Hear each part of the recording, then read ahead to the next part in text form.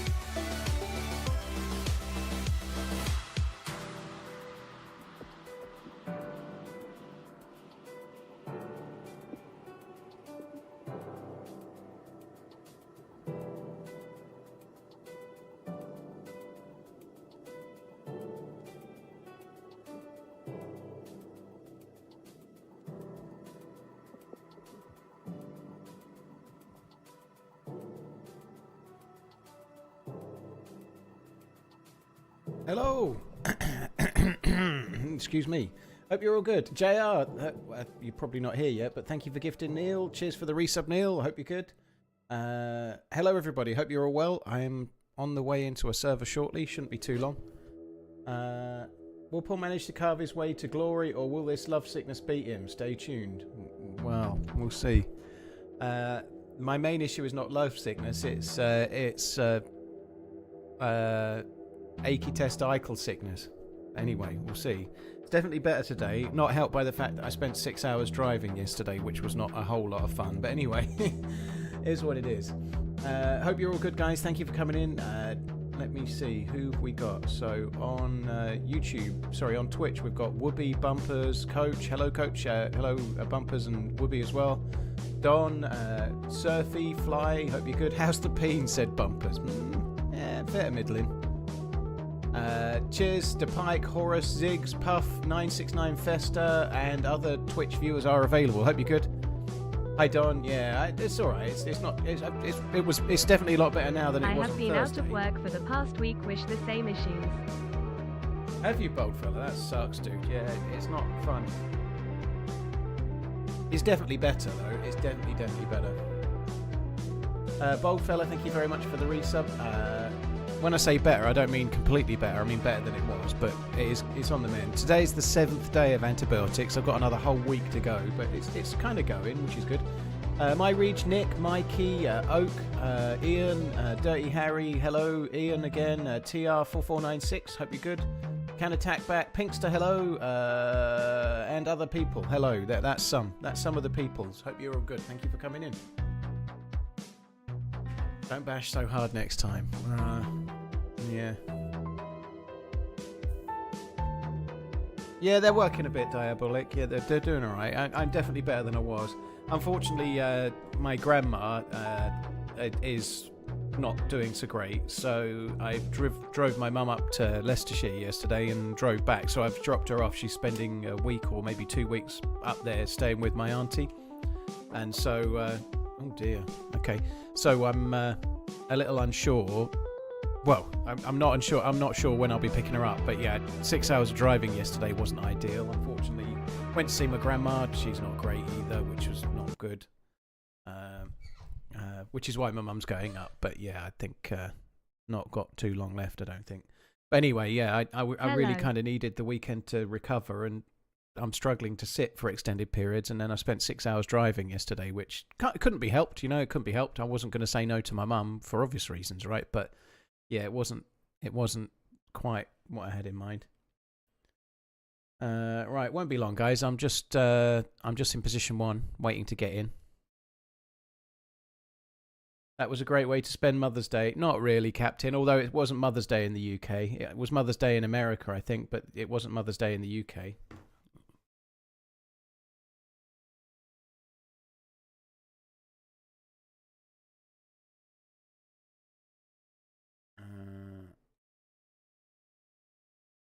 UK, I'm trying to remember. It was the 15th of March in the UK. I was trying to remember when it was. Yeah, I was going to say we'd already had it.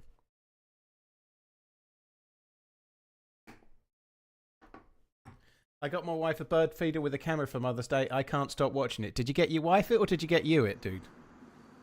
That is the question, I guess, you know? Right, there we go. We are Burnside. We seem to have a knife. 1 year of running engineering, TRMZ, love, all the best to you.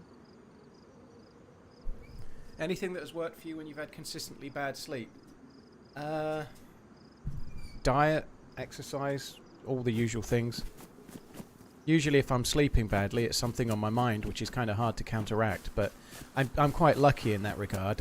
Obviously, it's all obvious stuff, but not going on your phone an hour or so before you want to go to bed. Certainly, eating well and having a decent diet seems to allow me to sleep much better. Shit, something's gone on here.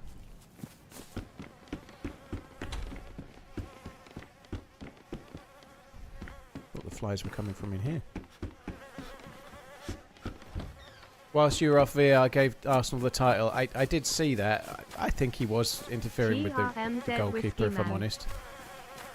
I can see why it was given. I think they were lucky in that regard. But if that had been against Liverpool, I'd have wanted it chalked off. There is a big problem with the way... oh, nice. There is a big problem with the way corners and things are at the moment. Like, everyone's hand... They need to sort that out, you know? Like, if you're getting your hands around another player, whether you're on the offence or the defence, or whether you're an attacker or a defender, whatever, they just need to start booking people, you know? Apparently they're going to try and sort it out after the World Cup, but they need to do something. It's ridiculous. It's like turning into some kind of melee, like Scrum, every time. Bofflon, thank you very much for the 89 months. I hope you're good. Cheers for coming in. R0, thank you as well. Wolfhead, thank you very much too. Cheers for the support, dude. Very much appreciate it. Thank you. Dahok, thank you very much as well. Bold fella, thank you again. Davos, thank you for the 10 months. Hope you're good.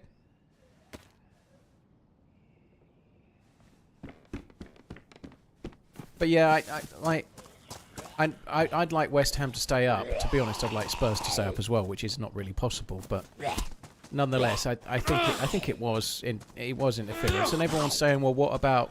I think it was Declan Rice had a handful of the player behind. Well, yes, they did, but that doesn't stop it being a foul on the goalkeeper, does it? Like, two wrongs don't make a right. If the goalkeeper's fouled and they're coming to try and get the ball, then the goalkeeper's fouled, you know.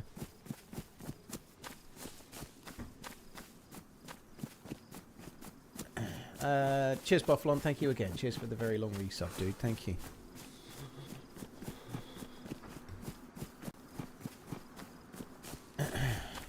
God, I've had a busy day this morning. I've not even managed to fit a walk in. I've been double busy. I've got stuff done, though.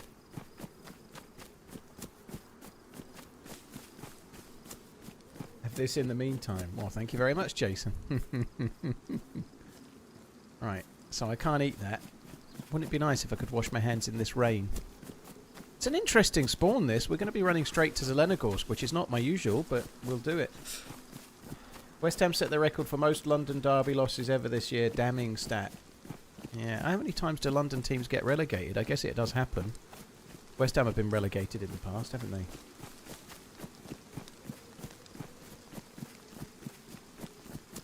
Did you grow up watching Frankie on PC during the Arma 2 DayZ days? Where did your love for DayZ come from? Yeah, you're right, Raphael. I grew up. I'm only playing DayZ because of Frankie. That's absolutely right. But I'm afraid I'm a little bit older than possibly growing up 10 or 12 years ago. You know, I'm a little bit older than that. But I did only start playing DayZ because of Frankie on PC's videos. I think it would be a bit of a stretch, even if I'm pretending to be 38 as I am. Even then, I'd have been 26, right? Or there or thereabouts. I think I'd be struggling to pretend that I grew up. Did Liverpool beat Chelsea? Yeah, they beat Chelsea 1-1. It was a really good game. They beat Chelsea 1-1. They beat Chelsea with a 1-1 draw, just the way they wanted. Just making sure they're securing the points required to qualify for the Champions League. Something that Chelsea won't do, of course, you know.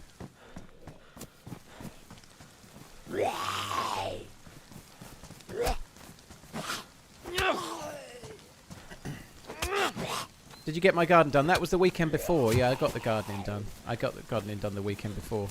I did a few things, like I did a bit of watering, I did a little bit of weeding, and I did some getting rid of aphids off my silver birch trees. But I didn't have to do a great deal of gardening. Most of it was last weekend.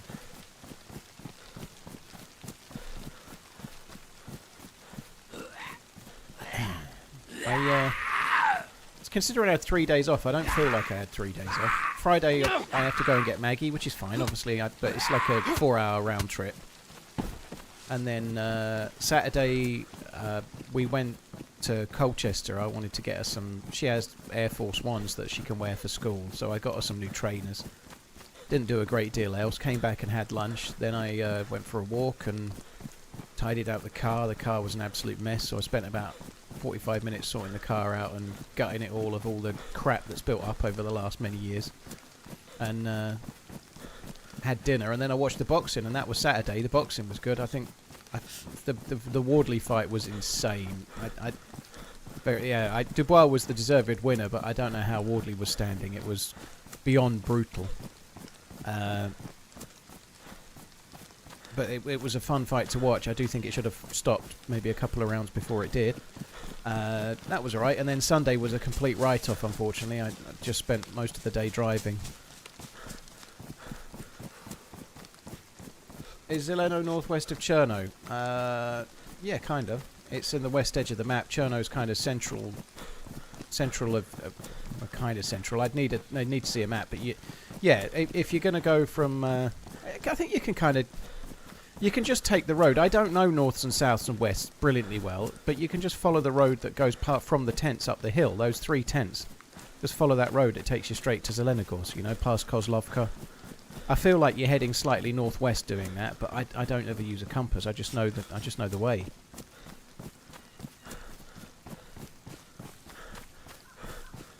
Tissot versus Hamilton. What's the better entry-level watch with a 2K budget? Well, you can get much higher watches than that with a 2K budget, but of those two, I think Hamilton, definitely. You can get a Hamilton for, like, a really decent Hamilton for like £400 or £500. You don't need to spend 2K, you know. A Hamilton khaki field is about 500 quid, so I guess that's what, $650 as a guess? That's a guess.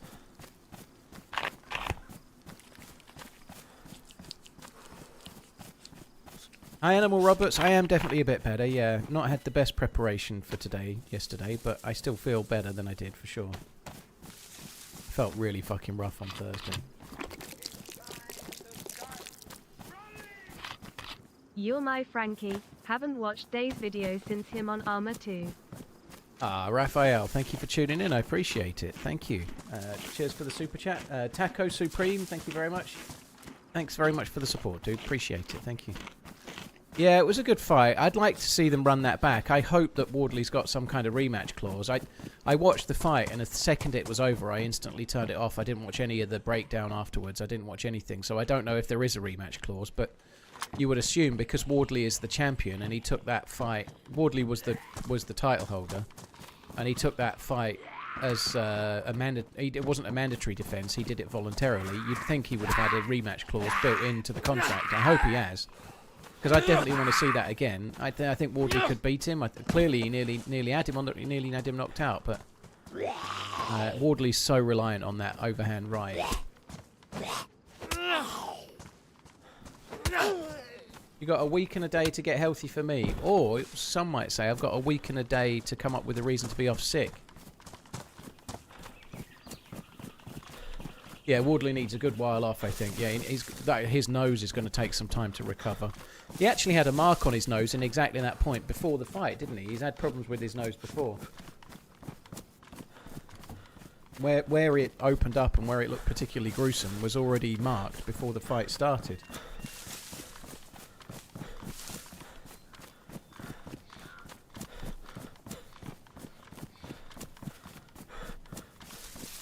It was a shocker though. Like, a lot of admiration for Fabio Wardley, but he should have been pulled out. I'm glad the referee stepped in, but I don't know. Like, he could barely stand. He was staggering like a drunk person. You know, it was horrible. You know, it was way too much. It wasn't a great advert for boxing, if I'm honest. The fight was great, but the fact that it went on as long as it did was not great. It was bad. Like, when you've got someone staggering out, clearly not in control of their own body anymore, and then just getting punched in the face, it doesn't exactly sing sports with rules, does it?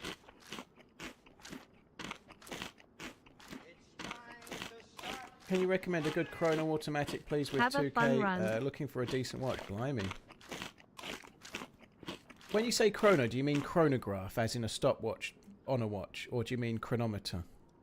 Because if it's going to be your only watch, dude, I wouldn't recommend you get a chronograph. But if you've got lots, then there's nothing bad about that. But can you just confirm, Kiro, whether you mean chronograph or chronometer? The reason I ask is that chronographs have a lot more holes in them. There's a lot more ways water can get in them. They're a lot more expensive to service. So unless you're particularly desperate to be needing to time something, if it's going to be your one and only best watch, it wouldn't be such a great idea to get a chronograph, because it's going to cost more to service, it's going to have more chance of getting water in it, it's going to have less water, it's going to be less waterproof, it might not be so good if you want to swim with it. Even if it says it's 50 meters water resistant, you still can't swim with it unless it's got screw down pushers, you know, like, so, yeah. Have I ever been to Budapest? I have not, no. I've not been to Budapest, no.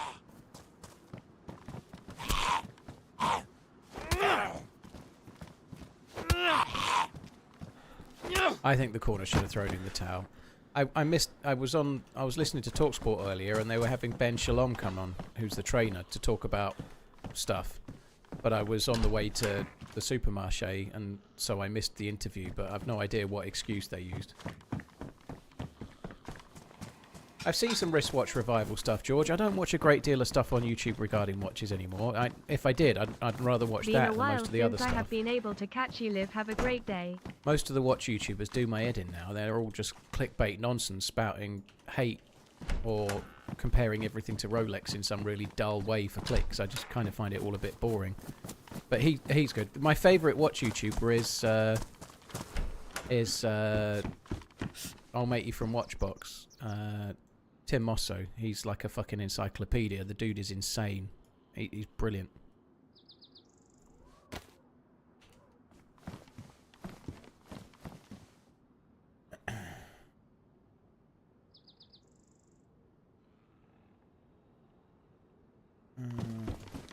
Is it lean?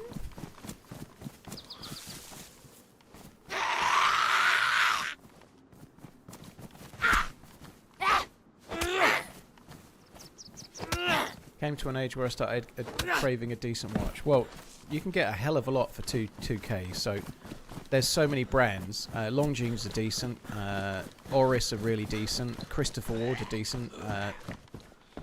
If it were me, I'd probably look at getting a Black Bay 58. If it's going to be your only watch, I'd probably try and get a Black Bay 58.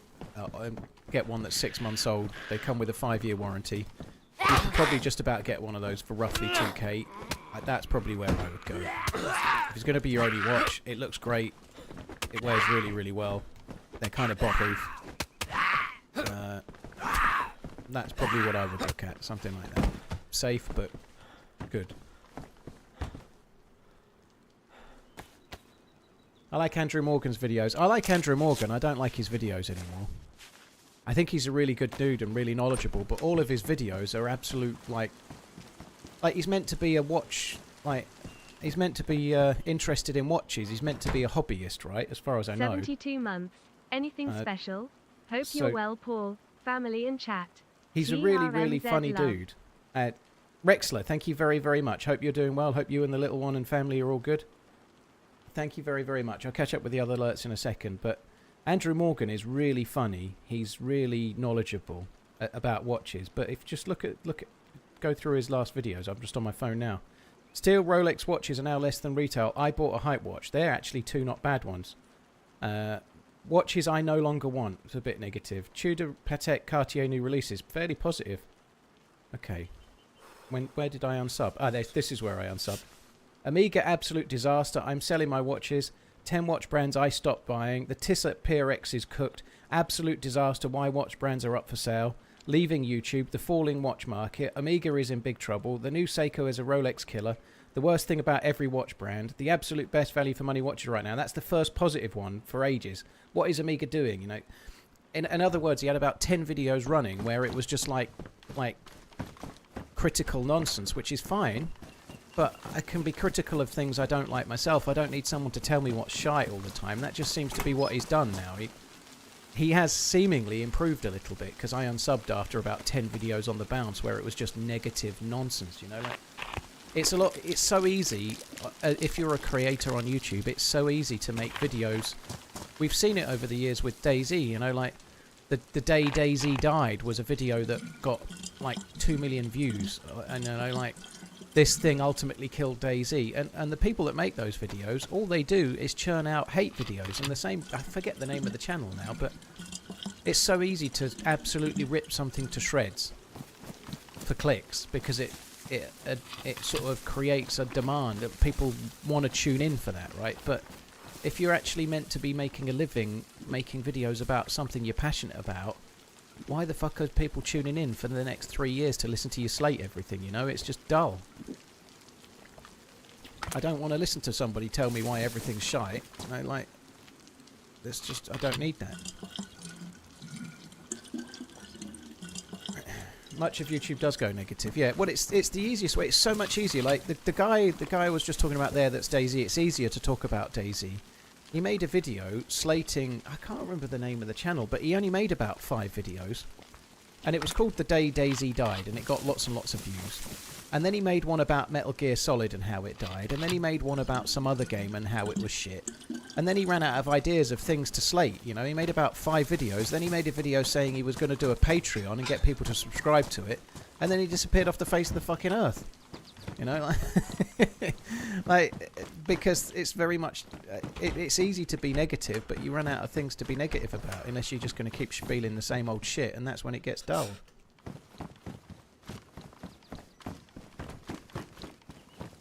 Very nice, Banks. That's GG. Opinion about Amiga Swatch. I don't particularly like them. I think they're kind of cool. I think Mark's had one the first DayZ meetup. It looked kind of cool. If I was going to buy a watch at $200 or $300 or £200 or £300, I'd get a G-Shock.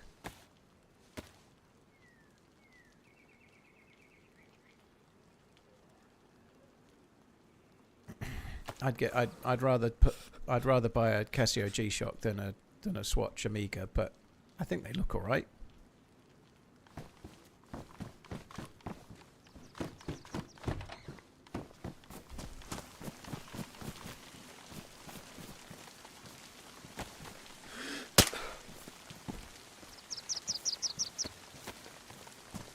Hey Ariana, hope you're good.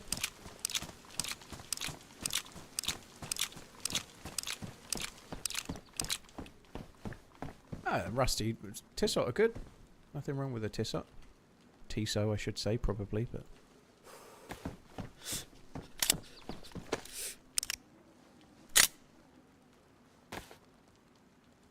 When I was DayZ modding, people suggest I should do YouTube videos. My standard response was, I don't want to introduce that kind of negativity into the world. Yeah.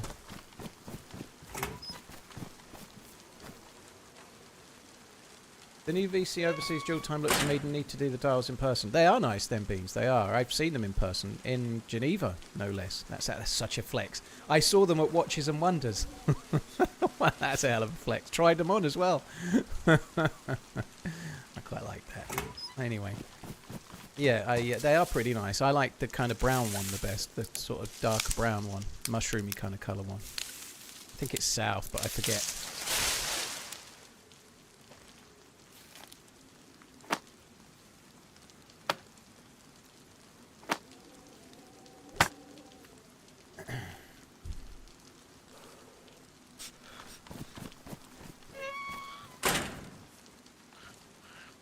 E7151, cheers for tuning in. Appreciate it, dude. Thank you.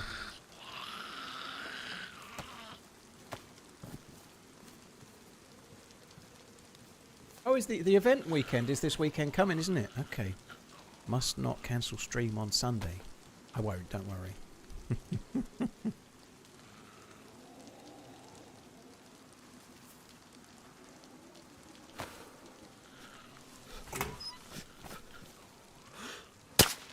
Perfect.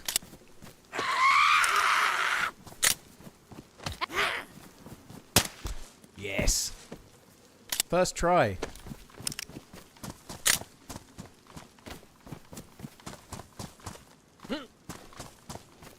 I'm not interested in an AP swatch. I don't really like AP. Not that I've ever considered trying one. I've never tried on a Royal Oak. But I don't really like. Right. I don't really like. And if somebody wants to give me a 16202, I'll gladly receive it. That would be lovely, but I'm not interested in a swatch AP, the same as I'm not interested in an AP.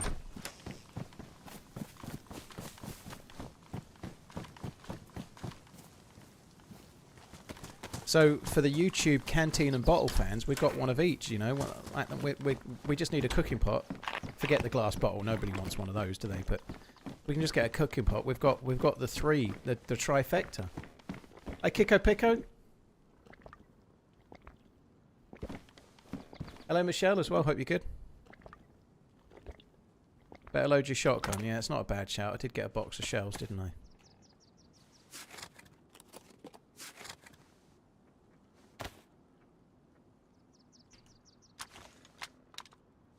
Does the glass bottle hold the same as the plastic one? No. A cooking pot is 2 litres, the canteen and the pet bottle are 1 litre, and the glass bottle is 0.75 of a litre. So it holds less.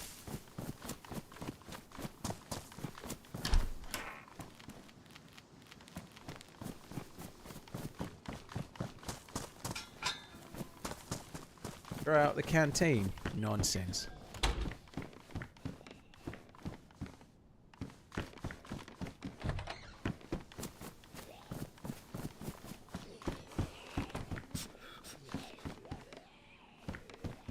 Cold.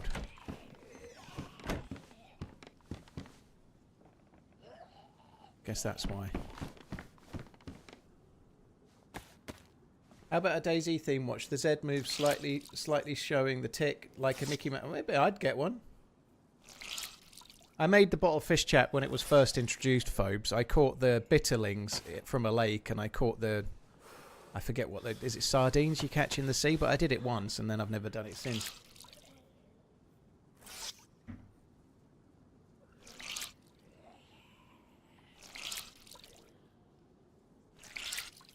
Slider Mike, yeah, I have been playing a little bit overly on Chernarus the last week or two. Still loving it.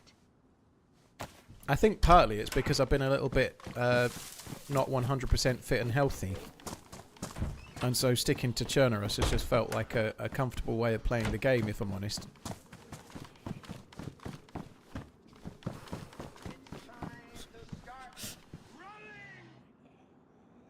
think I'm just going to take the better conditioned ones.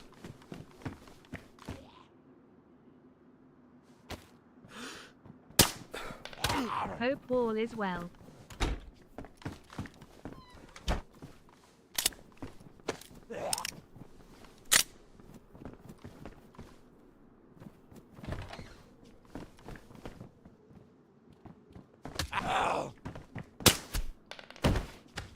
There we go. I'm going to quickly fill up the bottle, and then I think we're going to Ski daddle. Oggy, thank you for the 34 months. Snickle, thank you very much too. Pizzle, thank you very much for the resub. Deliverance, thank you. Hope all is well your end as well, dude. Thank you. Jay the Grey, thank you for the membership. I really appreciate it, dude. Cheers for becoming a member. That's very, very cool. Thank you. Nelson Porshot, thank you for the 54 fucking months. Cheers for the support. Saniopi, thank you very much too. Renegade Spirits, cheers for the 2-year inning. Rexler, thank you again. Hope all is well. Thunderbug, thank you for the 49. J Will, thank you. Zablat, Miss Wildchild, thank you very much. Have a fun run. I'll do my best. Thank you. 88 month inning. And I don't know if I'm up to date there. Carthagen, thank you for the 8 months. Raphael, thank you for the super chat. And Fictional, thank you for the very long resub, dude.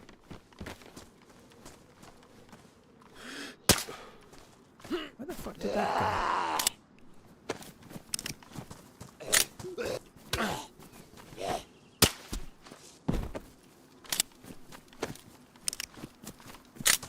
Cheers for the very long one, Yeti dude. Thank you. I feel like I was on target with that shot. I think I was robbed. Robbed, I tell thee. Robbed. Alright, let's go up to the green ass, then we're going to go up there and do the hunting stand. It'll be great. Nate, thank you for the raid. Hope you had a good stream. Cheers for coming in, dude.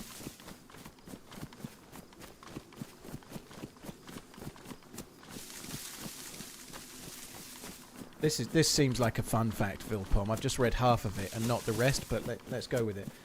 A northern curly-tailed lizard found in Florida back in 2020 took the largest poop relative to size on record. The lizard took a dump that equated to approximately 78.5% of its body weight. I think I've won that, dude. I think there was this one time I went up to York with my ex where I finally realised I was gluten intolerant at 3 AM after I'd practically been exsanguinated. Where I think I would have won that. I'm pretty sure I would have beat that record. If it would have been crapping on a scale, I'm pretty sure I would have won. But I wasn't. I was crapping in a never-ending flush.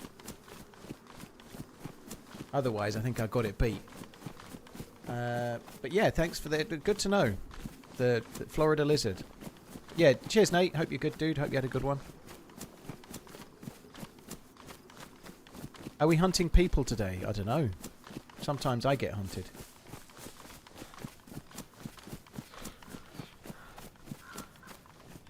We shall see. The other thing I think maybe subconsciously I've done is that the game's quite buggy at the moment, and playing on Chernarus seems to be a bit of a better way. Like the cold maps are a bit of a pain in the ass with that bug that's floating around at the moment where you permanently go cold and your statuses are behind and whatnot. Your health indicators and cold and shit, so somehow Chernarus seems safer. Have I read The Most Dangerous Game? I have not. I haven't read much since I was a teenager beyond a couple of books.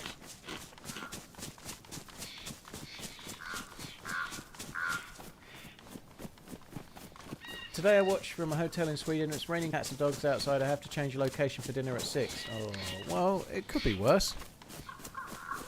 At least you've got dinner booked and you're in a hotel, you know? Just try not to get tempted to watch some of the special interest movies that they charge you for, okay?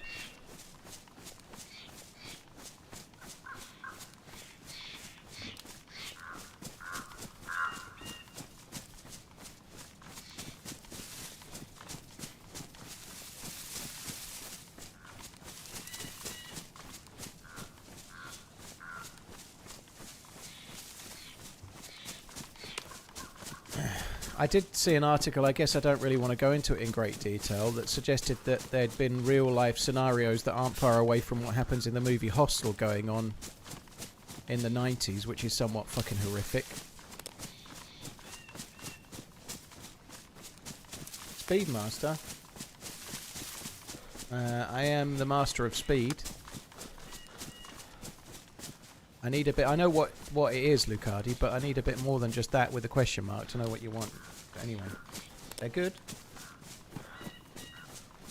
Klausmed, thank you very much for the 37 months. Cheers, dude. Thank you. No convoy today. That sucks.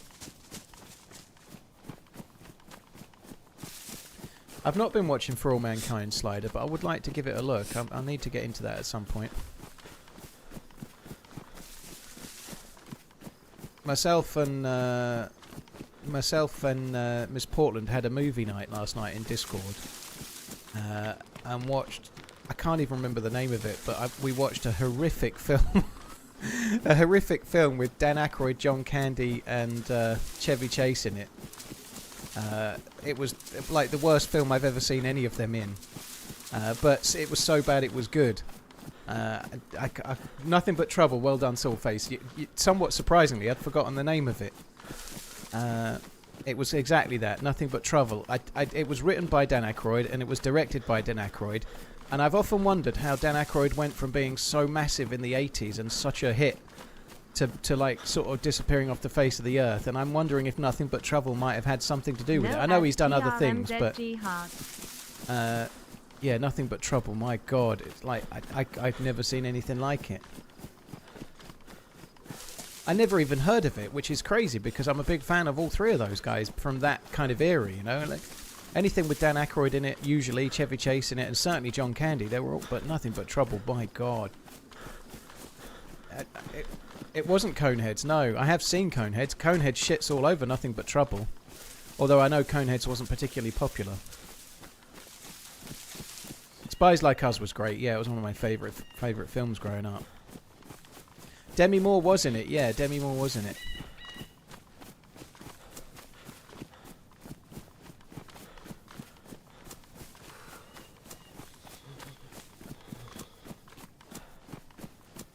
It was one of those films though. There are a few films like it. It was so bad, it was like almost unturn-offable. You know, it was an experience. I genuinely kind of. There was a couple of bits I kind of. John Candy plays a couple of roles, and one of them he plays like this lady that can't, like a mute lady, and his facial expressions are kind of funny, and I enjoyed a few moments of that. There was a few bits that made me laugh a bit, but it was one of those that was so bad you're like, what? I can't believe this got made, and it made you watch it. It was like car crash TV.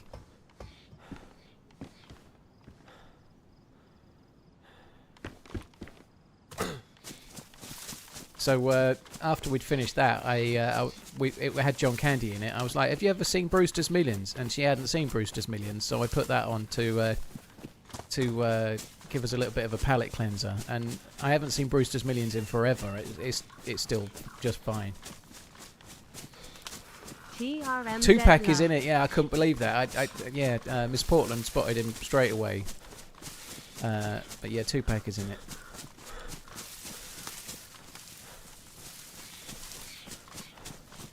You guys like Lafitte? Yep. Funnily enough, I mentioned that exact saying, Redline, when it came up. Yep.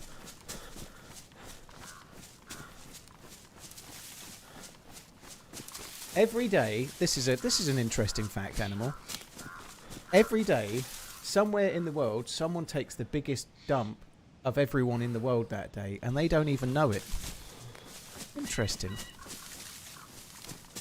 So every day, let's say there's an 8 billion to 1 chance it's you.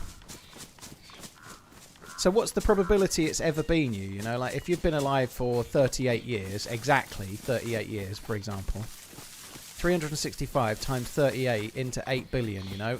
That's not factoring in the fact that 38 years ago there was less than 8 billion people, but let's keep it fairly simple. Hang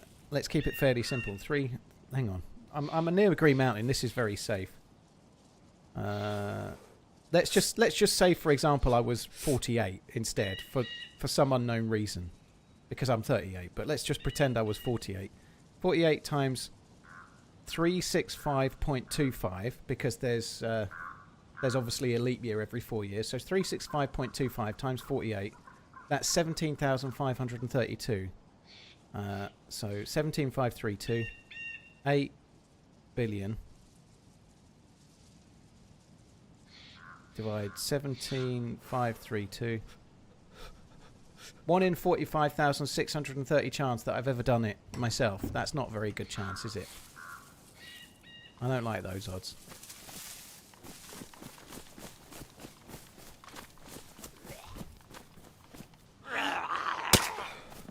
Still a better chance than I've ever won the lottery.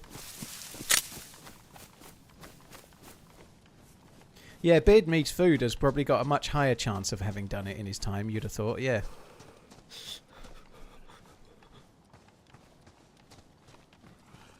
Gringo, dude, thank you for the raid. I hope you had a good stream. Thank you for coming in. Appreciate it, dude. Thank you. Oh yeah, cheers for the raid, dude. Thank you very much. Predator Scum. Cheers for the 4 months as well. Ed Lover, thank you for the 34. Cheers all. Thank you. Pristine. Damaged. Okay.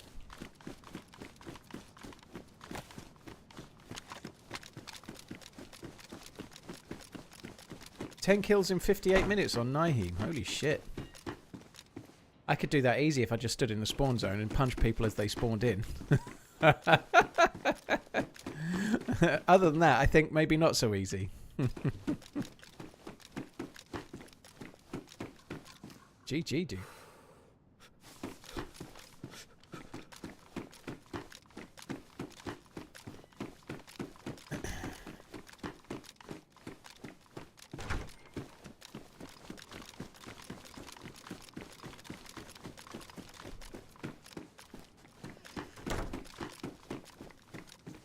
Do I play golf? No, I used to play a little bit for fun when I was a lad, but never really at a course, just more like dicking around at the school field and whatnot. But I've never... I think it's something I might like to take up later in life and just be terrible at it and swear a lot, you know, but I think it would be fun. I'm pretty good at cue sports like snooker and pool and whatnot. Like I am very good, to be fair. But anyway, usually that translates. I was always fairly decent at golf when I was a lad, but like I say, we were only messing around. So I think I could be okay at it. I'll probably wait until I've got like brittle bones and no strength, and then I'll be able to drive about 50 yards, and then I'll pick it up. That'll be the moment for me.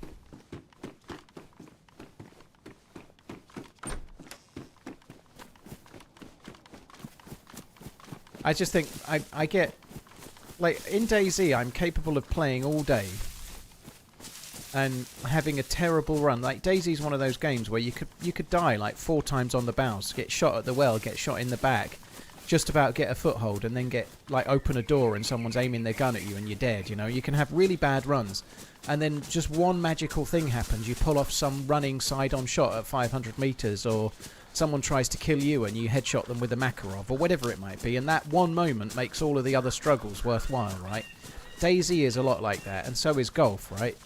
But for some reason I can do it in DayZ, but in golf I can't go round at like an 18-hole course like hacking and fucking pissing around, missing every putt and not hitting the green and not hitting the fairway, for that one time where I actually catch it sweetly and it flies absolutely as I meant to and goes perfectly in the middle of the fairway, and then I wedge it to the green or whatever, you know. Like, the one time in fucking 3 times that I've played it actually works out isn't enough for me because I get too riled up with the rest.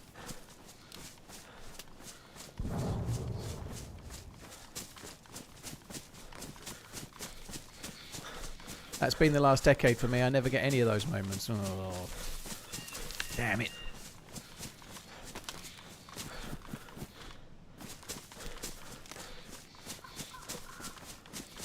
So that was a mine, I think, that we just heard explode there, down towards Zelenogorsk somewhere. That was kind of, it sounded like a mine.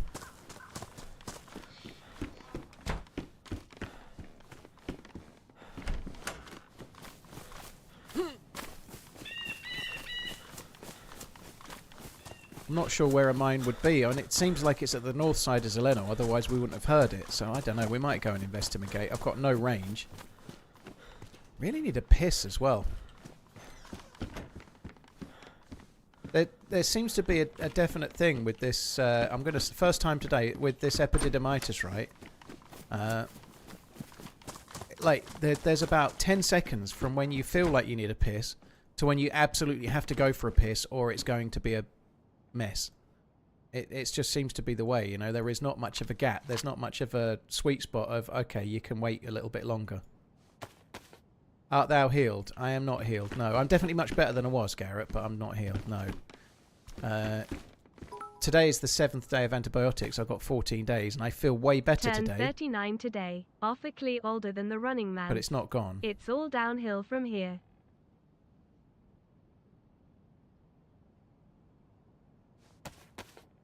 Sounds like being a woman after having kids. Yeah. Maybe. I've never been a woman after having kids, but I do understand they follow you into the loo every time you need to go as well, though. That definitely happens. Happy 39th inning, Freshie. Yes, you're now old. Maybe you should stay 38 like me. Cheers, Freshie. Thank you for the bits. I hope you're well. Happy birthday. Get to feeling better. That's an order. Moose Fury, thank you very much for the support too. Appreciate it, dude. Thank you. Do I have any more 9mm? No, that was it.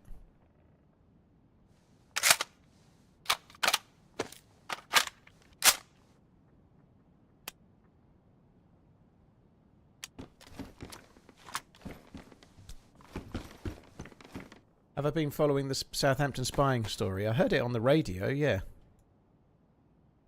I heard them talking about it on the radio a couple of times. Yeah, they apparently one of their technical bods was caught with equipment to live stream the training, Middlesbrough's training. So they're playing each other in a playoff game, and the playoff games in English football are really big. So that it's not like it's a bit similar, but not.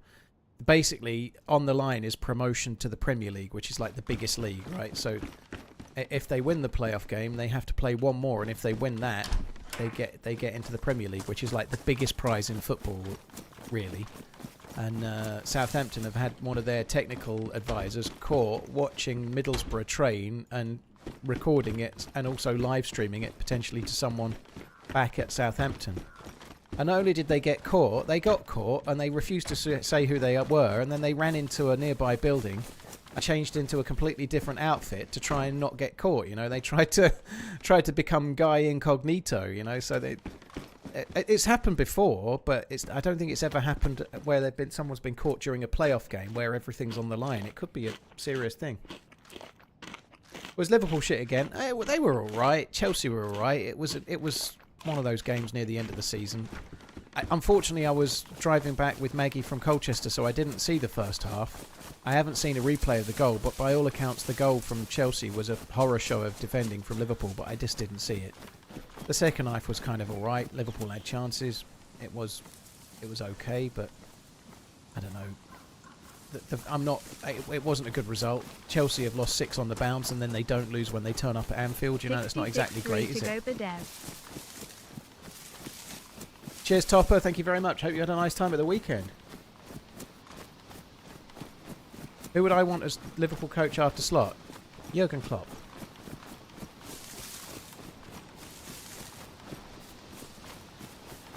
Jurgen Klopp. I'd like him.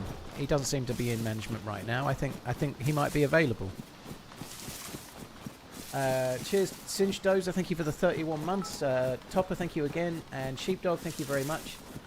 In Tanzania, they did a study about bee stings causing permanent enlargement of the peen. After 12 stings over 4 weeks, they saw an average growth of 1.1 inches. Imagine doubling in size due to bee stings. Well, I like that. I like that you're imagining your 1.1 inch penis doubling in size, but I'm imagining the horror of having my penis stung by a bee more so. To be honest, the fact that it's small is not my problem; it's hers, you know. So I'll keep my small limp dick, thank you, and not sting it repeatedly with a bee.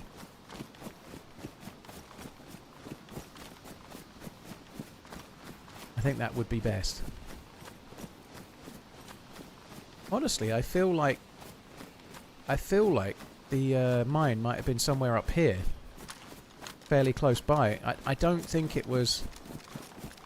Might have been at the PD, but I think it was somewhere on this side of Zelenogorsk. Otherwise, I don't think we'd have heard it.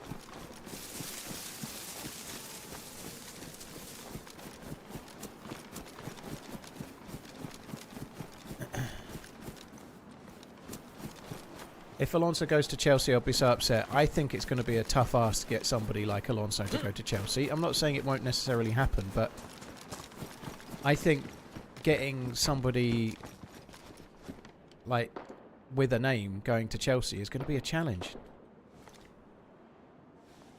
Right, I can hear those shots.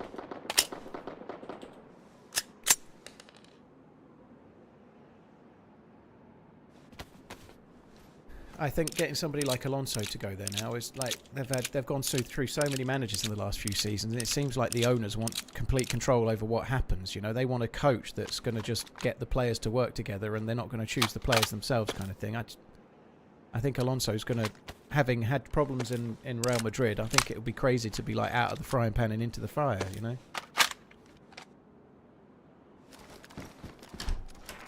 That sounds like someone shooting zombies. By the police station.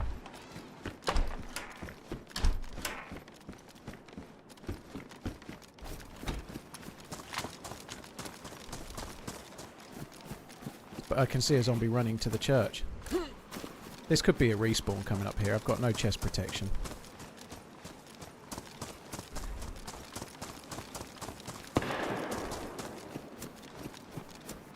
Hope your balls are better. Keep on limping. I can see him going up the road. Love.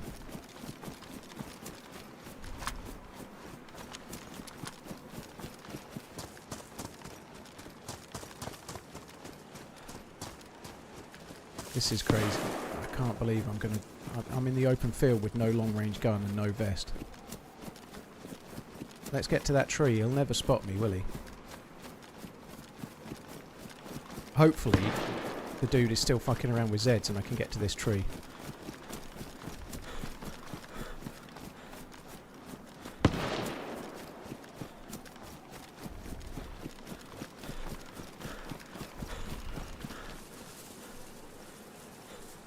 Shit.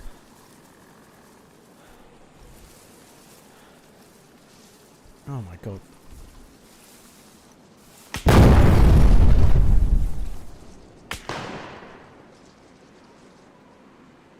I'm having to have confidence here that he's not shooting. He's not.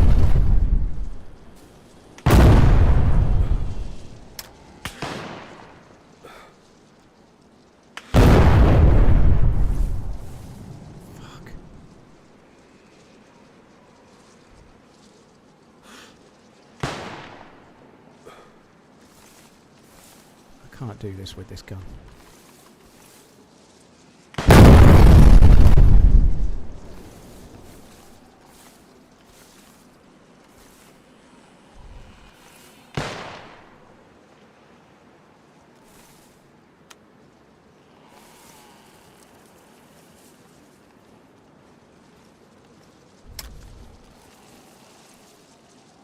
Fuck me.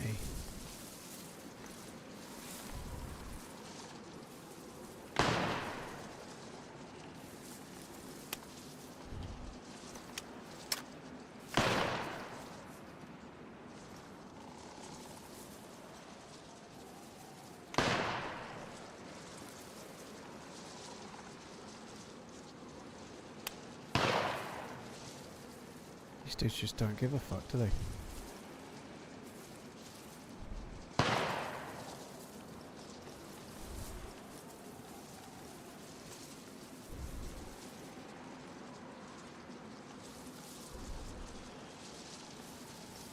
I can't go running after him at the moment. I've got no range, and there's two.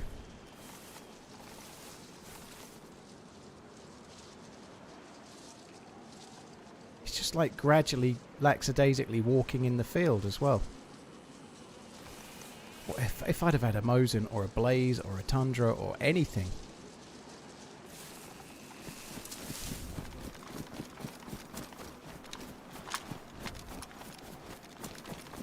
I'm going prematurely here. They're not even running that quick, so once they get over the ridge, I think I can get close to these guys, but...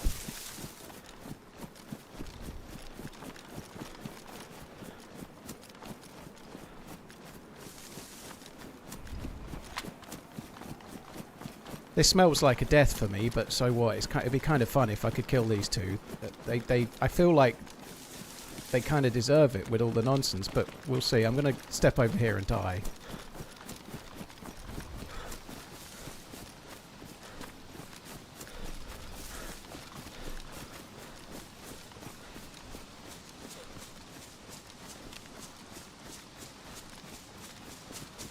One's up by the road.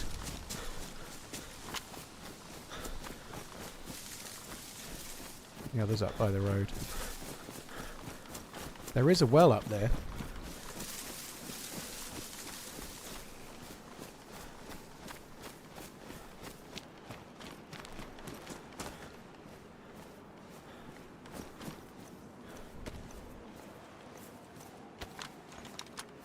Should have done that already.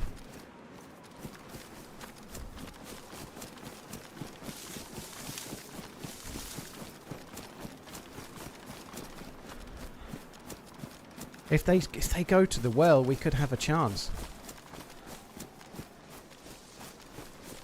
Right, they're really going up. I reckon we might be able to catch these at the well. Maybe.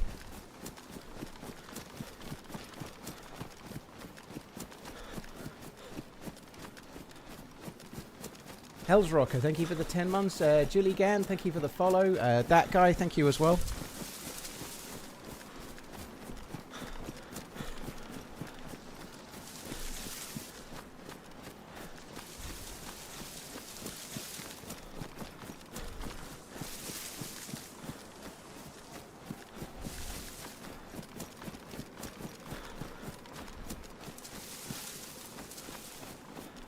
He's at the well. Drinking from a bottle.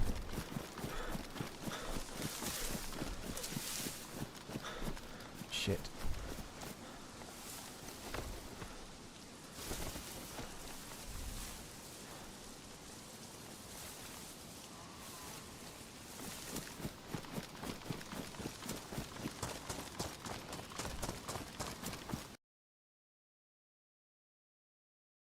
Somebody saw me. One of them was still at the well. Right, I'm going to go and have that wee. I'll be back. I think they I don't know. The one that was side on was actually back at the well. The other one with the great big armchair backpack was kind of looking my way. Was he on the road? He might have been on the road. I don't know. I was looking at the guy at the well. But anyway, it's all good. I'll be back in a sec. Going to go for that wee. I might make a coffee as well. Then we'll start again. It'll be great, won't it?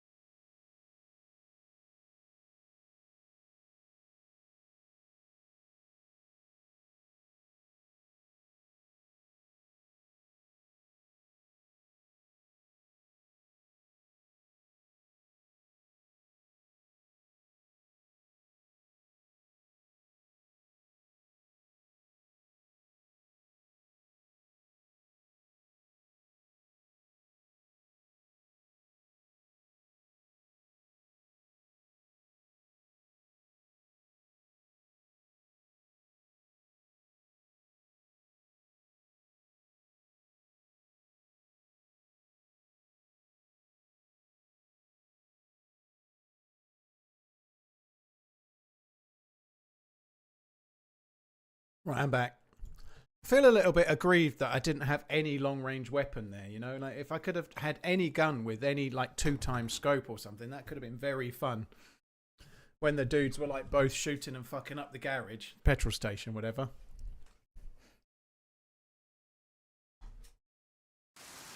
Oh, good. Raining in Barazino by the look of it. Get my headphones back on. Have I seen All Quiet on the Western Front? The remake I have, yeah, it was good.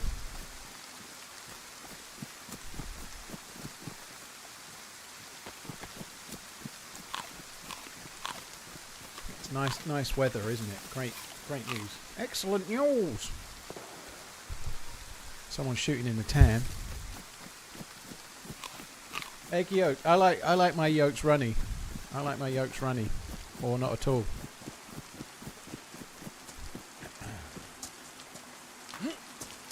Right, okay, yeah. So, I've had the piss, I made a new coffee. Let's start the stream, shall we? So we spent an hour getting mediocrely geared. It was a bit of a shit loot run, actually, considering. I hadn't really been anywhere, but I guess we'd been to Green Mountain and the summer camp just beyond. Didn't find a great deal.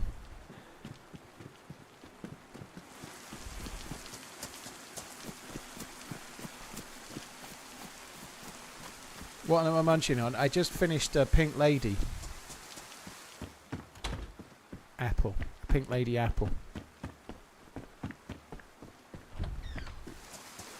So I snaffled that while I was making coffee. Right, that's enough loot in there. We ain't finding shit. Let's go this way.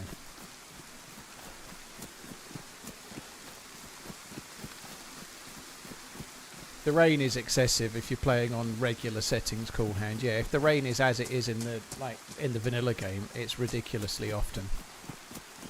It just doesn't feel like a survival feature in a way. I know it doesn't really kill you, but the whole it raining, your clothes getting wet, your character getting cold, and you need to make a fire to offset it, feels like a feature of a survival game, but it doesn't if the second you've dried all your clothes and you've got everything sorted, it immediately rains again. It seems utterly pointless, you know. It almost feels like it needs to be built in that you get one decent rain shower every hour or something, and I know that maybe is too method, but if you've had an extensive rain shower and then you dry all your clothes and then 3 minutes after you've dried them all it rains again, it doesn't really feel... It's like basically the game's just kicking you in the nuts over and over again, which seems a bit stupid. Does Miss Portland know you're eating Pink Ladies? I'll have you know that when I was at hers I saw her eating a Pink Lady. She had Pink Lady apples too. Ha ha ha!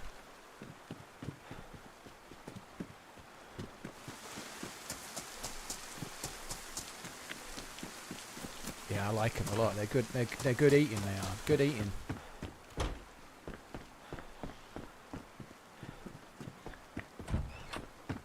FN agent, you know the names of all the Pink Ladies. GG to you.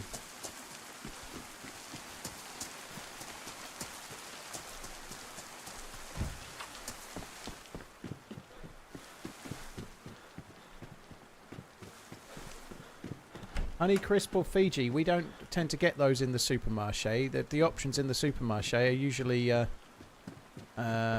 just plain green, which I'm guessing is what, Granny Smith's? I don't know. Plain green. Or then you've got the Royal Gala, Jazz, Pink Lady, Brayburn, and that's usually about it. Maybe one other that I'm forgetting.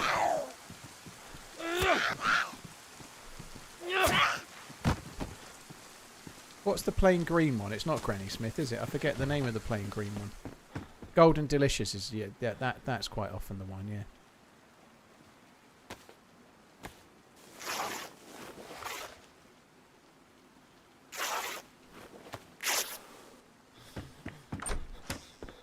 Ooh, BK with a bullet, no less. Very good.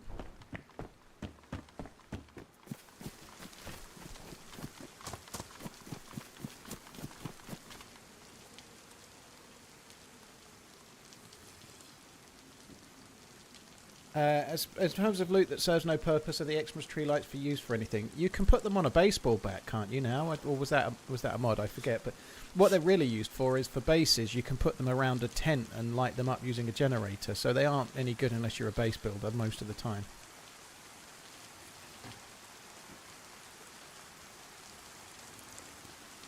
Yeah, I've seen the 2022 German Netflix version. They're all quite on the the Western Front. I really liked it. I've only seen it once. I probably ought to watch it again.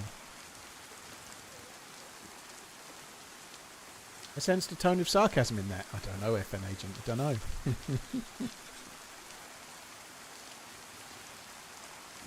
Fuji apples. Fuji or Fiji? Ah, yeah. Well done, bottlers. Well done, bottlers. I've got the bottle in my hand. Now I'm going to carry on drinking with my hand. Does that sound good? There we go, bottlers. Look, we'll use it.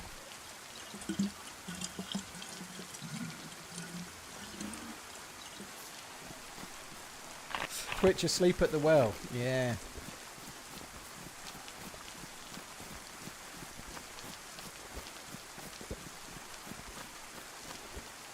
Light on the bat is vanilla since 1.27. I personally want more random items in game. Mix of useful and mixed. Just things you can interact with but have no...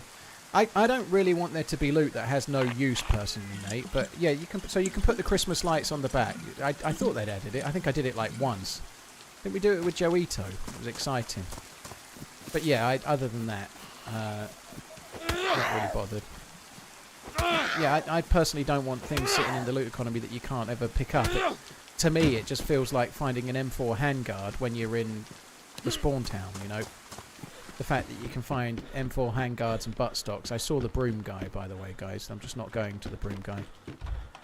But the fact that you can find that junk where you spawn makes no sense to me. Because what you're going to do, carry an M4 handguard until you get to the gas zone.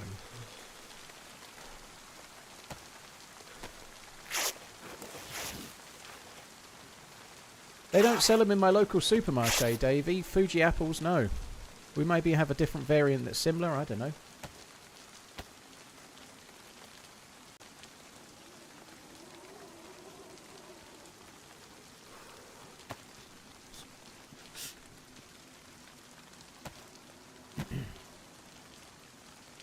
High facility, you're right, dude.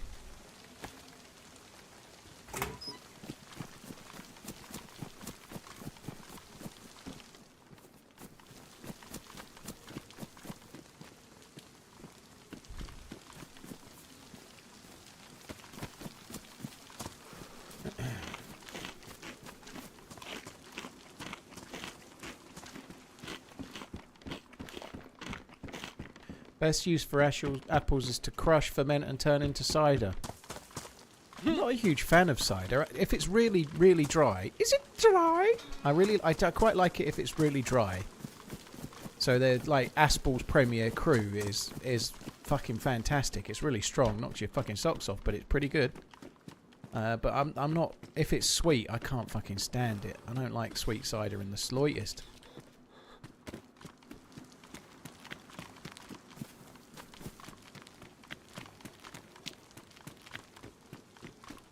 Are we all in agreement that Badlands ain't going to release in 2026? For anything I've seen, it seems to be obvious the outcome that it'll be delayed to 2027. I do not believe that's the case, Foxtrot. No, I'm not in agreement with you, no. I don't see why that's the case. They've clearly got issues with 129. They're working on a 129.5 patch, which is going to come at some point soon. It's going to land on experimental on PC this week. But the issues they're having with the game are being fixed by people that fix issues with the game, hopefully. They're not being fixed very well, but hopefully they will be.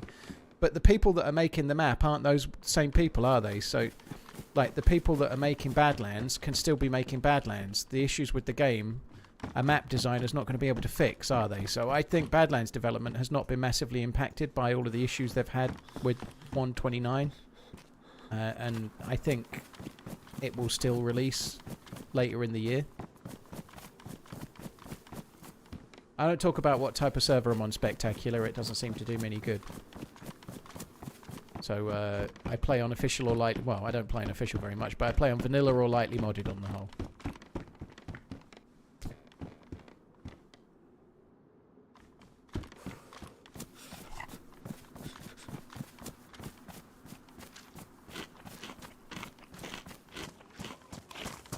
Would you rather run an R12 or an SKS? This would assume you already have a scoped sniper rifle.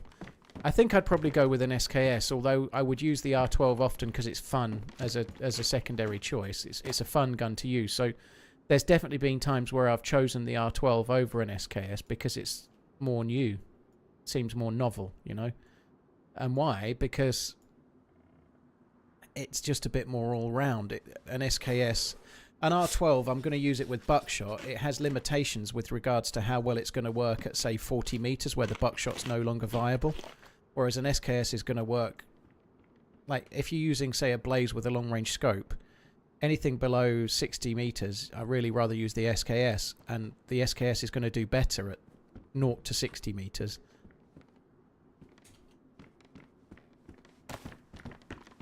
Ah!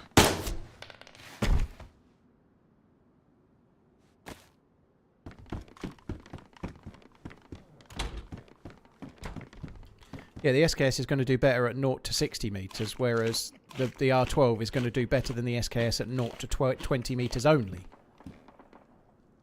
So it's just better as an all-round option, I think.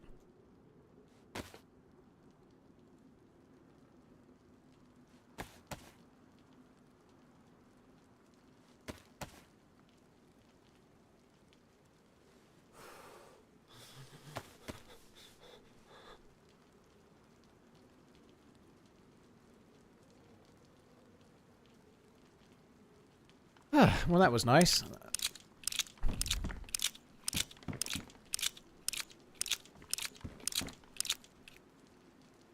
That was so anticlimactic. I love that. When I actually do something well, it's anticlimactic. But if the dude had knocked me Sparko, it would be more exciting, would it?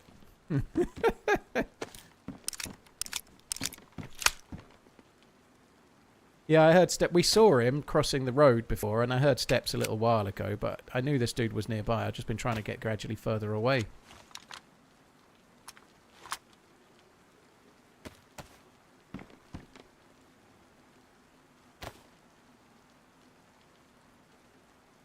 I was going to make... Should I make rope? I might make rope just because we can potentially make another bag if we get a burlap.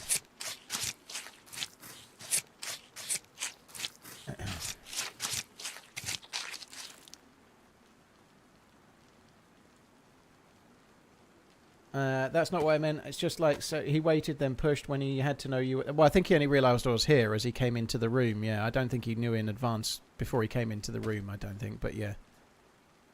He did just push. I, for one, support the push.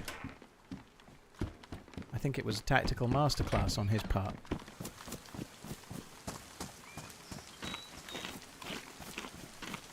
Love how you'd casually finish what you're talking about without even acknowledging me. Yeah. Yeah. Sometimes it's best not to acknowledge, you know. Just kill them and let the respawn screen sort them out, you know. High insulation. Well, they're medium, but I'm guessing that's probably because they're wet. No, not even wet yet. Okay, we'll take the Cornish pasties. Hi, Funky. You right, dude?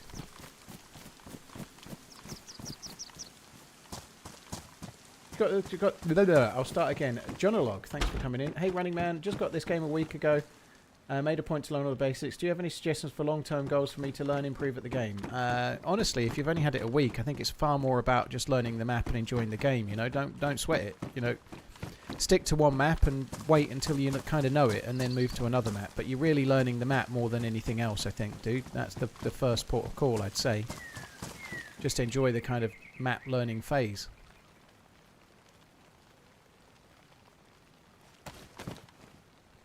Poxy putty. The game does kind of require some imagination in replayability wise. You've got to try and work out what you enjoy and then play different ways.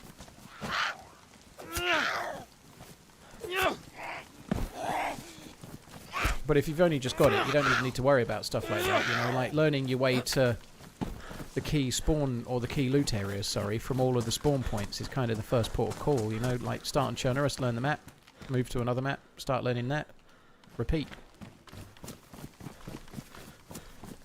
But the bit where you spawn in and have no clue where you are is kind of fun, but it doesn't last for long.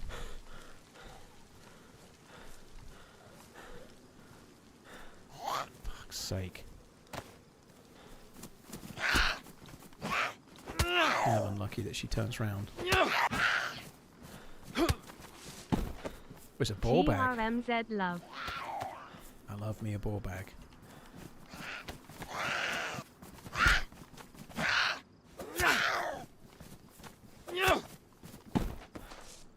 Where's she been sticking that? It's rotten. Dirty, dirty girl. Which map would you recommend starting out? Definitely Chernarus. Favourite map for beauty of the landscape? Probably Sakal. I think Sakal is a really good map. Looking map. It has some issues, but I think it's a really good looking map to run around in. The ambience is good. The ambiance. I think also just like the spawn zones and the storytelling of the towns is pretty good too. So best looking map, I think Sakal. Favourite map for bunkers? Deer Isle. Deer Isle's got like the craziest. Like just the one at K-Muck is insane. Never mind all the others.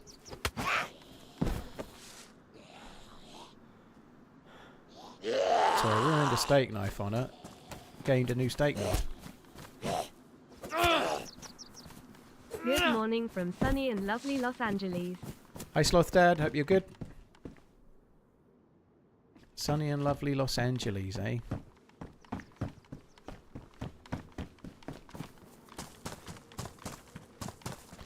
Cheers Sloth Dad, thank you very much. Hank Rick, thank you for the 17 months. Callie, thank you again. Big J Bar, thank you very much for the 34. Now we've got ourselves a cooking pot, no less.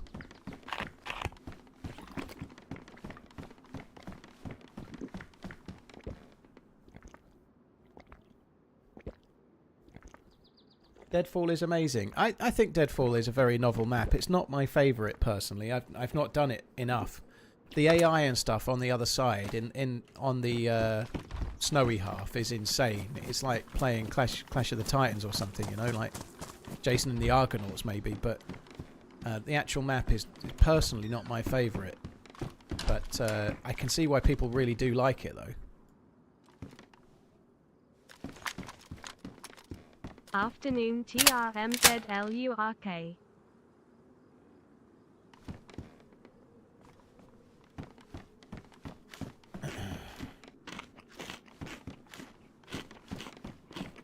Have I ever played Sniper Elite? Me. Nope, I have not. Live's good. Thank you for the 21 months. Really appreciate it, dude. Thank you. LUSC Tommy, thank you for the 33. Big J Bar, Callie, thank you. Dan Boz, thank you for the Prime. SJ, Honjero, and Jaguar, thank you for the follows on YouTube as well. Yeah, that's partly why I've not really dabbled too much with Deadfall, because doing it solo and trying to get through that maze and do the quest, you just need a squad, and anything that's much more orientated towards squads tends to put me off because I want to do it solo or not at all kind of thing. I'm sure it's possible to do it solo, but the big problem with Deadfall is that it's really hard to get properly geared. So as a solo, getting geared enough to go through that maze with enough bullets to kill everything inside it seems nigh on impossible, you know? Like, if you're on a full pop server where it's a challenge to get loot, surviving long enough to get all the loot on your own feels hard to do. Maybe it's not impossible, but it feels pretty unlikely.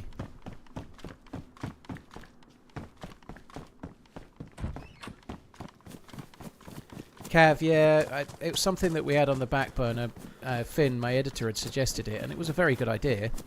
But I was on holiday for 2 weeks, so couldn't stream. I actually don't have any footage for a video this week at the moment, so there may not be a video on Saturday. Because, not much... Well, we got a few good moments last week, but nothing that feels like it would make a video.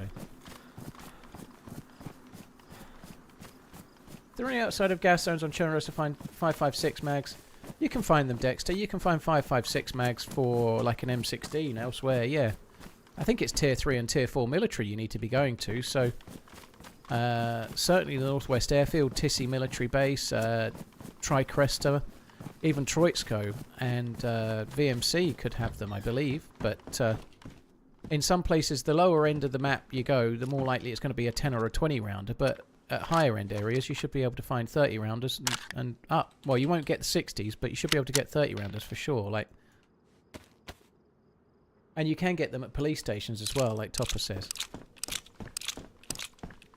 Have I not made the bag bigger yet? No, I haven't made the bag bigger yet. No, I haven't needed to make it bigger yet, dude. Rest assured, it's literally on my mind. I can't think of anything else. Must make the bag bigger before Garrett tells you. Quick, make the bag bigger. I think you can get them on zombies sometimes, but in fact, no, you can't get 10 and 20 rounds. You can get the bullets at police stations, but you can't get the mags. You only get Pioneer mags. You don't get 10 and 20 round mags at police stations. You get bullets, potentially stacks of 20 on dead police station and Pioneer mags, but not the M16 mag. That's melee only, I think.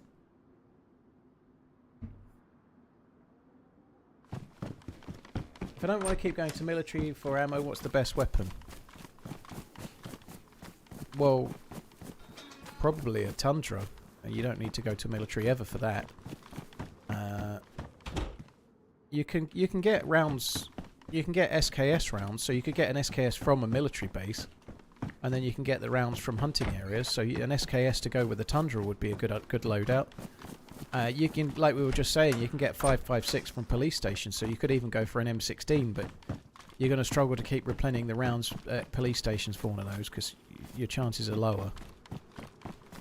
SKSs, you can do really well at summer camps getting SKS boxes of bullets, so probably an SKS. Or a shotgun. Shotguns are easy enough, you can get the bullets fairly commonly, you know, buckshot's pretty much everywhere.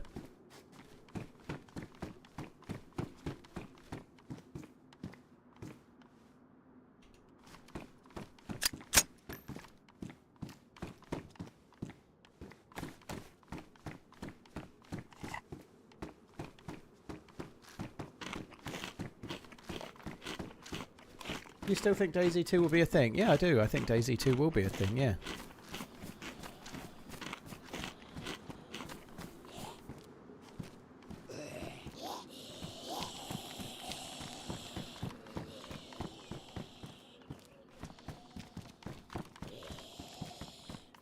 They only trademarked the name DayZ 2 in April. You know, I don't think they'd have done that for no reason. So I'm sure it's happening at some point. Yeah.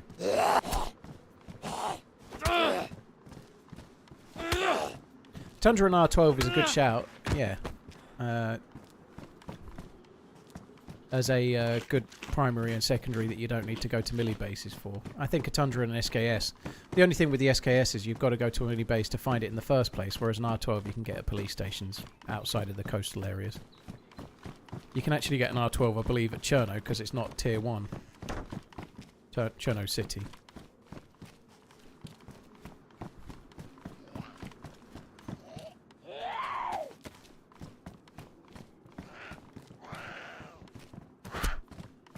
Thought they were jeans, Garrett, but the back seat is so strong with you today. I thought they were jeans.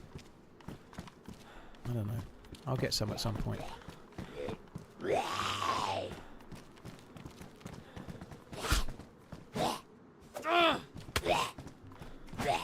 Webbo had a video on DayZ 2.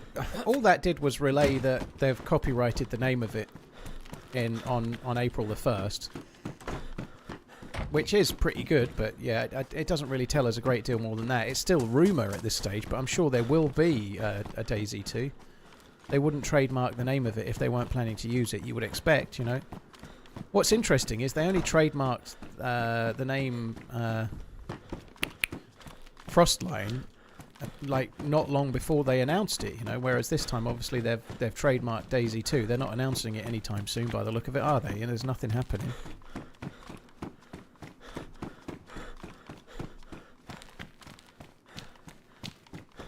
Billy, I did die, but I was not that far into a character, so I died. I started as new spawn, died after about 50 odd minutes, and then I've started again fresh near at Berezino, where we are now.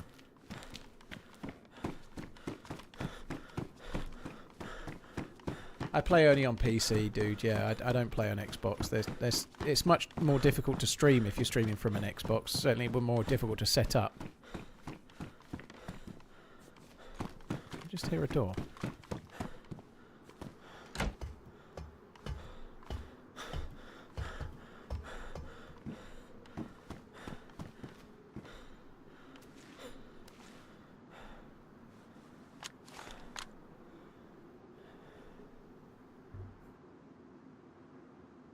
Possibly, Nate. Possibly. Dreadnought, thank you for the 33 months.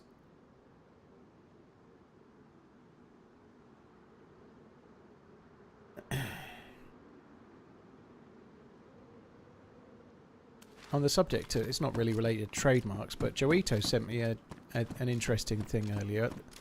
There's a website that's 101soundclouds.com, I think it's called, that's managed to AI scalp pretty much any streamer's voice. I shouldn't really be advertising it, but I've sent them an email telling them to remove mine. But there's somewhere out there that's using that's got my voice available as a TTS, along with a load of clips from my streamers, audio clips and all sorts, so you could use them as alerts and stuff. And they basically managed to get AI to scalp pretty much any streamer's stuff and then release it, which is fucking horrendous.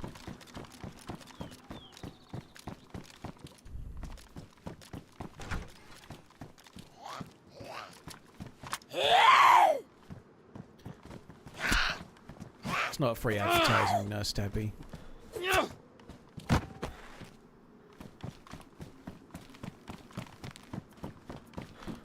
I don't see how it's advertising if someone's using your voice, and then that's it. That's what they're doing. They're using your voice. There's no advertising. It doesn't say. I know. Let's say I know some random streamer starts using it. It doesn't say, "Hi, this is TheRunningManZ. You can watch me on YouTube. Oh, thanks for the $5 tip, huckers fuckers," or whatever. I don't know. Whatever the tip alert was. All a TTS does is read out the tip alert. It's not advertising.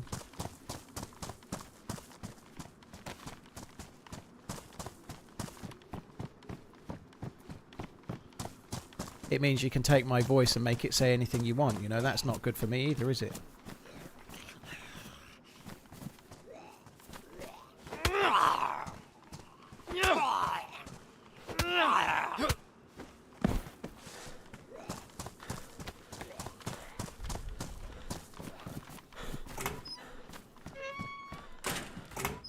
If I ask nicely, can I voice over some alerts for you? You can ask nicely. Depends what you want me to say. Have they ever explained why they won't make crossplay servers? Dude, they've literally just made it so that PC players can play on Xbox. And the whole of the Xbox player base are up in arms about it because it means they've now got cheaters. So I think crossplay is... Like, so a few people have been mentioning it as really wanting it. The people that have been given it on console right now on Xbox want it taken away immediately. They don't want it whatsoever. I think as far as Xbox and PlayStation goes, there's a few games that have it, but the console providers themselves are not that eager to make that easy to be done. Xbox seem to be eager to want PC and Microsoft to be crossplay, Xbox, because it suits their narrative, but they don't want to make it easy for PlayStation and Xbox to be crossplay. They don't want that. They don't want it. It's possible, but I think they both make it awkward on purpose because that's not what the console providers want. They don't want Billy, who's got a PlayStation 5, to be playing with his mate from school, Johnny, who's got an Xbox. They want them both to buy the fucking console. You know, they're interested in you buying their Xboxes, not playing with your mate on PlayStation. So they don't make it very easy. By design, that's not what they want, you know. So I'm not saying it's impossible, but I don't think they like to make it easy. I think they like to make it expensive.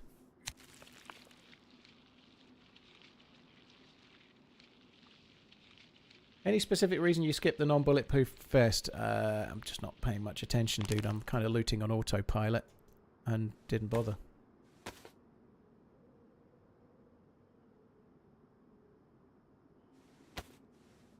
Any tips to stop getting nervous about PvP? You just got to keep doing it. You got to keep going for it. Like keep rinse repeating, like dying and keep going. The more you play, the better. The less nervous you get. The more times you die and start again and then have something amazing happen, the less you'll be bothered about dying as well, because sometimes the best fun you've had all week is on when you're a new spawn. Like that dude running in with the hoe trying to kill me and me shooting him was more fun than anything that happened on the previous life. Alright, I'd only lived an hour, but sometimes it's more fun when you're just starting out anyway, you know, so you never know. Dexter, I prefer high pop or full pop servers because I like to meet players in the game, yeah.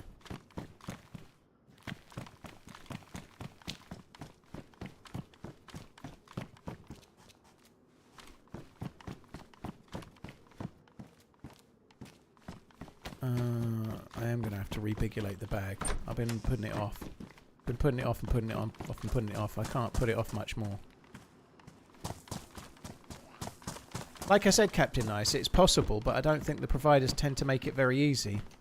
Most of the time where it is crossplay, it's not normally some small, little-known independent game. It's some massive game made by a massive company that's got a shitload of money.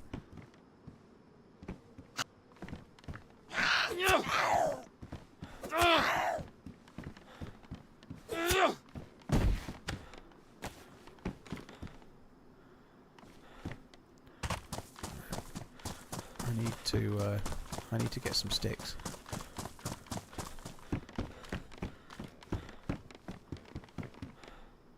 Some meds there. Do I need those? Probably not, but let's take them for now.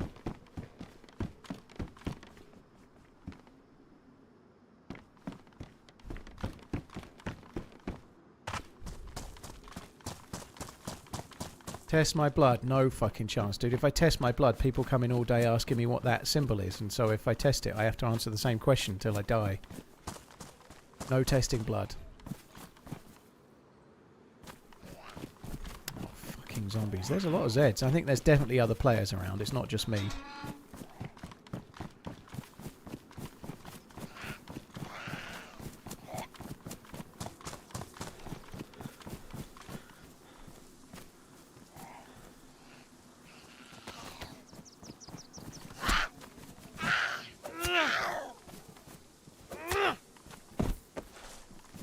Still waiting for DayZ to be crossplay. Only got one friend playing this on Xbox and I'm on PC. Well, it is possible to play with your friend on Xbox if you're on PC now. It is. But you have to if you're on PC, you have to be using Microsoft Game Pass, I think, and then you can play with each other. Although very shortly you'll only be able to play with each other if you're both on mouse and keyboard servers.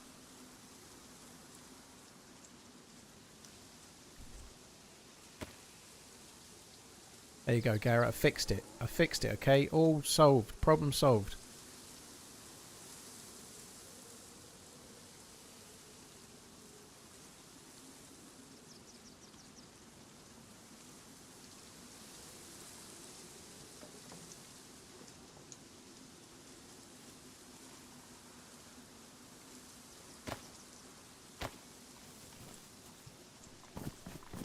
I'm going to put the gamma up. It's getting dark.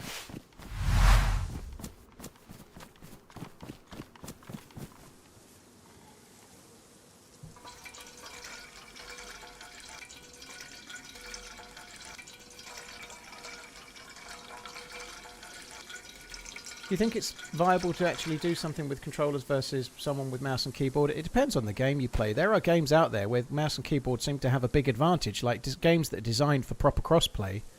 A game like DayZ, where the inventory is like it is here, I think it's a hide into nothing. I think trying to play with a controller against mouse and keyboard players on PC that have got the inventory system from PC gives PC players a big advantage. Never mind the frames that they're going to get and the fact that you can be competing against somebody with a fucking top-end, like £4,000 or £5,000 PC and you're using your, like, Xbox, you know.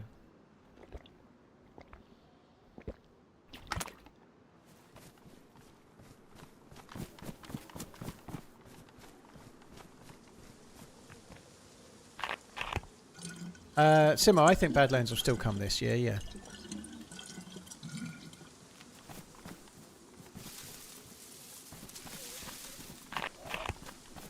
Waffling, I'm not going to say what type of server I'm on, dude. It's too easy to help me get stream sniped. I don't really want to talk about specific mods or what type of server I'm on. I always play lightly modded or no modded Chernarus if I'm on it, right? But I don't want to go into specifics because I like to not get stream sniped.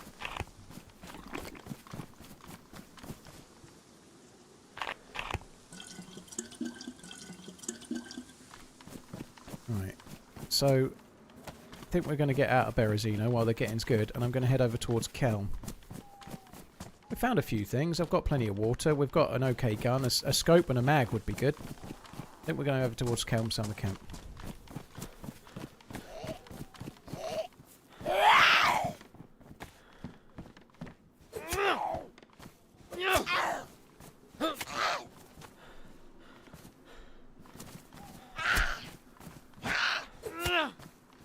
Alic, I have no fucking clue what that question even means.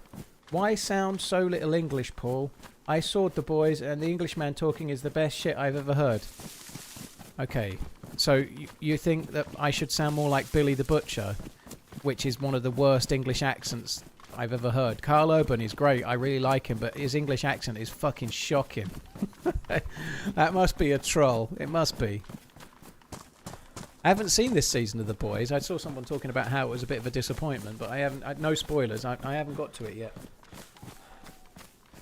I need to start watching the second season of GMV.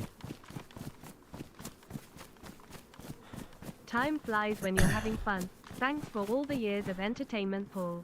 YCam, thank you very much for the support. I appreciate it. Cheers for the 7 months. And Lee, thank you very much too. Cheers for the resub as well.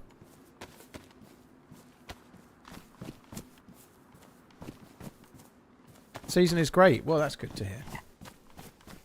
Can I please sound more like Hugh Grant? No.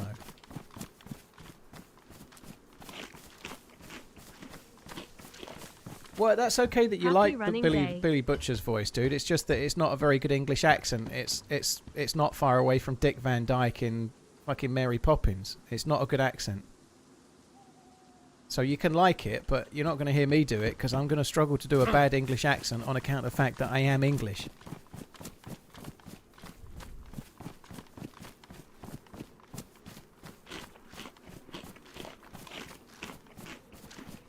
Could I sound more like Brad Pitt in Snatch? No, I don't even think Brad Pitt could sound like Brad Pitt in Snatch.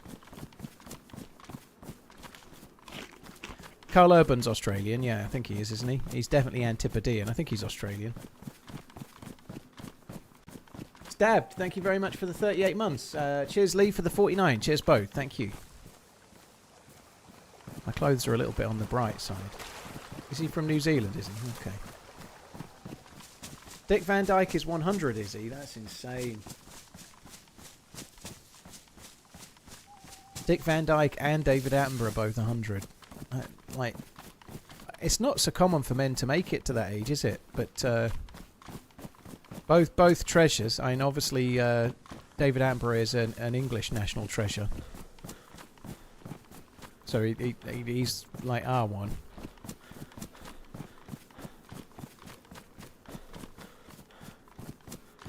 What do you think of Luke from the Outdoor Boys getting his son's channels going? I've watched one or two videos. I don't enjoy them the same. I think it's fine. I think it's fine to get. He's giving his son a start, and I don't blame him. You know, like I don't blame him for giving his son the leg up. I think it's fair enough, and his son needs to take that and roll with it. But I just don't enjoy the videos the same. You know, I relate to Luke from the Outdoor Boys, not his lad, whose name I can't remember at the moment. So I've seen one or two of them, but I just don't like them the same, you know, because when you enjoy someone's content on YouTube, you're invariably liking it for them as well as what they're making, you know, like Luke doing camping videos is what I like. It's not the same, so I'm not that into it.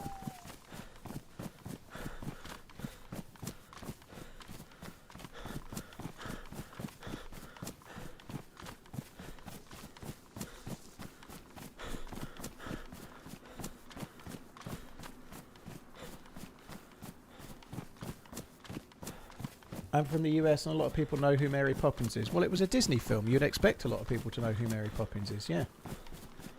It was a pretty popular film. It wasn't just for Brits. I know you're not one for suggestion normally, but it might make a great 3-part video. A YouTuber called Beans done a 3 vanilla map challenge, 1 life, all 3 maps. If you die, you start again. Love the videos and stream as always. Hi, Uncon. TRMZ love. Beans is cool. Yeah, she's pretty cool. Good to see you back, dude. I did do that when Sakal first came out, but I think the problem for me is that I'm doing it on stream, and I think the chances of me getting through all 3 maps really good and not being killed by a hacker, because you can only go from Sakal to Livonia to Chernarus on official, and the chances of me playing all 3 maps over many, many days to make that video and not getting killed by a hacker is none. So it just doesn't seem any point. But I have had a go. I was trying to do, I don't know if Beans did the same, but I was starting on the Sakal bunker, and then I was trying to do the Livonia bunker, and then I was going to do the Chernarus gas zone. So I was going to do the 3 kind of quests back to back on the same life. I did the Sakal bunker, I switched to Livonia, I went trawling around for absolutely ages trying to find a punch card, didn't find one. And then died in some really random place that felt like a stream sniper, but it might not have been.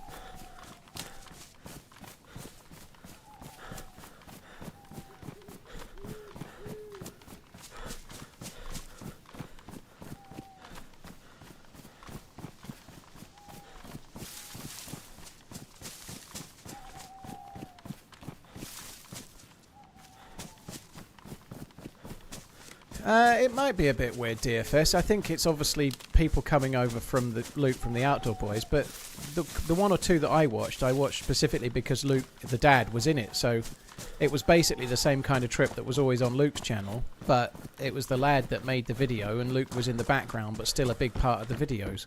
But I just didn't enjoy them the same, so I watched one or two, and then I kind of didn't bother watching any more. I think it's fairly easy to see how that works, you know.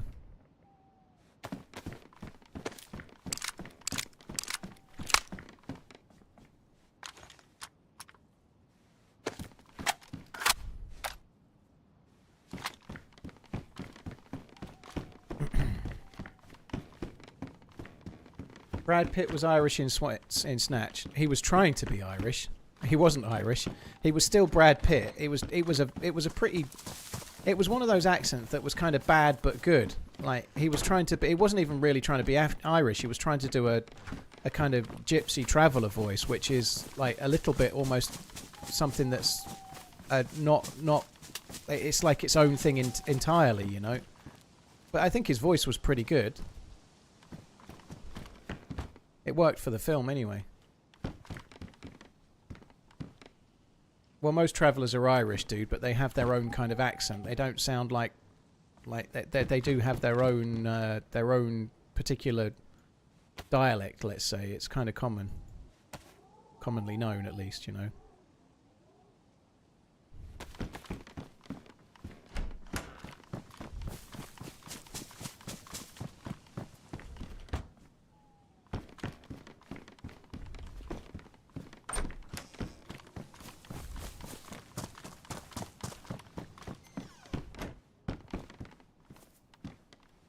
We could use these as battery carriers. Ooh. Now we're having some challenges.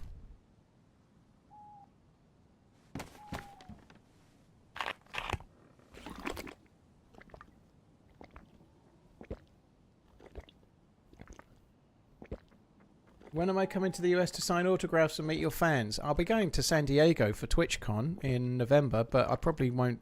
If someone stops me and asks for an autograph, I'll do it. But beyond that, there probably won't be any signings. I'm going to TwitchCon, so I'll be there in November.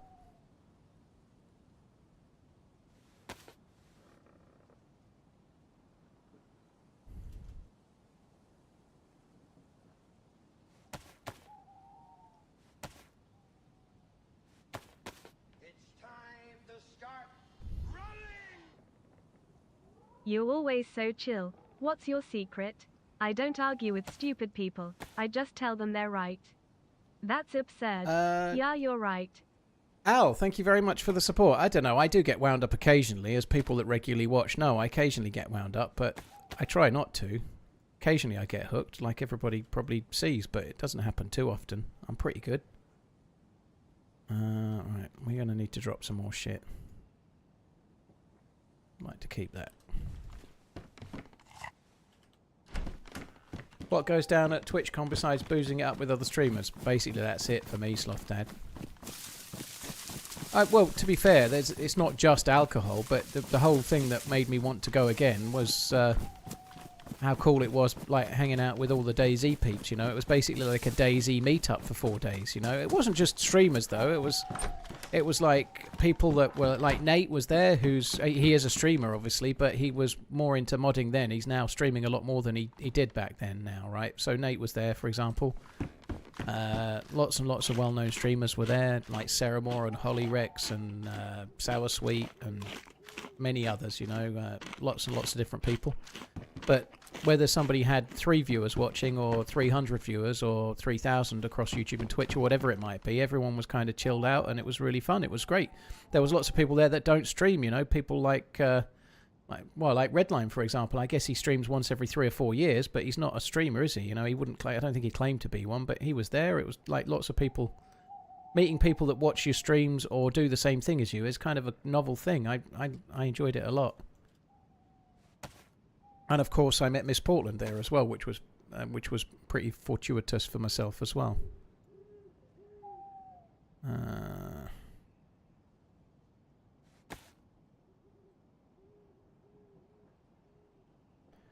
don't think I need 3 weapon cleaning kits, do I? We should probably drop one.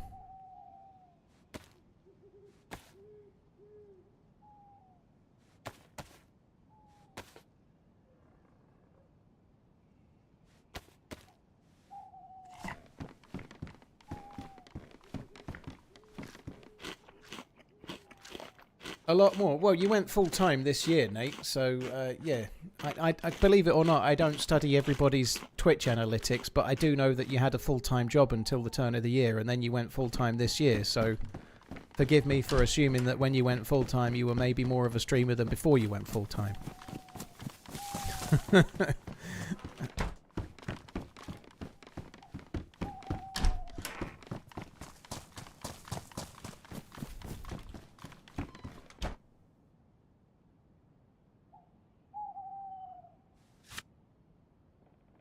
Repaired that.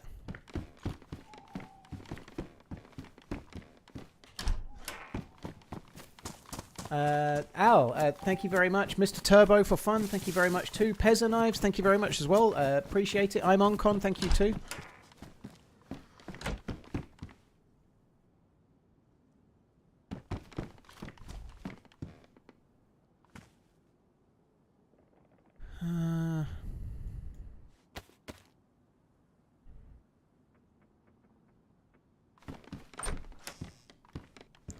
Condition is the one I got damaged as well.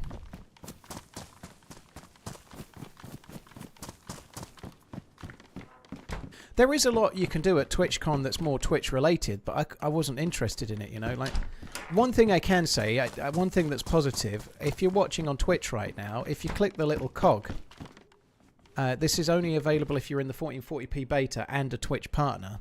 But they've actually upgraded something, which I'm quite pleased about. So Twitch have actually done something that's made me smile for once in about a year and a half. That being that if you click the cog button now, you can watch, if you're in a 1440p area, you can watch in 1440, 1080, 720, 480, 360, and then the lower one. So all of the resolutions are now back available, and I haven't got to do the transcoding for all of them. So Twitch have actually understood that their beta trial for 1440p was a bit of a shit show and have improved it, which is very good. It's the first time they've made a technological improvement in fucking ages.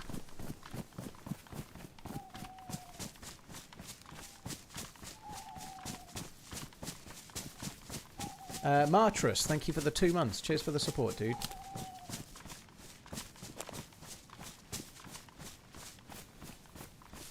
GG Dom, joined a CrossFit. I hope everything goes as well as it can, dude. There will come a time down the line where you'll look back and, like, this time last year I wasn't thinking that about myself, to be honest, but there'll come a time, like, you're going through a divorce, which sucks, and it's signed, sealed, and delivered tomorrow, right? But at some point in the not-too-distant future, you'll be looking back, feeling happy that things went the way they did, you know? It's a little bit different if you've got kids, you know, like I would never wish to be back with my ex-wife in terms of me and her, but I never wanted to be not living with my kid's dad, you know, like that's a different thing altogether. But yeah, if there's no kids involved, you'll definitely find yourself looking back and feeling like it went the right way it should.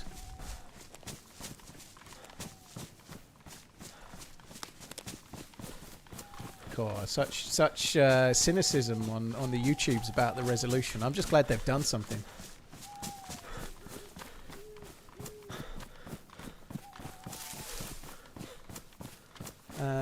Astro Wolf, thank you for the follow. Cheers for the support, dude. Thank you. Why would I take the GPS receiver? Just a way to carry a battery, super dopey. I actually had 2 for a while. It just gave me a way to carry the battery that's in here without carrying it in my Inventrix. That's the only reason I took it.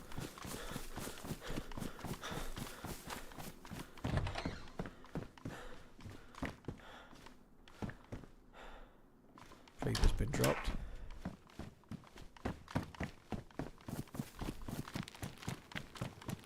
You get it from both sides, Coach, to be fair.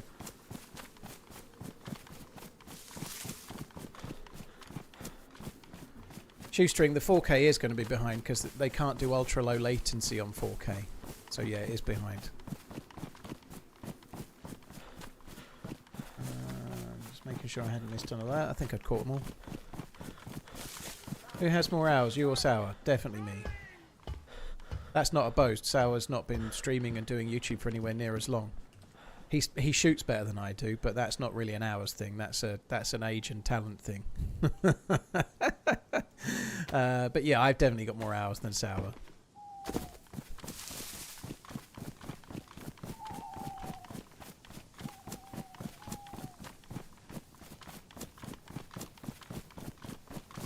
But you carry bottle and cooking pot. Not true. I turned the bottle into a suppressor. So no, I'm not carrying both anymore.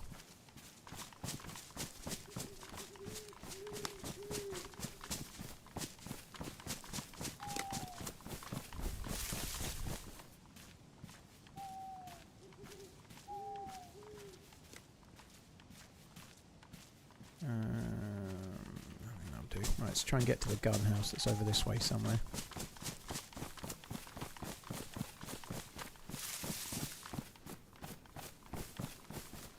Cheese paper, thank you for coming in. Papawell. The CR is damaged, yeah, and I haven't repaired it, and I've just left a weapon quick. Oh my god. Fuck me dead. The old silent AI are in effect again.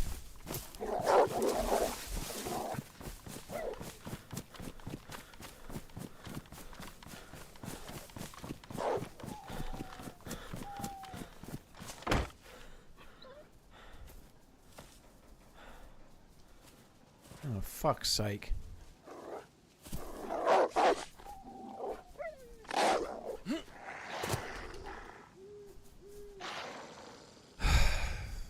hand state box. The hand state box are horrendous. So I can't get my shotgun out. I can't put the cooking pot in my hands. I'm hand state bugged. So at the moment I've got nothing in my hands. When I log in, something's going to be in my hand.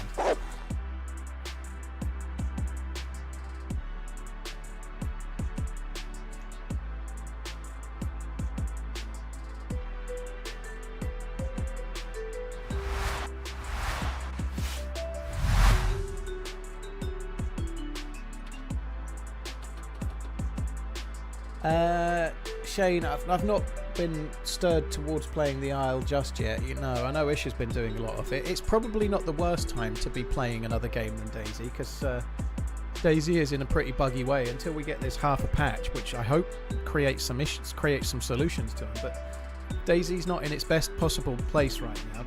I do think it's a bit buggier than it has been, so it's not the worst time to play it, but a game where you run around as a dinosaur is probably not one that I'm not saying definitely no, but right now I can't be fucked.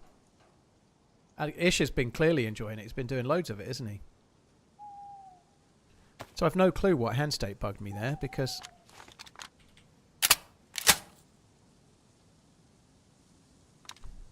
it's now working again.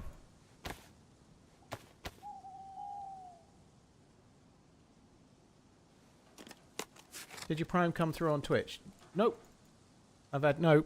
If you've manually renewed, that's very cool, Caboose. Thank you, but it won't come through as an alert unless you type your message and send the message. So when you manually renew, it doesn't create an alert. You only get an alert when you. What the fuck? When you type the message. Did the walls vanish then? Because I logged out. I feel like the walls have disappeared. It kind of sucks, doesn't it?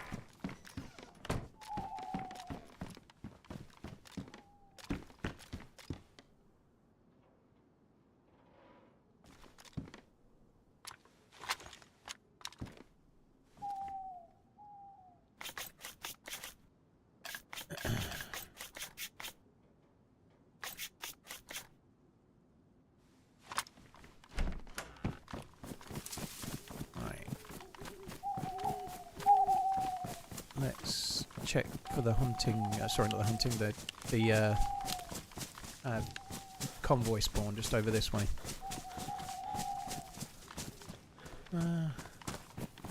Servers were getting DDoSed. Yeah, there's been a lot of DDoSing going on lately, I think.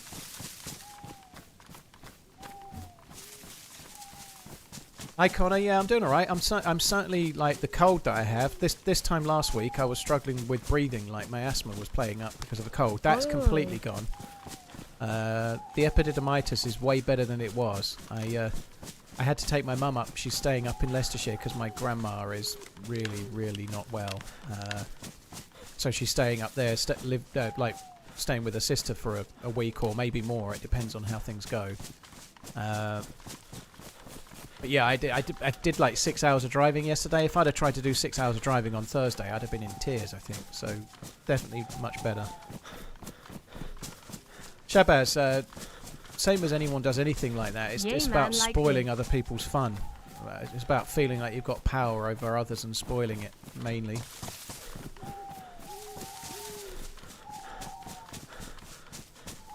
Hi Connor, yeah, I'm doing alright. I think I've just kind of answered it. Hopefully you heard me answering it elsewhere, but yeah. Cheers Carpet Slayer, thank you for the 4 months. Scarface, thank you very much too. Right, convoy spawn. No bueno. Should we go to the castle next? We might as well.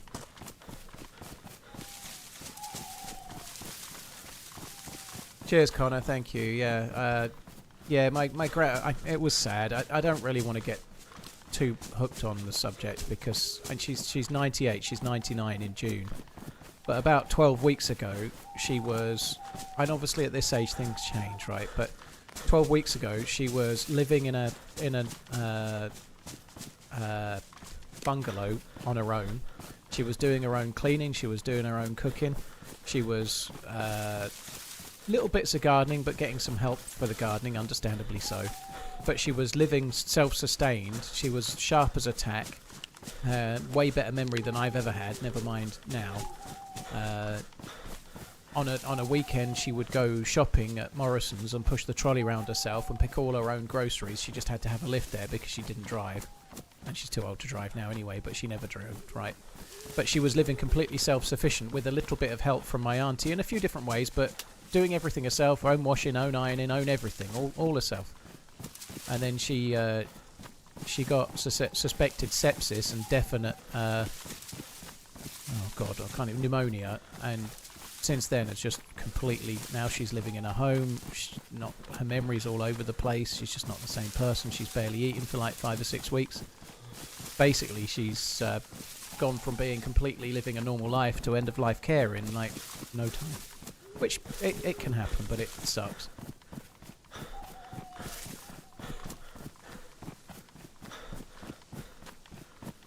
It is difficult, Hyper. Yeah, it is.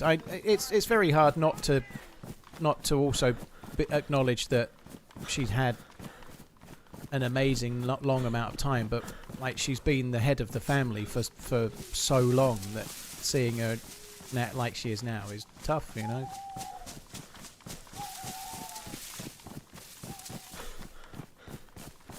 There is Alan, yeah, I did mention that when we were on Apples before, yeah.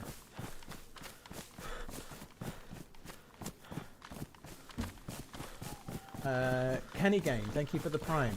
Cheers for the support, thank you. Carpet Slayer, thank you for the 4 months as well. Scarface, thank you very much for the 43. Steak and Games, thank you for the Prime. Cheers for the support, guys. Cheers, Kenny Game, thanks for coming in.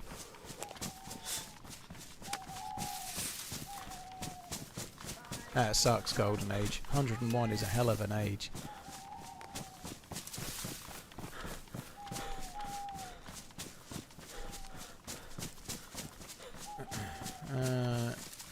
Yeah, debut. I'm sorry to hear about your grandpa. See, my grandma, we call her Nanan. So if I call her Nanan, I mean my grandma. But she's never had any signs of dementia or anything. But it's like she has dementia now, but it's not really dementia in the same way. It could maybe be something that's caused by when she was on antibiotics. She had on like a Tuesday. She had a paramedic out. She got given antibiotics for pneumonia. but then they believe it was sepsis, and she ended up going into hospital at the weekend, but she was also resuscitated, which we didn't really realise at the time, but she was resuscitated, so her heart had stopped and everything, and they brought her back. But since then, she's just like... we went to see her the next day on the Sunday, and she was still sharp as hell. Her memory was amazing, and everything was like she was back to being alive, and she was on heavy antibiotics for the sepsis and the pneumonia and whatnot, and all sorts of drugs and whatnot. But since then, she's just got worse and worse and worse, and she's had pneumonia, and it goes away, and then it comes back. It never really goes away. It just, yeah, anyway, she's... like, we saw her 4 weeks ago, and she was worse 4 weeks ago, but yesterday she was so much worse.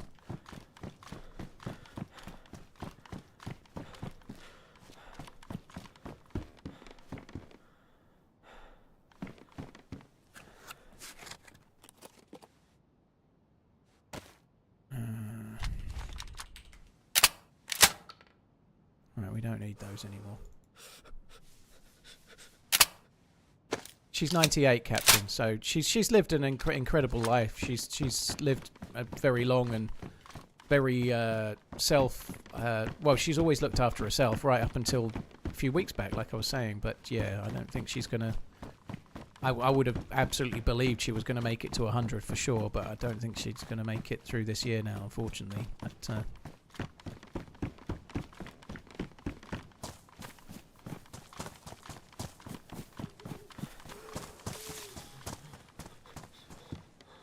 how did I not find any clothing in that summer camp? It sucks. Look at the state of my clothes.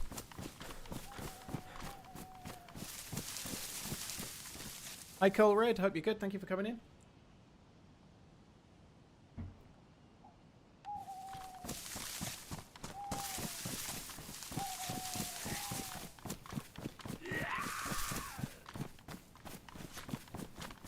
Yeah, I don't think she's going to be getting better, unfortunately, Captain. I don't, like, effectively, she's in a care home receiving end-of-life care. You know, like, she hasn't eaten in well more than a month, and anything she eats, she doesn't keep down. She's surviving on...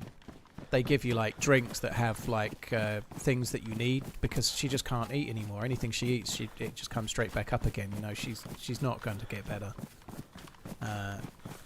That's why my mum's gone up. That's why my mum's gone up now, because she's, yeah, she's going to try and spend a bit more time seeing her mum before she's not here anymore. I actually quite like to change the subject now that I've brought it all down a bit, and that seems a good place to do it. PlayStation Similar. Did you see the Wardley versus Dubois fight? I did. It was an epic fight to watch. I was rooting for Wardley. I think Dubois showed a lot of courage to come back, but I think it was a terrible example of a fighter that was out on his feet carrying on for at least 2 rounds, maybe 3 rounds more than he should have. I watched it with Miss Portland, and she's not massively into boxing, but we had it on and we're watching it while chatting, and to be honest, I was sitting there watching it thinking, this is really not great. Like the second the fight was over, I turned it off. I felt like turning it off a touch before. It just felt... It was too much. They should have pulled him out. He was never going to give up. I'm glad the referee called it, but they should... The trainers in Wardley's side should have pulled him before that. Dubois displayed the skill gap. Honestly, amazing fight. I don't think Dubois is amazing. He's got more than Wardley has, but Wardley's skill gap has been shown in the last couple of fights. You know, he just managed to chin the dudes. You know, when he fought Justice Honey, he was losing massively. He was massively behind, but he chinned him in what, the 10th or 11th round. You know, Wardley basically he's like Rocky, isn't he? And even this was a bit like a Rocky fight. His face was a mess. It was awful. But Wardley is an incredible, he's got incredible heart, and he's got a piston of a right hand, but he's not got the talent of a lot. He's nowhere near as good as Joseph Parker or Justice Honey or Daniel Dubois. And none of these are in the top tier of heavyweight boxing. He's just got a right hand that can knock everybody out, pretty much.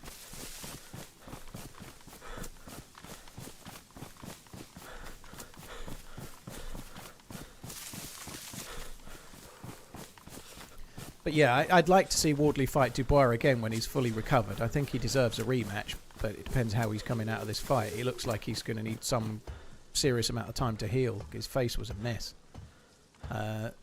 It's one of those things. In the first couple of rounds, I was somewhat naively thinking I'd really like to see Wardley fight Usyk, because if he just connected with that right hand, you never know. You know, Usyk is head and shoulders above Wardley, who's way behind Dubois in terms of talent. I don't even know why I'm doing that. But the idea that Wardley might actually connect with one of those seemed like quite an exciting proposition, but obviously that got taken away. The big problem is that because Dubois won it, like, where does that leave Dubois now? Like, he can't really fight Usyk again. There's no way he can beat Usyk. I think if he fights Moses Atauma, he'll get beat by Moses Atauma. So really, I can only see that. Like, I can see maybe Joshua and Tyson Fury fighting each other, and then Dubois fighting the winner of that, perhaps. But otherwise, I don't see a fight that's actually worthwhile for Dubois, because he beats most people. He can't beat Usyk.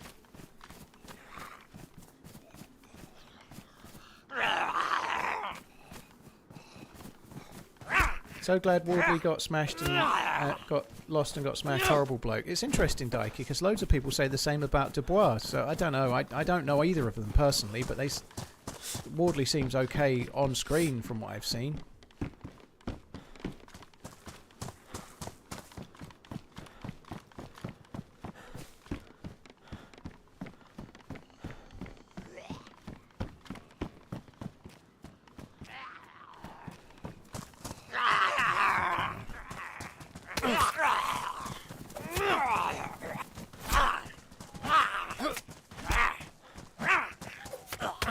How are you not dead?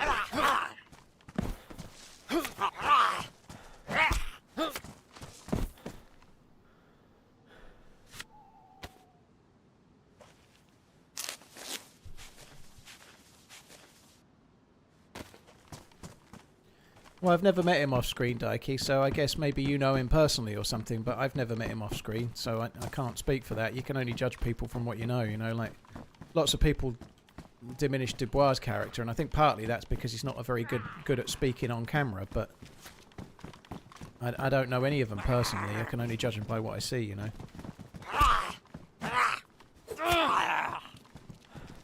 The Usyk fight seems a bit of a joke, really. Like the next Usyk fight is just like a moneymaker, really, isn't it? He's fighting some kickboxer, isn't he? I don't really care.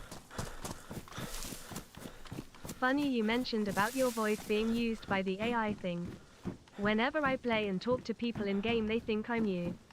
The illusion is lost as soon as they realize how rubbish I am at the game. Laughing face. Well, maybe that might be confounding them believing it these days. I don't know anything about kickboxing, Garrett, but I'm sorry to say that there ain't no way the best boxing kickboxer is not going to beat the best boxing boxer. That's just common fucking sense, isn't it? But yeah, I forgive me for not watching any kickboxing. The last kickboxing I saw was Bloodsport, or the film Kickboxer with Jean-Claude Van Damme. There's no way that the best kickboxer of all time belongs in a ring with Usyk, because it's a completely different fucking sport. It's just ridiculous. It's exactly like when Conor McGregor fought Mayweather or whatever. It's just an exhibition, isn't it? It's a money-making scheme because Usyk's got nobody left to fight right now.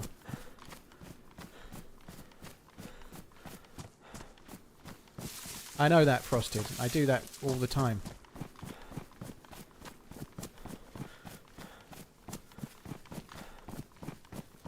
Michelle, thank you very much for the gifted memberships, by the way. Sorry, it took me a few minutes to get there, but thank you very, very much. Cheers for the support. Super Dopey, thank you for the Prime. Kenny Game, thank you again. Yelp here, thank you for the 11 months. Cheers for the support, thank you. Yeah, maybe they might think it's me even more, based on how I've been doing lately.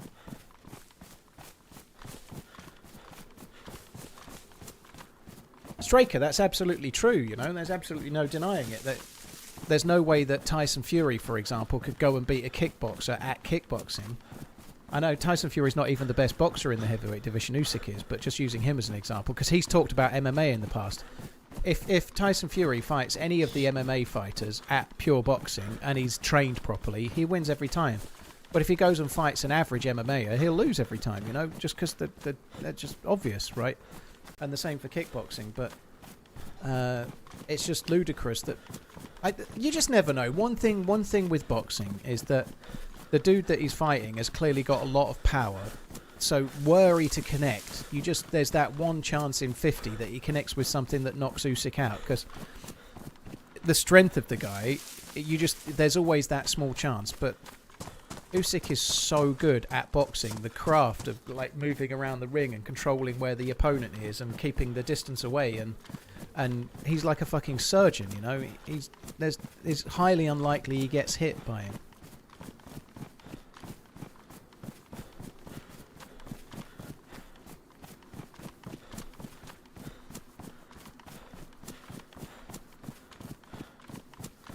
Starting to get light, which is good.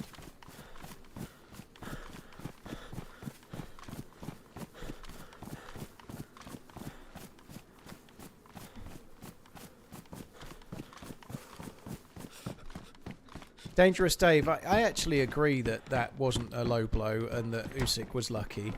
But the reality is all of the greats pretty much have lost at heavyweight division. Usyk hasn't, not yet. But like the best of all time in most people's eyes is Muhammad Ali. He lost plenty of times, you know.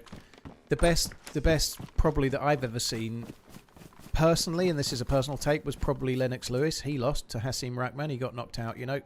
If Usyk had lost to Dubois and it wasn't ruled a low blow and he didn't recover, it wouldn't stop him being head and shoulders above everyone else in the division, because look what happened when he fought Dubois the next time, you know. That I think Dubois could fight Usyk 10 times. He probably wouldn't win once.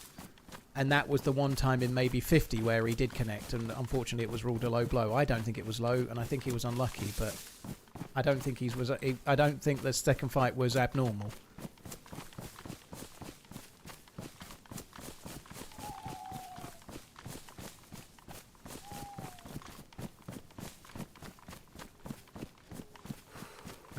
Did I see the game? I saw the second half, Funky. I think there is a lot of unrest. I think some of it was because of Ungamoa coming off, but by all accounts he was not.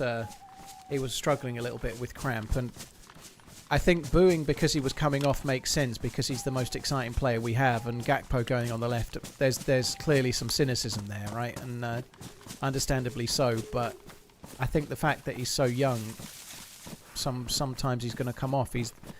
He shouldn't be playing 90 minutes all the time. He's very young. I think that was naive. But in general, yeah, I think the booing is as much about trying to let the owners know how they feel, because I think most people at the game seem to want Slot sacked. If Slot got sacked, I don't think I'd be crying over any spilt milk. But I still, I have a hard time thinking he's the right choice to carry on. But there's just a little bit in me that thinks this time midway through next season it could have actually been worthwhile sticking with him, but who knows. I wouldn't be disappointed if they sacked him.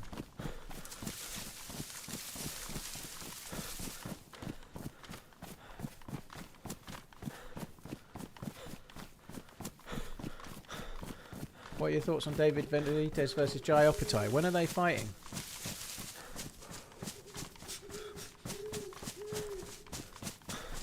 I watched a replay of the Benavidez fight the other day, I think, but I haven't seen Benavidez fight very much, to be honest. I've only seen Opetaia once or twice.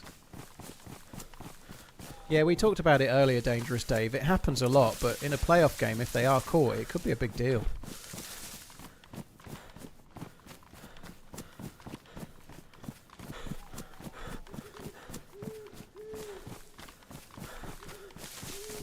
Surely Liverpool fans should get on board the last few games of the season. Nothing to play for, time to experiment. Slot has clearly had to deal with a lot behind the scenes. Sean, I just think if you're paying and you've been paying to watch it all season and you've seen a lot of dross all season, you're probably entitled to boo if you want to boo, you know? Like, that's the way it is. It's the way it is everywhere, you know? It's not just Liverpool. All the fans are the same, you know? Like, that's how it is, you know? There has been a lot of challenges, but I think Slot hasn't done a great deal to prove that he's up to the task, you know. Like his continual insistence on playing Gakpo, some of the decisions that maybe weren't entirely Slot's, but letting Kwanzaa go, letting Diaz go, and not replacing him. This is maybe Richard Hughes and co, but they wouldn't keep Diaz because he wanted a lot more money, and I can understand why. They got 6 years out of Diaz at his absolute prime on a low wage, Diaz wanted more money and they wouldn't pay it to him, but they seem to be paying that money to Gakpo, who's half the player, you know, like that doesn't seem in hindsight, and it's easy to say these things in hindsight, but it doesn't seem to have been a good choice, does it? Diaz would have stayed if he was on something like 60 or 70 grand a week, which sounds like a lot, but for the level of a player he was, that's a very low wage for the level of player he was. He was on way lower money than his market rate, and Liverpool got lucky to have him that long. He's gone to Bayern Munich, he's getting 250 grand a week, and look how he's played, you know? I want more money too. Well, everyone wants more money, Tian, or most people do, but whatever job you do, if you're being paid a quarter of what the market rate is, you're probably going to be able to go and get more money, aren't you? And he was, you know? We can all talk about how ridiculous football salaries are, and they are, but if you're a player that's playing in the Premier League and you've just won the league, and you're playing at a standard that means you're a £250,000 a week player, and you're on a quarter of that, you're probably going to be able to go and get more money somewhere, you know. If you're, I don't know, an accountant and the market rate for your job is 100 grand a year and your company's paying you 40 grand a year, you could probably move and go and get your market rate, can't you? It's the same thing. Like, obviously the money in football is mind-boggling, but there is still a rate that you can achieve, and if you're under that, you can probably go somewhere else and get it.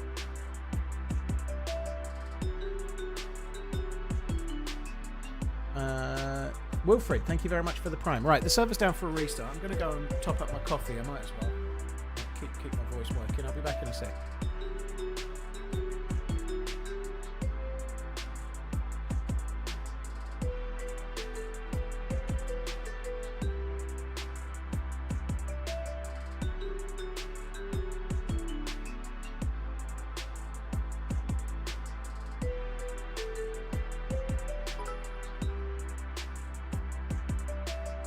Hiya Paul, hope you're good. How are you feeling? Hopefully less painful?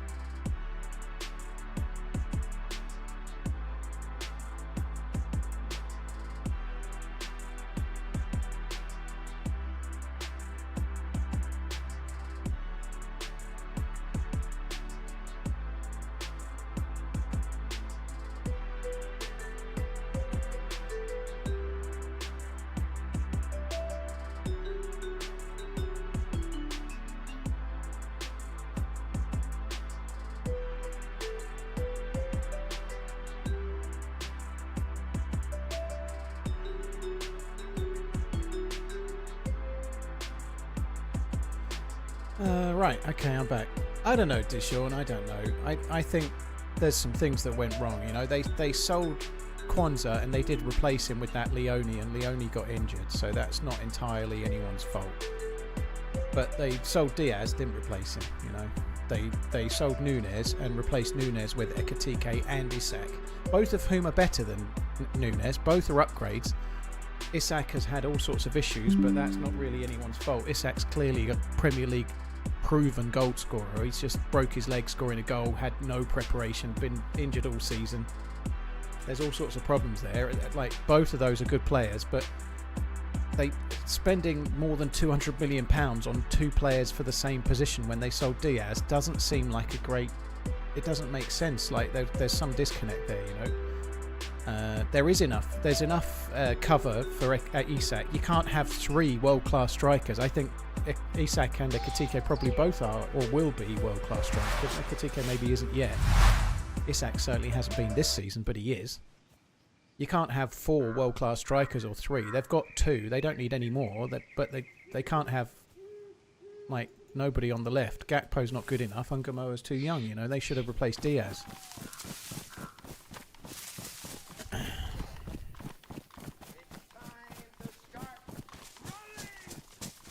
Hypothetical. Liverpool would do really well all season, but only if you drink 2-minute microwave tea, coffee for the entire season. Would you do it? No. Although saying that, I've just fucked up here. I've made myself a cup of coffee in my TRMZ.shop available tumbler. Very nice.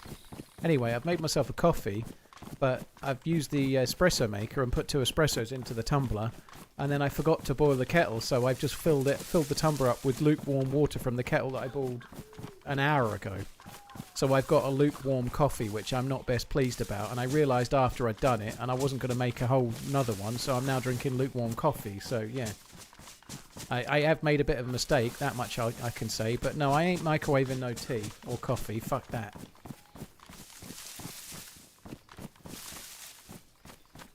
It's his own fault. He's had no prep. He down tools. There's no denying that, Martin. Yeah, there's no denying that. But that there's no denying that his preparation was not ideal. But you can say that, was it Wissa that was doing the same thing that then went to Newcastle? You know, he was doing the same thing to get the move to Newcastle. Players do it. You know, it's caused all sorts of problems. But yeah, Isak was a part of the problem. Yeah. But it happens. Players want the move. They'll do anything they can to make the move, won't they?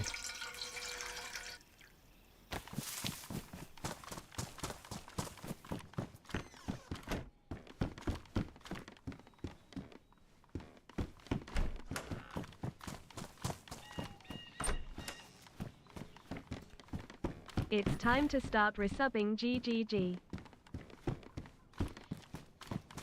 Thank you very much, Warlock. Cheers for the support once again. Cheers for the super chat. Scooter, thank you very much. Scooter, I opened a DM from you this morning and I didn't reply because, well, it was this afternoon just as I was going live. For the football chat, so I'll try my best to reply at some point. I'm talking about down the pub. LUL. Looking forward to many more leg breaks. TRMZ Jihad. But yeah, I opened it and then I'd already gone live, and so I shouldn't have opened it. So if you don't get a reply now, it's because I forgot. I'll try not to forget.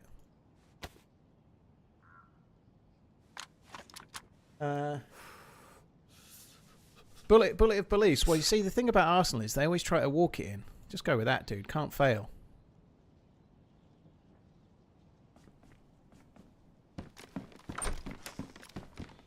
Cheers, Bullet. Scooter, thank you as well.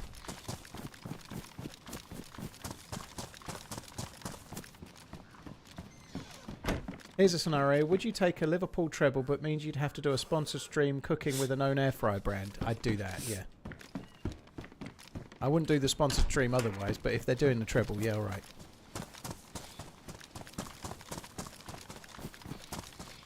You can frosted? Yep, that's true. I tend to not be very focused on what I'm eating and what I'm drinking, so I don't always do that, because it often backfires because I've just eaten and forgotten about it. Take it there's no Prague this summer. Not that I'm aware of, Redline.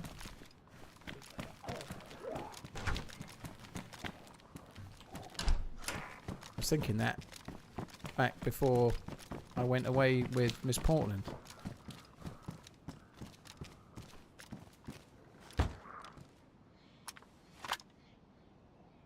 Repair the BK. Dude, that's a good shout. I'll probably go and do it.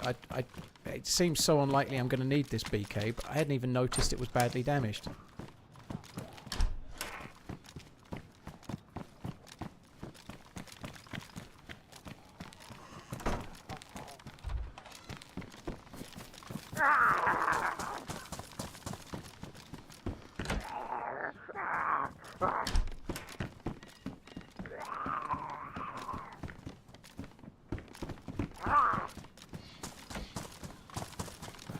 Get a flask, will last all day. Get a piss bottle, more content.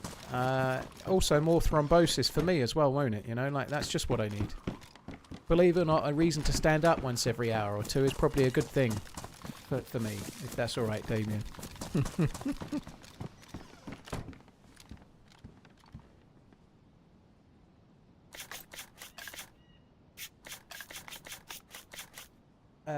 Fatboy Chin, thank you for the 46 months. Piss jug tattoo when? I actually, we've been talking a lot about tattoos. I think I've kind of settled on the design. It's a little bit inspired by Joa, but his idea was a poker chip with a broken leg, like a splint in the centre of it, right? That was his idea. The idea being that I gave up gambling to play DayZ, and it became it changed my life, right? But I kind of like that idea, but I think a poker chip with my logo in the middle, or possibly two poker chips, one with DayZ in the middle and one with my logo in the middle, would be much better. I've been saying a lot that I don't really want my logo, but inside a poker chip and the meaning of that would seem pretty cool, and it would only be very, very small. So I've kind of come to the conclusion that hopefully if I get a tattoo, it'll either be one or two poker chips, one with a little DayZ logo in it and one with my logo in it. That would be kind of cool.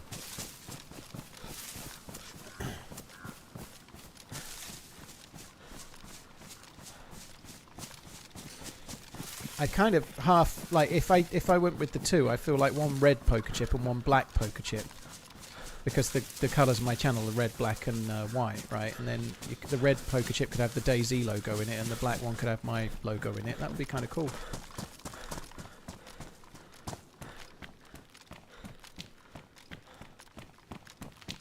Macca, yeah, I did see it. It was you. I did see you on Twitch saying it after I'd read it on YouTube. Yeah.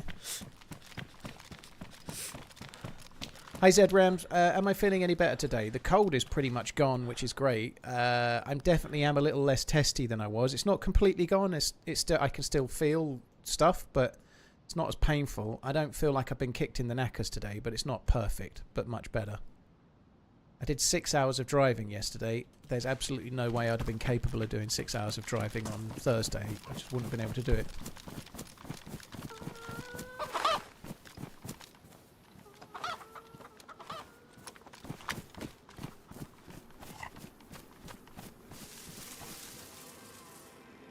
There's a dude there. Fish Kung Fu gifted a TRMZ adventure tumbler to the chat. Type. Enter for a chance to win. Happy tumblings. Fish, thank you very much. Cheers, dude.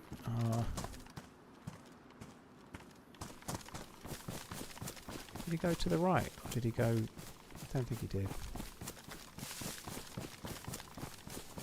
He's really geared. This is not going to go well.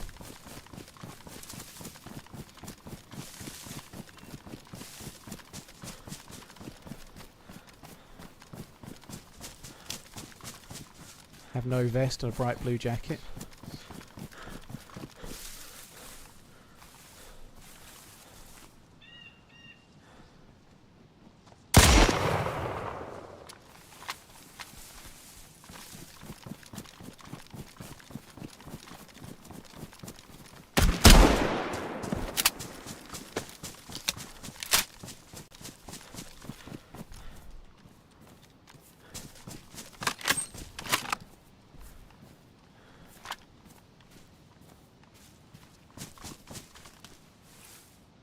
Room plate carrier.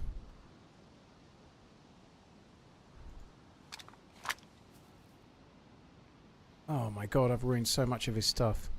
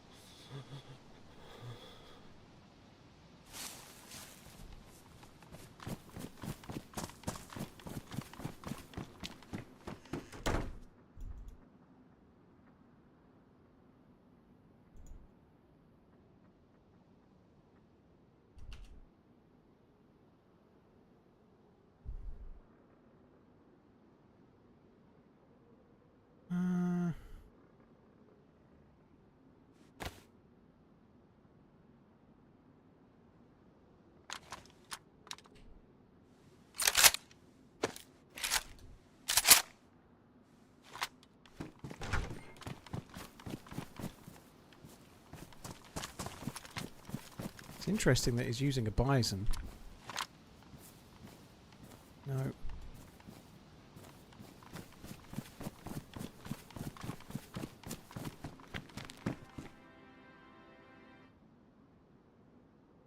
Cheers TRMZ love, keep running. Purchase survival enamel mug for £17 and 20 pence.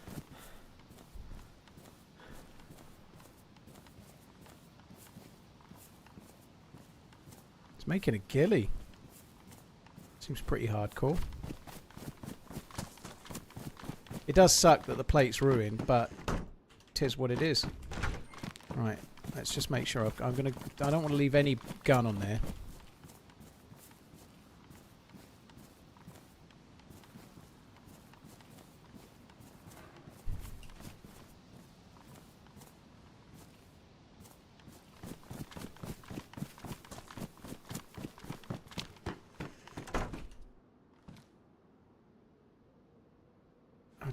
Does he have a lockpick? Do I have a lockpick? Seems not.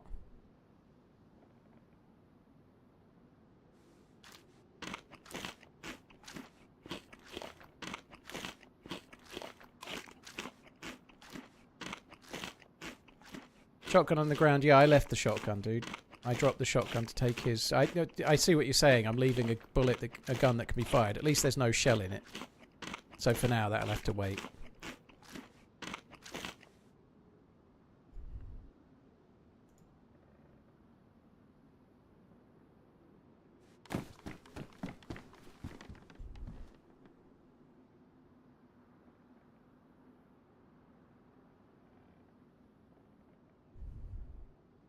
Sure that water's legit, but I'm just going to do that. I don't need the 5.27. He had a Tundra with a load of bullets, so the 5.27's okay. There is bullets in the 5.27, but it's in the middle of the forest on the ground. It would take me a few minutes to find it. Never mind somebody else, you know. I just don't want to leave guns on the body. If somebody stumbles onto that, then they've gotten pretty lucky.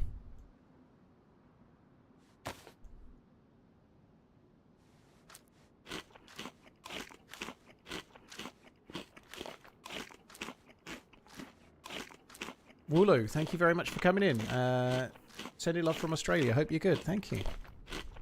It's kind of unlucky. If that plate was worn, it's unlucky that it ended up ruined. I left the cleaning kit. I've got like 3, dude. There's one on the ground at my feet right now, as far as I remember. I've got 2 on me, and there's 1 on the ground, so I don't need the other one.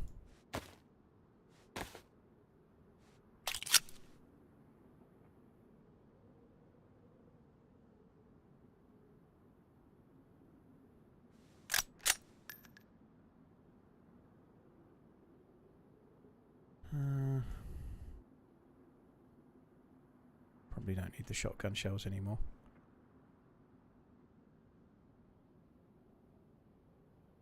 Three of those is going to have to do.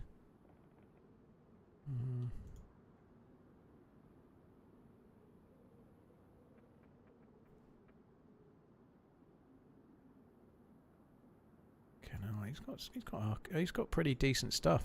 Only one go left of that.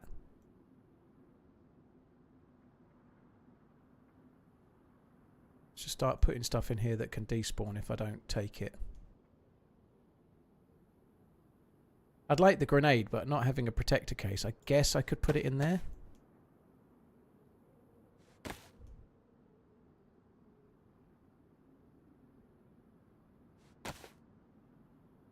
I'd also like the leather kit too, but I'm just going to drop that. I'll regret that when I find a scope at the summer camp that I can't use.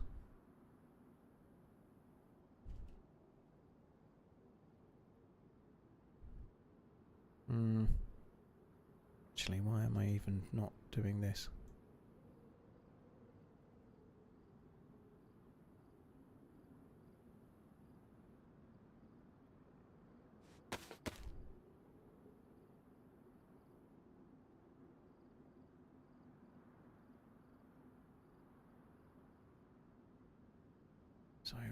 So many options. I ain't even going to hear somebody. I'm going to have to turn my sound up. I've got my audio so low. Right, I'm not looking at the chat for a little minute, just while I sort this out. I'm going to leave that.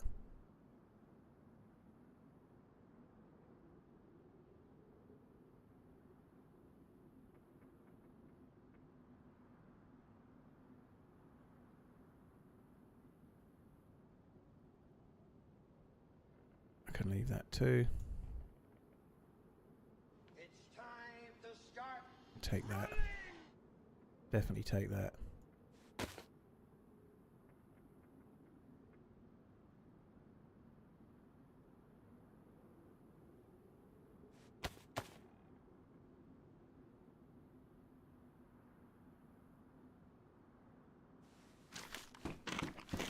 I could burn the stuff. Well, putting it in a ruined backpack will make it despawn really quickly, won't it? So there's not much point burning it. I can just leave it in the bag, and as soon as I'm a few hundred meters away, it'll disappear. Hi, Severed Diarrhea. Thank you very much for the Prime. That's insane. What a name. Thank you very much for the giveaway, by the way. I didn't see... I think that was a giveaway, wasn't it? I think there was a giveaway there. I think it was a giveaway. Won the merch. But anyway, whoever won it, GG. If it was a merch purchasing, thank you as well. But it was right as I was chasing the dude, so I completely lost it.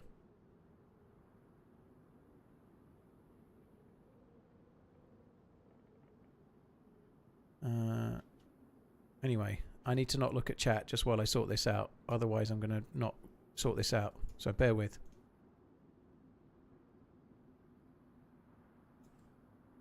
Can't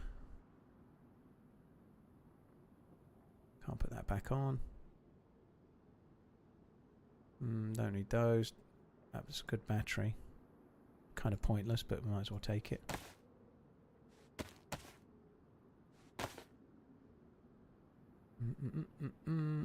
Okay. So I have 2 weapon cleaning kits. The only thing I wouldn't mind is just that one little slither of electrical repair kit wherever I left it. Where did I leave it?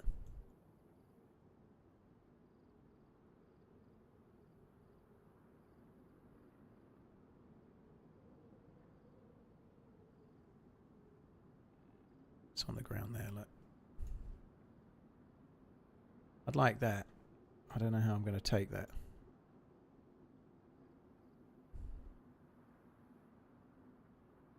Now where the fuck has it gone? Yeehaw. Gib.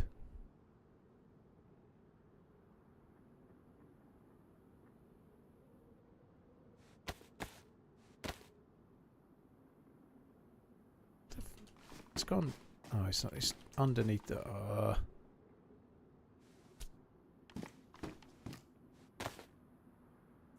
Right, there we go. Take the pouches for a future plate. I don't want to fuck around doing that, dude. It's fine. I'm not going to bother. My bag's only small. I can't be fucked. It would go. It would go there. All right, I'll do it. But if I die now, it's all your fault and nobody else's. Just so you understand.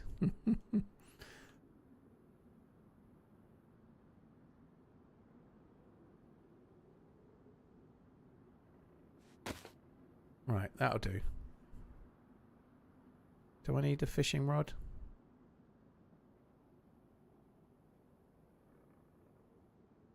Take it.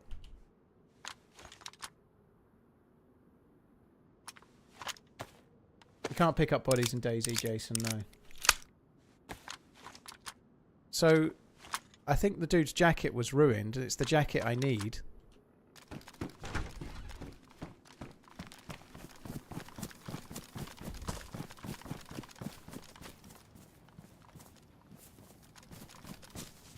Right, I've got time to go.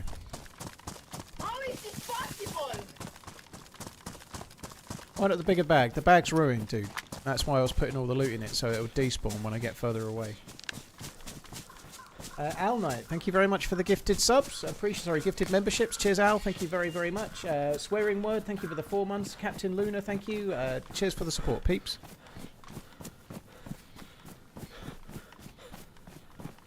I use the default keybinds beyond a couple of things that are on my mouse. So I've got lean left and right on thumb buttons on my mouse and range up and down on different thumb buttons on my mouse. And that's about it. The only thing I do in the actual game is turn off double caps lock and double alt so that you can't accidentally lock those things on. So free look doesn't work. I don't have like a permanent free look or a permanent VoIP. I turn those off so that you don't accidentally get locked onto those because it can fuck you up.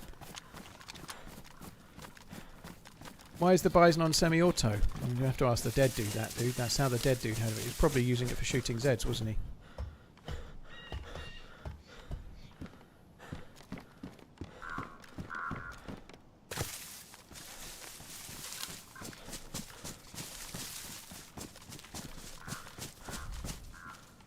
Oh, bollocks. Now I want to go back just to use one of the weapon cleaning kits, but I'm not doing it. I'm not going back. If I died because I was going back to use one slither of a weapon cleaning kit, I'd be really pissed off with myself.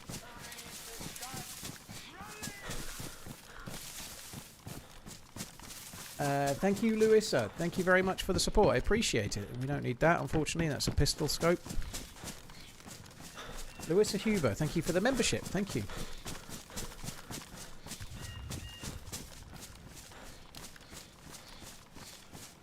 I really need a plate or a stab vest. In fact, I do wonder if I should go to Severograd before we go anywhere else. And we're right by the castle, so we might as well check it first.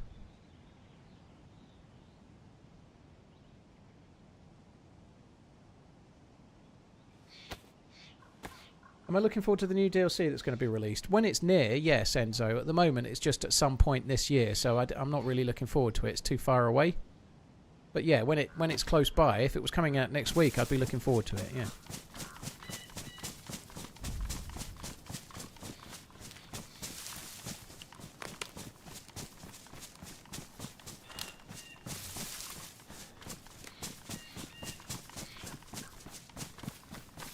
Today completes another trip around the sun for me. Here's hoping everybody is having as good a day as I am. Steely-eyed, happy birthday. I think you're the second birthday today, at least. Happy birthday, dude. Thank you. That's kind of nice. I feel pretty good about that. I used one shot from the CR527 and one shot from the shotgun. You know, the dude that I killed had much better gear than I did. And thankfully I hit both shots as well.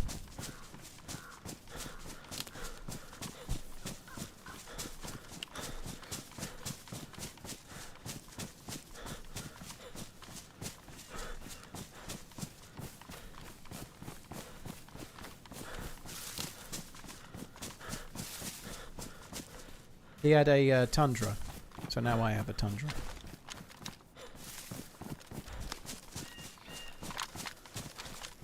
Hi Team Death, hope you're good. Yeah, I'm doing alright. Things are okay. Well, health-wise, I'm certainly on the mend.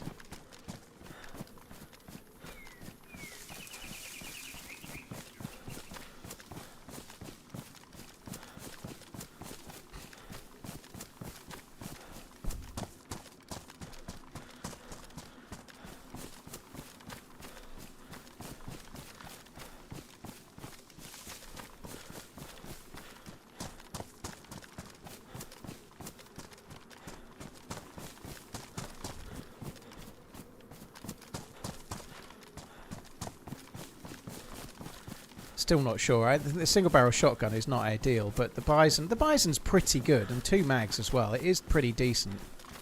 you can do pretty well with it. Just the sheer amount of bullets, it means you can rat-a-tat-tat at dudes, and if you're hip firing towards their noggin, you're going to do pretty well. But I don't know, we'll see. I'd quite like to swap it for something like an SKS, I suppose. So I just want to come here and look for a hunting scope, and then we need to go and get some kind of vest. While I'm here, I'd very much like to find myself a different jacket as well that's not bright blue.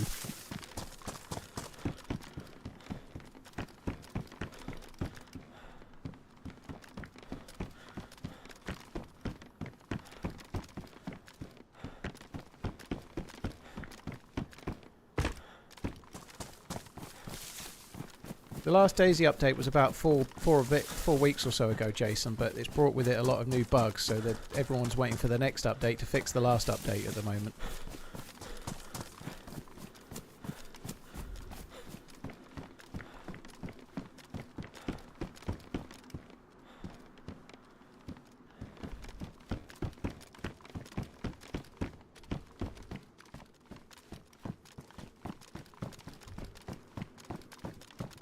Crossbow with a bolt.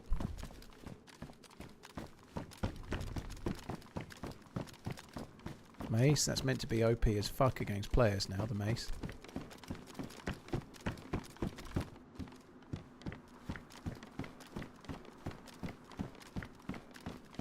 Definitely a lot better saber class. They're not 100%, but way better than they were.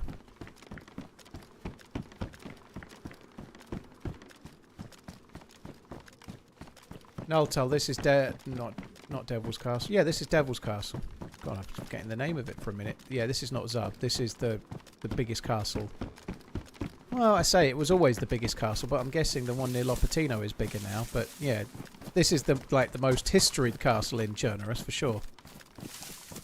I don't know if it's bigger or not than the newer one. I guess this is still bigger, footprint-wise at least.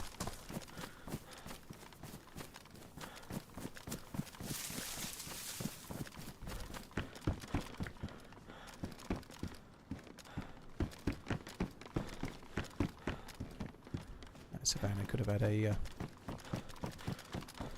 scope, couldn't it? The PU scope on the next ladder.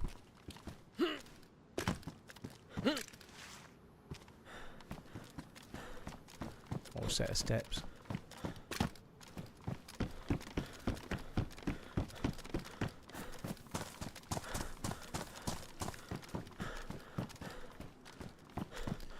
Weird, the military loot has clearly been dropped by someone.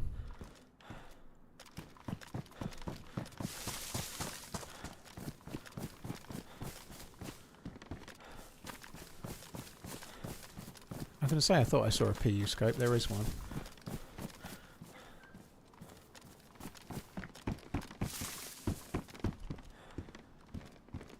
Also damaged.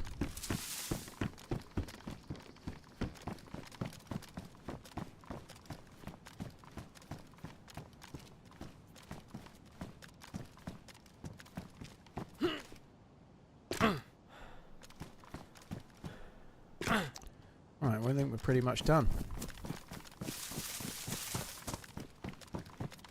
So, we didn't get a better scope. We maybe should have just gone off towards getting a better vest, which we're going to do now.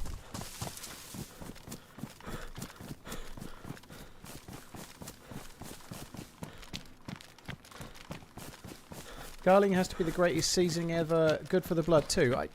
I guess you can get garlic powder, but to me garlic is an ingredient. It's like saying onion is the greatest seasoning. You can get onion powder, but to me seasoning is like salt and pepper and chili flakes and whatnot, you know, like garlic is an ingredient that you use in the food. It doesn't feel like a seasoning the same as, I don't know, salt or pepper or something.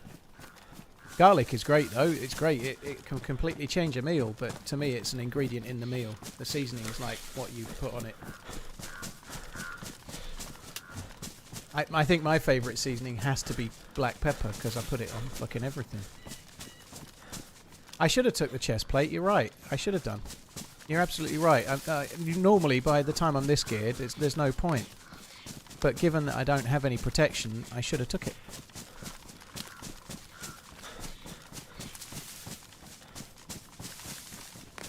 I'm going to go and get me a stab vest from this way anyway, so it'll be alright.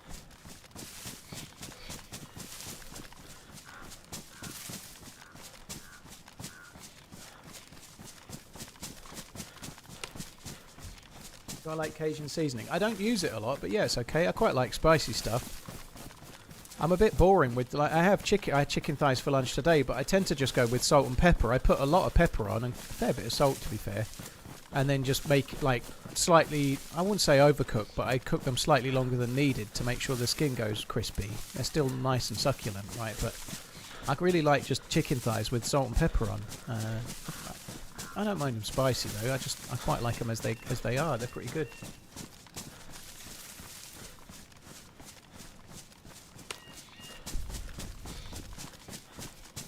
Dried garlic and onion taste different than fresh ones. I know that, dude, but I was just more talking about them being a seasoning, because to me, like, if I'm using garlic, it's usually fresh and part of the meal, not as a seasoning, you know? Hi, Ariana.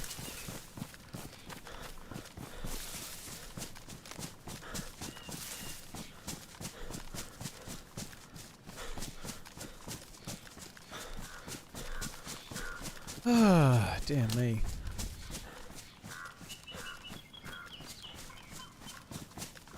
Tried chimichurri. Yeah, some of the fried meals I have got chimichurri seasoning with them. It's pretty good.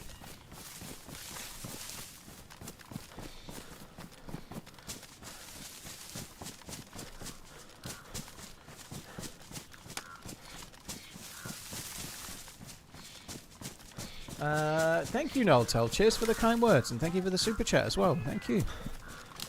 Pause.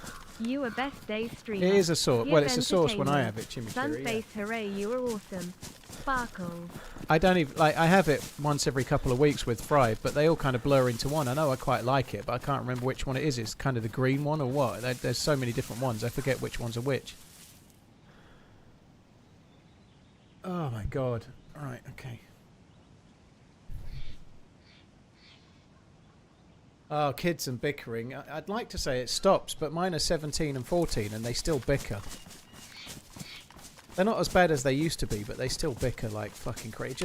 It just wears you down. It does. I can relate. Kids are like that. Me and my sister were like it. We don't bicker like it anymore, but we did used to bicker when we were kids.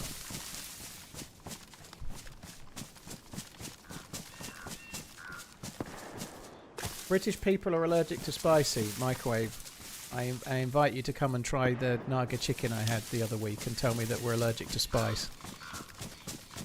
That's nonsense. Like, the most popular dish in the UK is curry, and it's clearly spicy.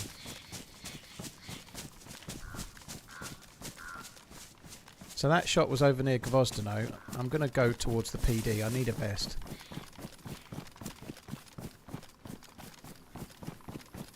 It might have been more around that sort of green moustache house that's a bit left of Gvozdeno, but I don't want to go there with no vest and a bright blue jacket. We have loads of spicy stuff in the UK. I think it's a bleed over from like hundreds of years ago where we went and discovered all these spices and didn't use them, but literally the national dish pretty much now is curry. It's definitely not the case anymore. Go up north and try a curry. And tell me that it's not spicy. You'll be telling me through watering eyes and completely clear sinuses, trust me.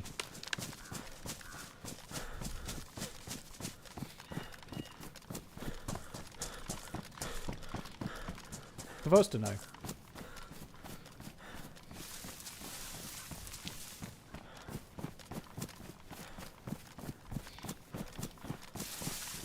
Cheers, Jason. Thank you.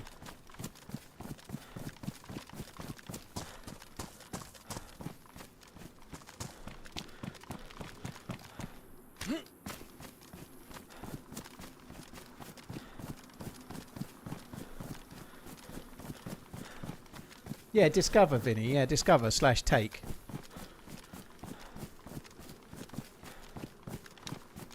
How is the Rolex market nowadays? I don't know, dude.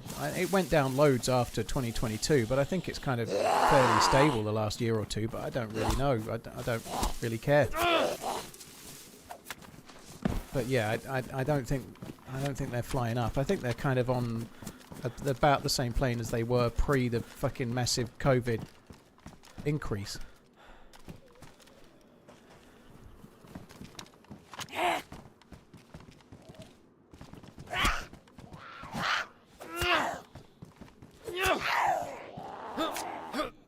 Okay. deal with 3, thank you.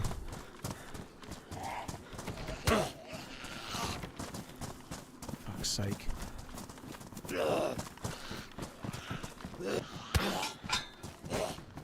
Ah, this is not good.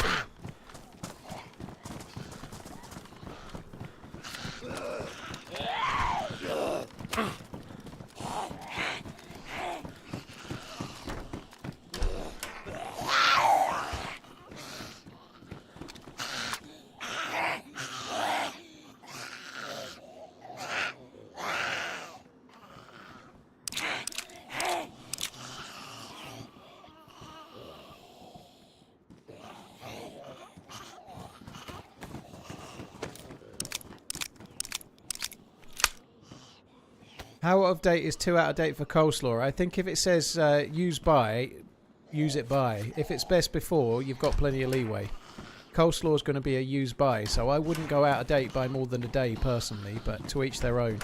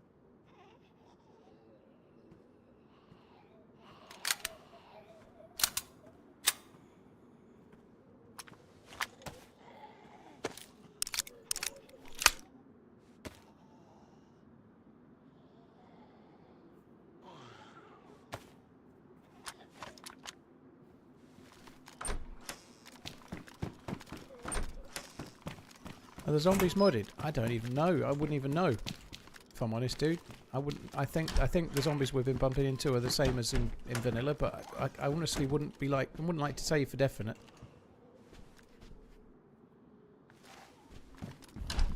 I don't think there's anything about them that strikes me as having mods involved, but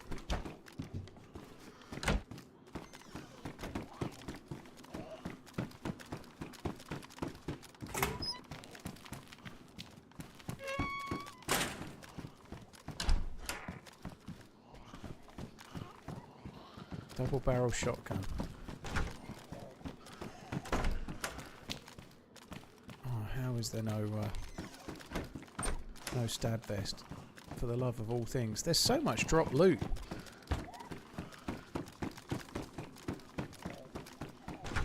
Koyo, a lot of the mods with zombies just introduce new zombies and new clothing, different attire and whatnot.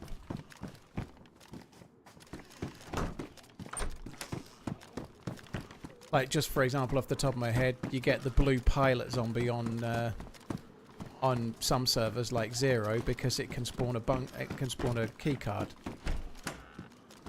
or it spawns an item of loot needed for a quest, whatever it is, a punch card.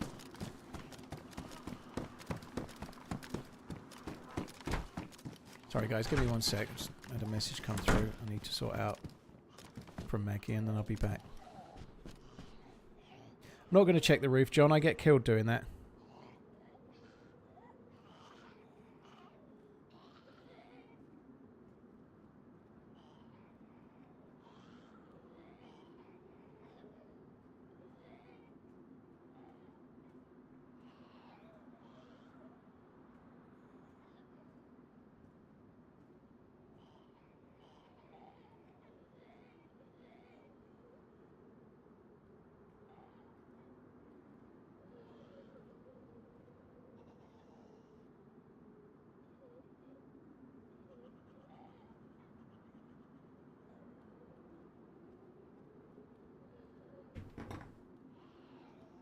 Right, there we go. Sorted. Yeah, that ladder, I've been shot going up that ladder too many times for me to want to do it. Somewhat disappointed that there's no stab vest in here. There may be one on the Z still, but...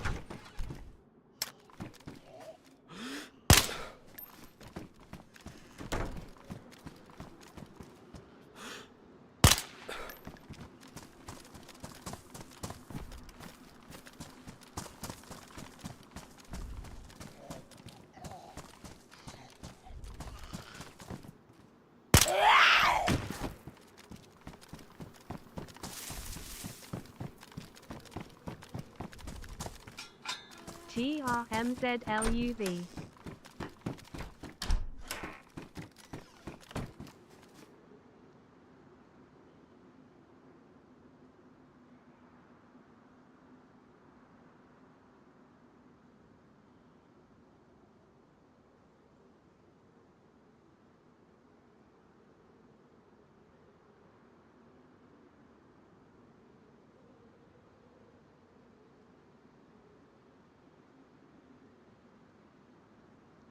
Sorry guys, one sec. Oh my god, my typing. Fuck me dead.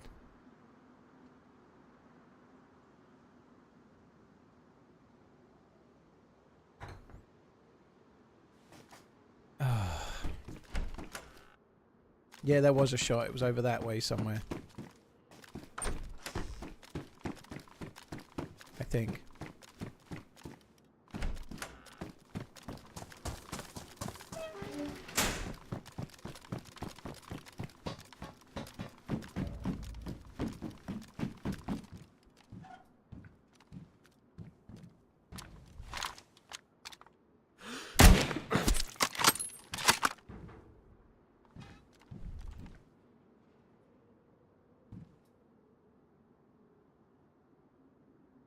I think that had to hit, right?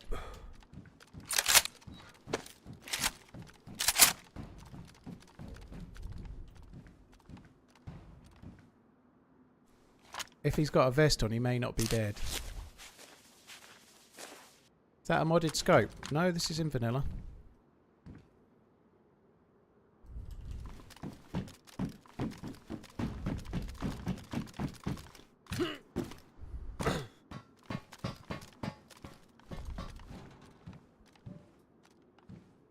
I think he's probably dead, but I don't know for definite.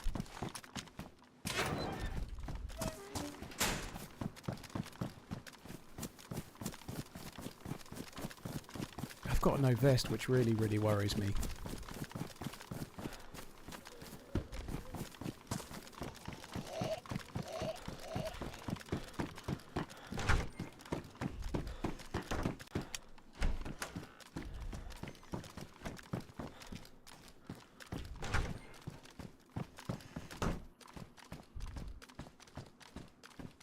Very lucky the dude hit me in the hand.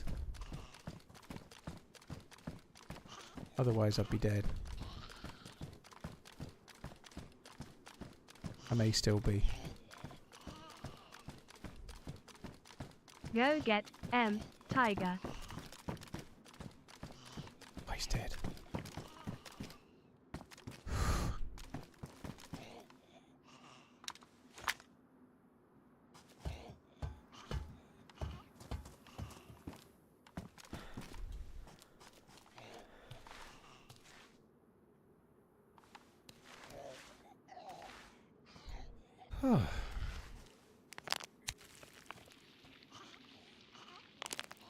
See, we could have actually traded. He hit me in the arm. If he'd have hit me how I hit him, we'd probably have traded.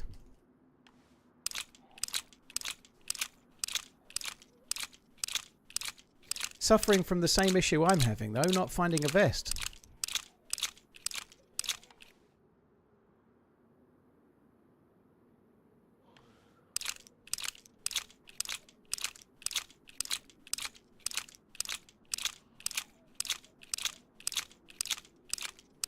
Can watch Twitch on TV again, been broken for ages. Well, I'm glad to hear it's working again, dude.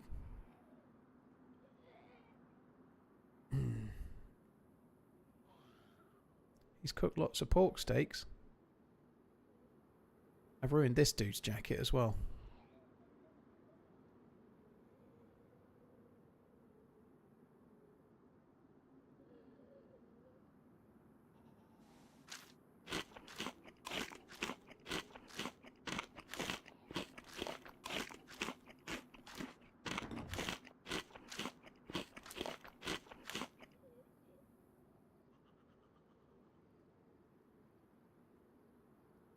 Oh my god.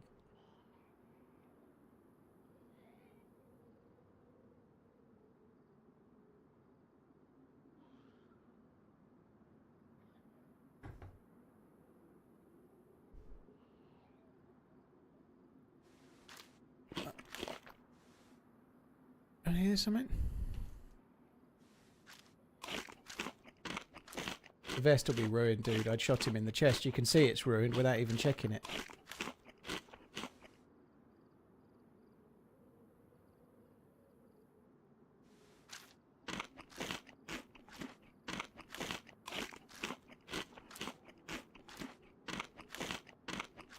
Seamus, thank you for the 24 months. Cheers for the support, dude. Go get him, Tiger. I'll do my best. Satine, thank you as well.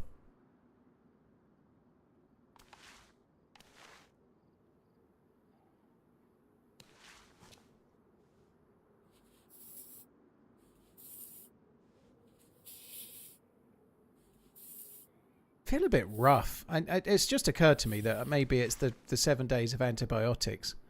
I feel way better with the symptoms I'm having, but I feel like today's the first day where I've really noticed how rough I feel. Like I'm still having I'm having Greek yogurt every morning, which is pretty good for your stomach, but doxycycline absolutely wrecks your stomach balance, and until I'm off the antibiotics, I'm not going to be able to get everything back to normal. But I feel rough as fuck.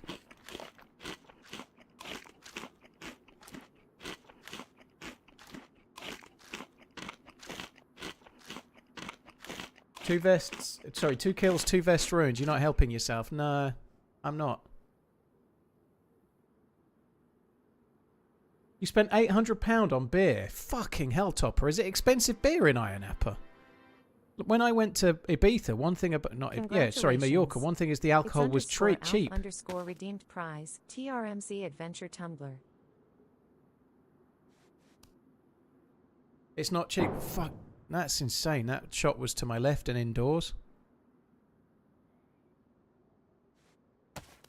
£800. Fuck that. No way. No way, Jose.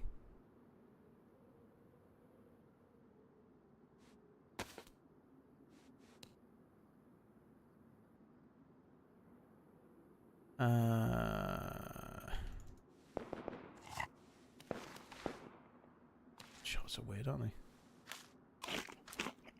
Cheers, Seamus. Thank you very much for the 24 months. Saltine, thank you again. Enzo Brits, thank you for the 5 months. That's a fair shot. In 3 days, even if it was £10 a pint, you've had 80 pints, you know? Like, one thing that does happen, though, if you're drinking in a group, you start buying rounds, you always spend more, because there's always some fucker in your group that spends less. Like, if you're doing rounds if you go out on a Friday night back in my day, you know, I could do £80. There's no way I drank £80 worth of alcohol.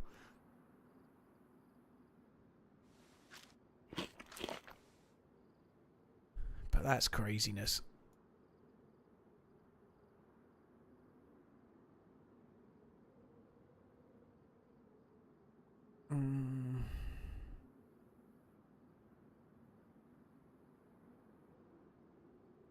And why is YouTube removing clips? I think it's to save money. I think it might also have been something to do with people maliciously clipping other creators, maybe, but I haven't got the space, Garrett. I've took what I can carry. I can take another 5, 4, 3.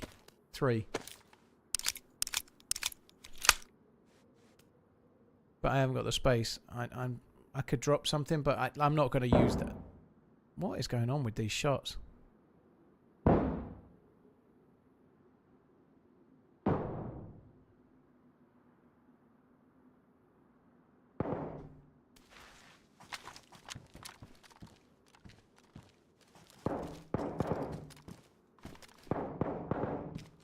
That feels like bait to me.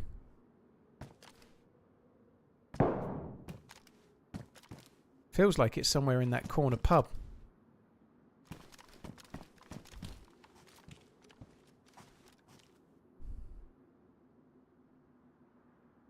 I need more fucking space. I need more space.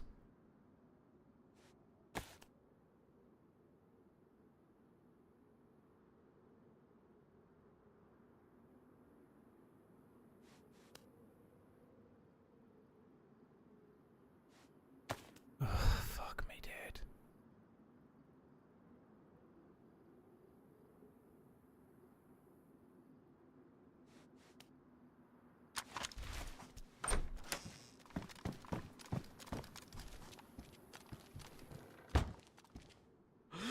thought that was a player. I absolutely thought that was a player when I looked to my left.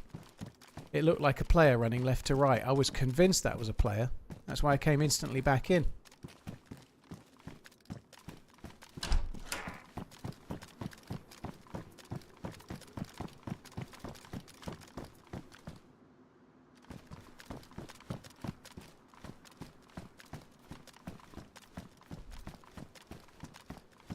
There should be a load of Zeds aggroed over there, but I don't think I can stay here. I still don't have a vest. I think I've got to go and try and get myself a vest.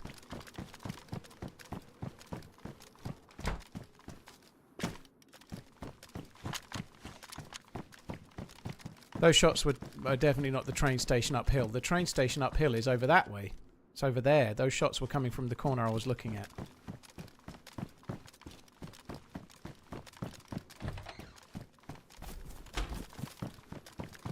Yeah, the train station up the hill is just up that way. The shots were definitely over there.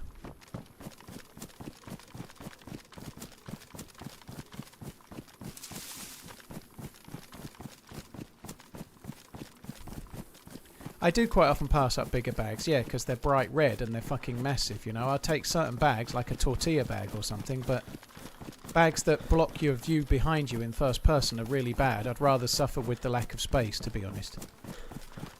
Some bags are bigger, but they're not better, especially if you play first person, you know, like... So I'm not going to do anything about those shots for now. I really don't want to entertain any of this. I'd like a different jacket that's not bright blue. I'd like a plate carrier. Or a stab vest. And so I think I'm going to carry on going this way.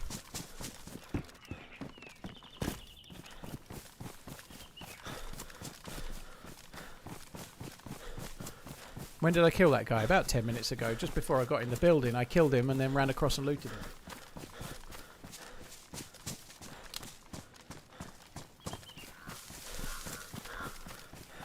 How was it, Topper? So Topper's just been on like a boys' night out, like a jolly boys' night out, because they're more like late 40s, I'd guess. I think that's right, isn't it? Or 40s, let's say. How was it? Like, it's off season at the moment. Was it all people like yourselves, like reliving, or was it a load of youngsters? Did you feel old, or did you feel the same as everyone else, or was it really empty?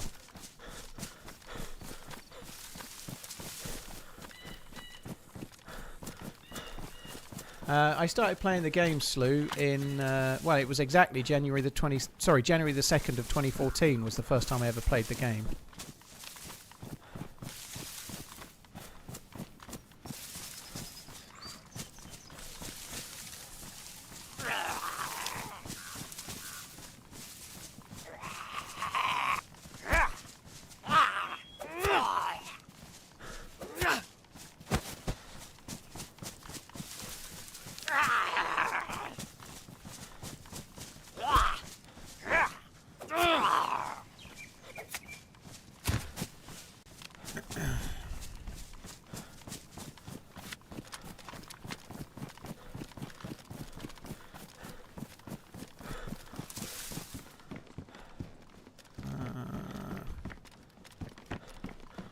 Seamus, thanks for the 2 years once again, dude. Thank you.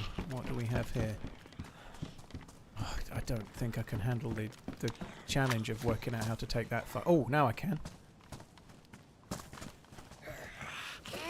Let's ruin it.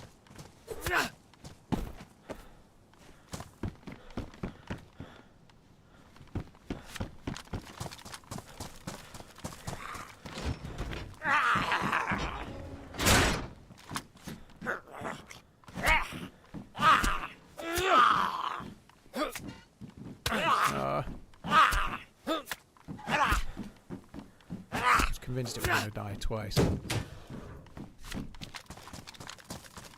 Yeah, I'm feeling okay so far. I hope I'm not on the turn, but like I was saying the other day, that the last time I had to have these same antibiotics for 2 weeks, I really struggled in the second week. It really affected me. I think it was a balance of what it did to my stomach maybe, but I was really struggling.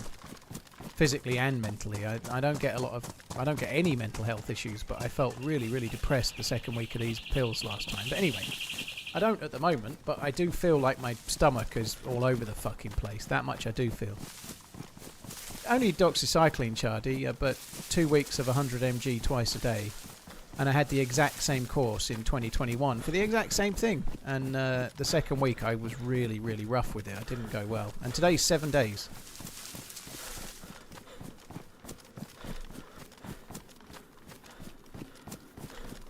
We didn't feel old, just looked it. Was plenty of stag and hens about, but there were quite a few older folk there too at the bars. Yeah, that kind of makes sense. And it's kind of... This time of year, I guess it's going to be mostly stag do's and stuff. It's not going to be all the youngsters. When I say youngsters, I don't even know if it's that popular anymore. But it's not going to be going for like one night stands like maybe it was once. If you're going to do that, you're going to go in the summer. You're not going to go in. It's a bit early in May, I'd have thought.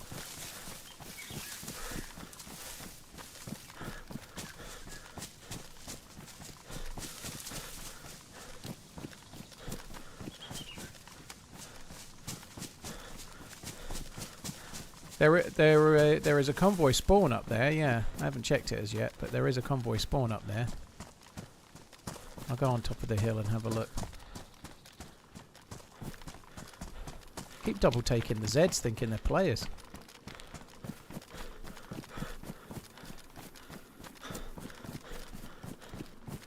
Took doxycycline for 2 weeks last year for Lyme disease. Worked like a charm, but made my stomach feel like crap. Yeah, it's funny enough. I was thinking yesterday. So far, so good on them. But I'm just glad that the symptoms of feeling like I've been kicked in the nadgers is kind of going away. That's nice. But it seems like it's being replaced by a stomach that is feeling sorry for myself right now.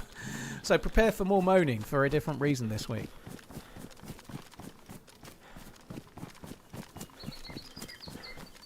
Kuad, well, everyone has different issues with the side effects with drugs, like whatever they might be. Like if you read the instructions for doxycycline, they have side effects that affect 1 in 10 people, that affect 1 in 100 people, and affect 1 in 1,000 people. You know, you could be someone that gets none of them. You know, so that's the thing with side effects, isn't it? They don't affect everyone.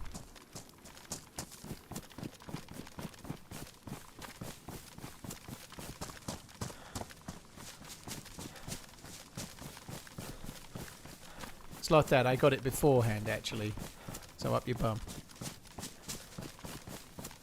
Yeah, and antibiotics definitely mess with the balance of your stomach, for sure. Because there's a lot of bacteria in your stomach that's there kind of by design, and it messes with that as well. So yeah, it will affect your stomach a little bit, even if it doesn't give you symptoms.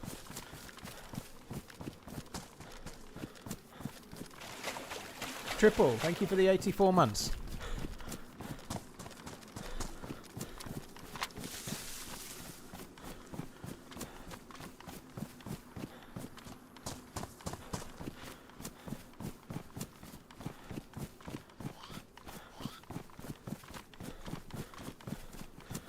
I don't think it really makes any difference, Tomty, trying to take an Activia or some kind of thing to balance your stomach out whilst you're still taking the antibiotics doesn't make any sense.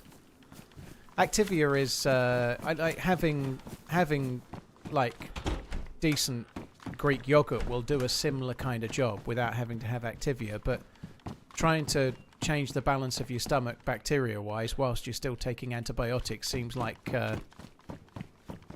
not really likely to make much of an impact. Keep on running, sir. So there's not much point doing anything to try and fix it while I'm still taking them, is there really? And I'm pretty sure it'll get back to normal pretty quick just with the yogurt and everything else anyway. I don't think I need to do anything else. Just finish the course and then ride it out.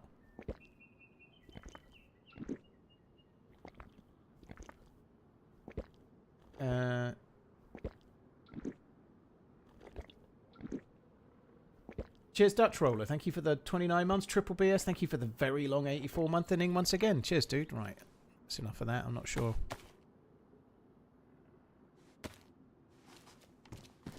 Have you been tested for... I don't even know what that is. Shoot.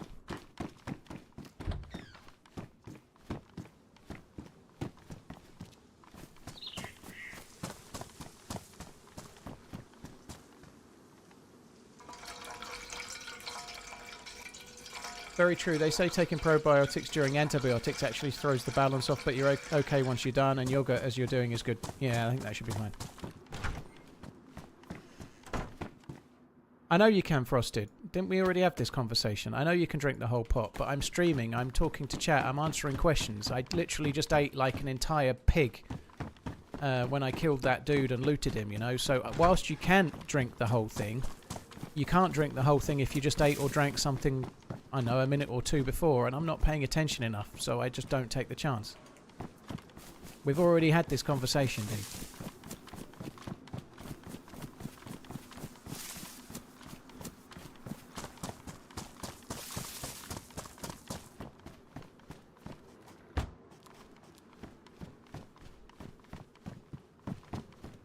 Lil Lala, if you type exclamation servers into the chat, there's some servers I kind of recommend. There you go, fave servers it is, and Topper's already done it. Cheers, dude. Thank you, Topper. Ooh, right, I'm going to carry on towards the military base up ahead. With, well, 3 civilian barracks at the one bollock. We're going to go there, hopefully get a new jacket, maybe get a plate carrier if we're lucky.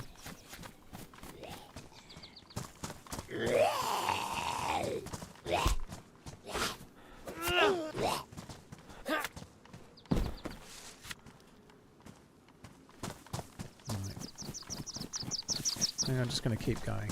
And just when I thought I was out, they pulled me back in TRMZ heart. Matthew, dude, cheers for the support, man. Thank you very, very much. Thank you for coming in.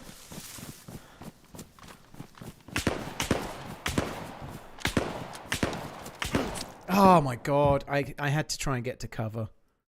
That sucks. I don't know what that was, an SKS, but I'm definitely dead.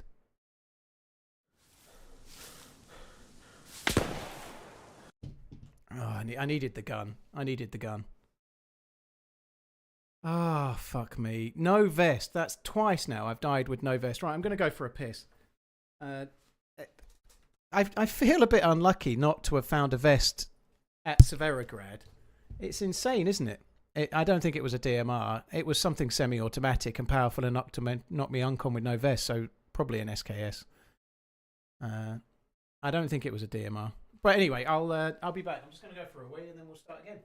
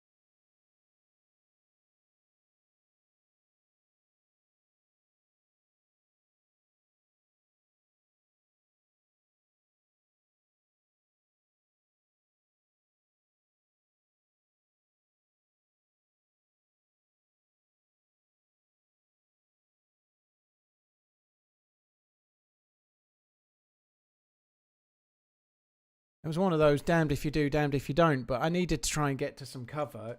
If he hit me, I knew I was going uncon, so I was trying to get to cover to have a chance, and yeah. Just a little bit too much.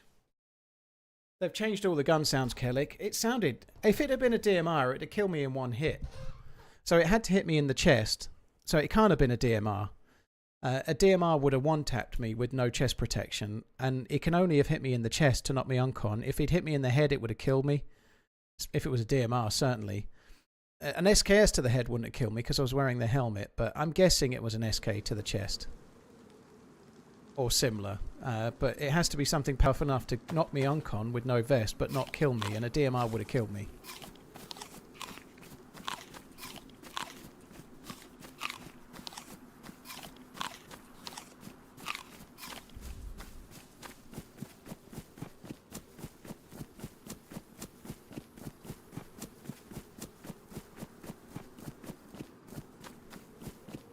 Oh well, that sucks.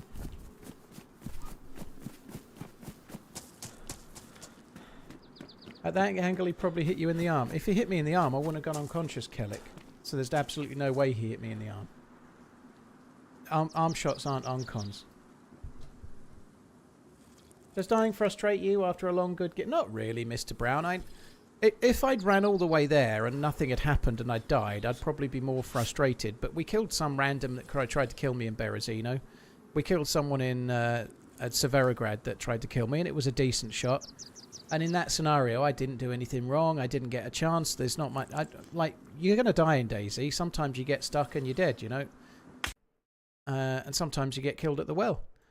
But, no, there's not much point in getting down. When I get down about a death is when I do something abysmally bad, or it's happened 10 times in a row and nothing's happened in between, you know.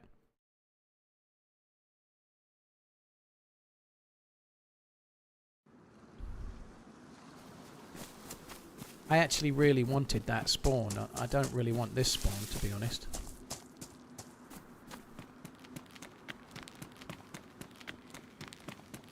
Why kill a freshie at a well?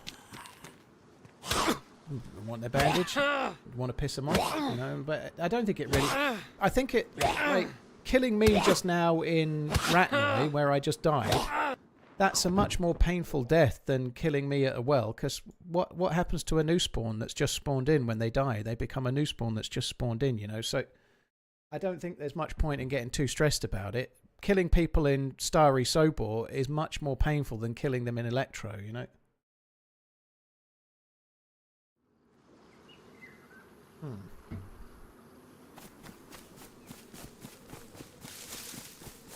I guess we're going to take this one then. Looks like we're doing Cami, but I'm not going to keep doing it.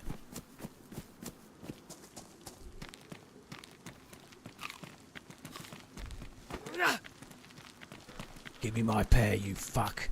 Give it. Yeah, give it. Come on.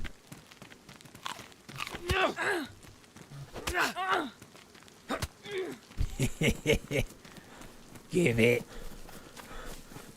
Give in. Search your feelings. You know that it's my pair. Are you that bad that you're just going to run to the ocean? You sad, sad man. You must be bad. He's bleeding. Right, I'm engaged. We're doing it. I'm still coming. I'm coming for you. I don't fucking care, motherfucker. Oh, how can I come and talk to... I'm glad that you've got a mic. Let's watch you bleed. Bleed, baby. Look at me. I'm looking. Sick fuck. You pervert.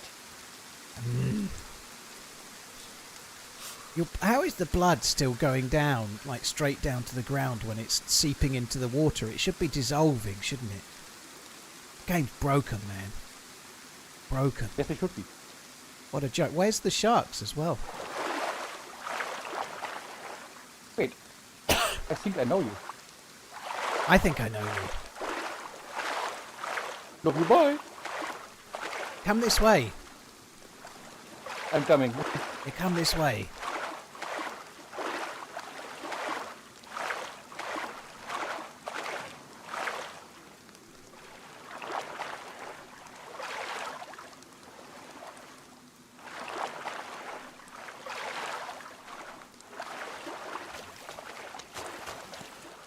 How did you start walking so much quicker? Come on. Give it. Yes, Daddy. Yes, Daddy. I thought that was a player.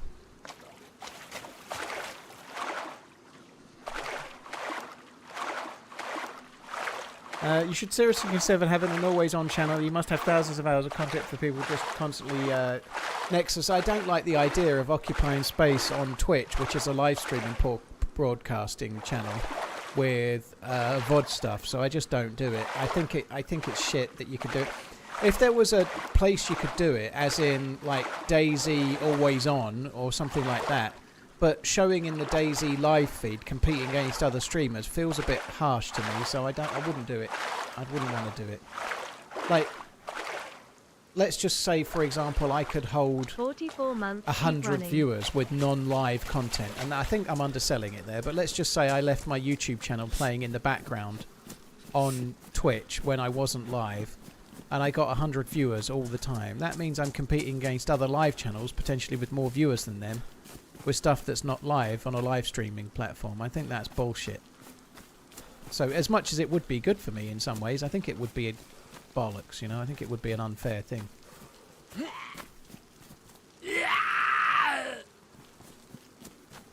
Welsh Kevin, thank you for the 44 months. Diesel, thank you for the 46. Cheers both.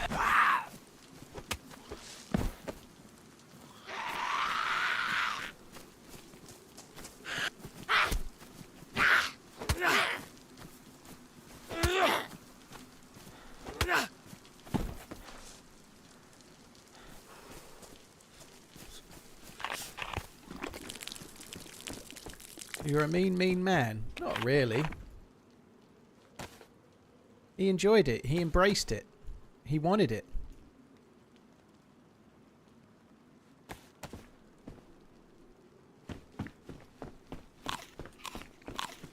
I feel your luck will change this run. Well, I don't know. I think not being able to find a vest was an absolute pain in the ass, right? I feel a bit unlucky about that.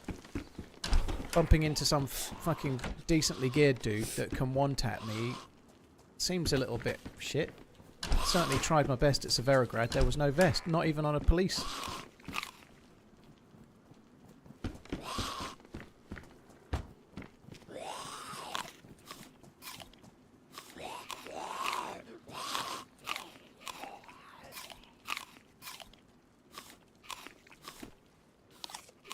King Popper, I've never really streamed Armour, no. I'm sure I'll play Reforger at some point, but I've not really. I played it the day it came out, and I've not really done it since. Oh, shit. I'm glad I didn't hurt my hand there. That was lucky.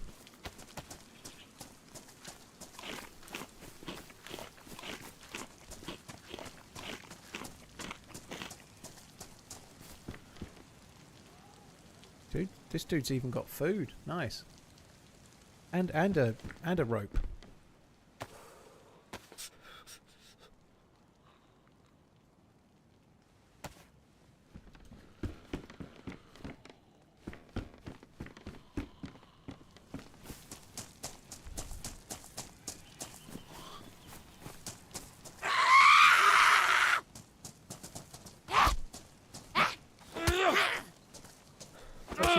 Loot route from Cameo is just run inland, but it seems like there's nothing for miles and miles. There's a few different options. Depends how I feel. I often at 50-50. Sometimes I go to Scalisti, so I often do that. Scalisti Island's kind of cool. I'm interested to see how it is today, but I'm not sure if I'm going to do it or not yet. It depends what I find at the police station. Sometimes I do Scalisti Island, sometimes I don't. Normally I'll run up and do the castle, and then possibly forget the castle. I might do Tulga and the convoy spawn that's on the road coming out of Tulga, and then go over towards Mista, and then check the castle, check the hunting areas on the way towards Steroy.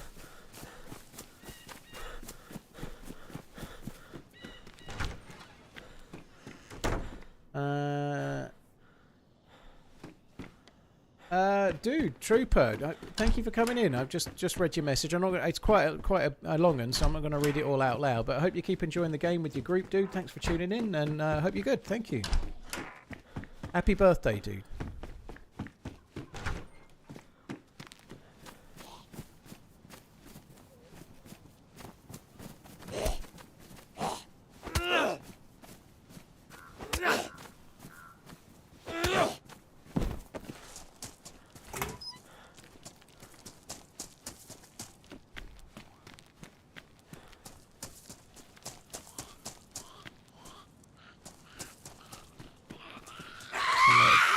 Dead dude meat.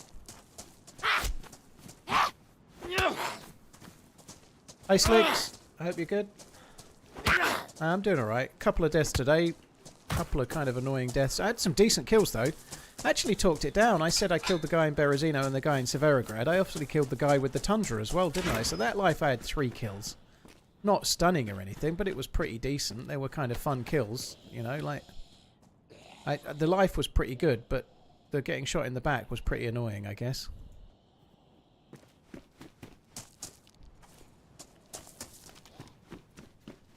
And that's something we've not found so far. Now we've at least got the ability to tank a bullet.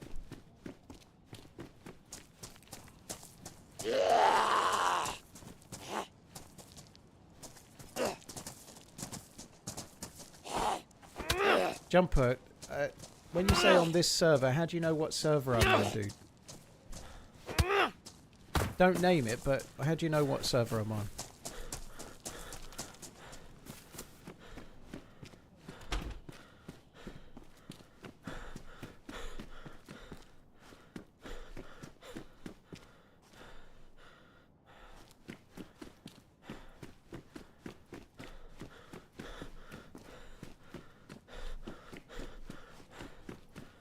Oh my god, I do feel a bit ropey with the old stomach.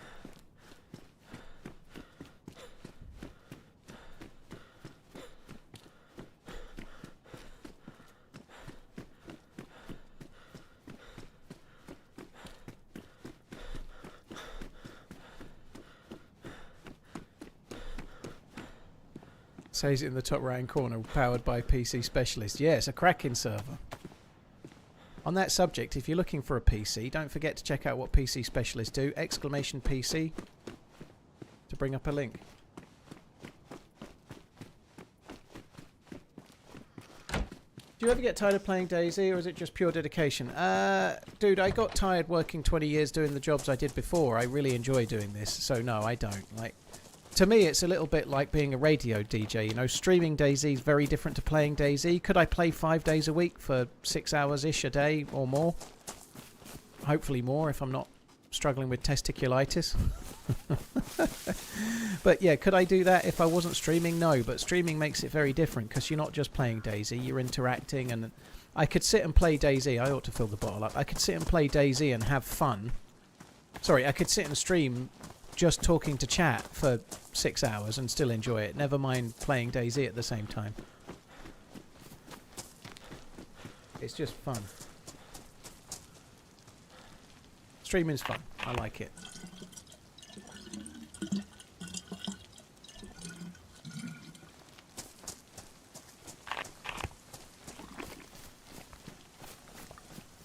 I think we'll just have one bottle and then fill it up again. Ice cream man, I guess I got there in the end, dude. You feel like you have a social job? Well, it's very vocal boom slang, and I don't know if it's... obviously, talking to people, it involves some degree of socialisation, even if it's with people that are in a chat board. So, yeah, I guess so. It does make me more quiet at the end of a stream, you know. If I've done a really active stream, I tend to be a bit talked out and fairly quiet that night, you know. I said I was only going to do it once, but there we go. I did 1.5. That'll do.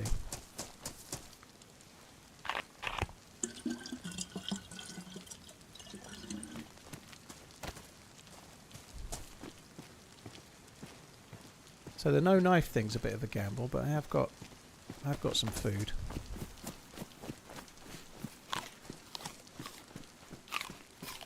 Hillian, the antibiotics are starting to work on, I'm sitting down. For example, like on Thursday, I only did 3 hours and 20 minutes, and when I died, I couldn't face any more. I felt like I'd been kicked in the nuts. It was doing my head in.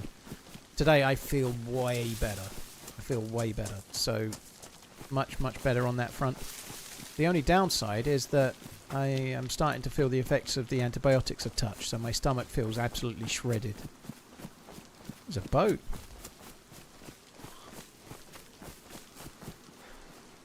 Like, I'm only halfway through, but I feel like my stomach feels off. Yeah, there was a base, Tomty.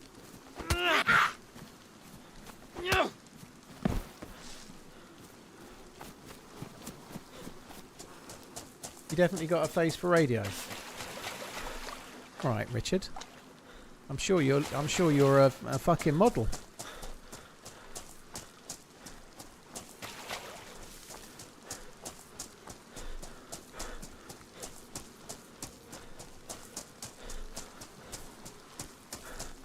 Master Bose, not everyone has that while streaming. That's true. That's certainly the case. Some streamers get burnt out of playing a game, and it depends on what type of streamer you are. But there's been plenty of streamers over the years that have got burnt out playing the game and just physically can't do it anymore. But I don't know. The game is like a bonus in many ways, you know. Like, so some days the game goes badly, and there can be days where the game is really kicking me, and it can be tough. But you can have days where the streams are really fun and the game's really bad, you know.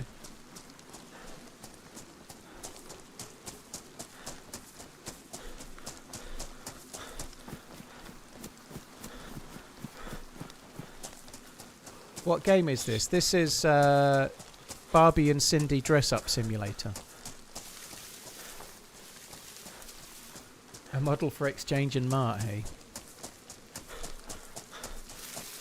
Yeah, the variation in the game, like you say, Horus, certainly does help as well. Normal schedule this week, Lil. Well, kind of. I'm doing Monday to Friday, so I'll be on Monday to Friday this week. Friday is my 10-year anniversary of going full-time. I went full-time on May the 15th of 2016. So on Friday, I'll have been full-time as a streamer for 10 years. I certainly didn't think I'd get 10 years when I went full-time. That is for sure.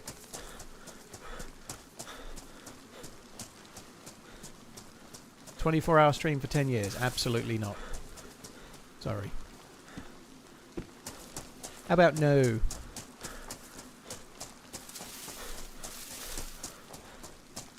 "10-hour stream for 10 years. Possible. Friday wouldn't be the best day to do it, would it? How about no? I don't know, maybe. I can neither confirm nor deny. One thing I've got to go to a doctor's appointment Friday, and no easy way to get there. Give yourself a gold Rolex for 10 years. Now there's an idea, but what would I do with another one? You know, I've already got 15. I haven't. I haven't.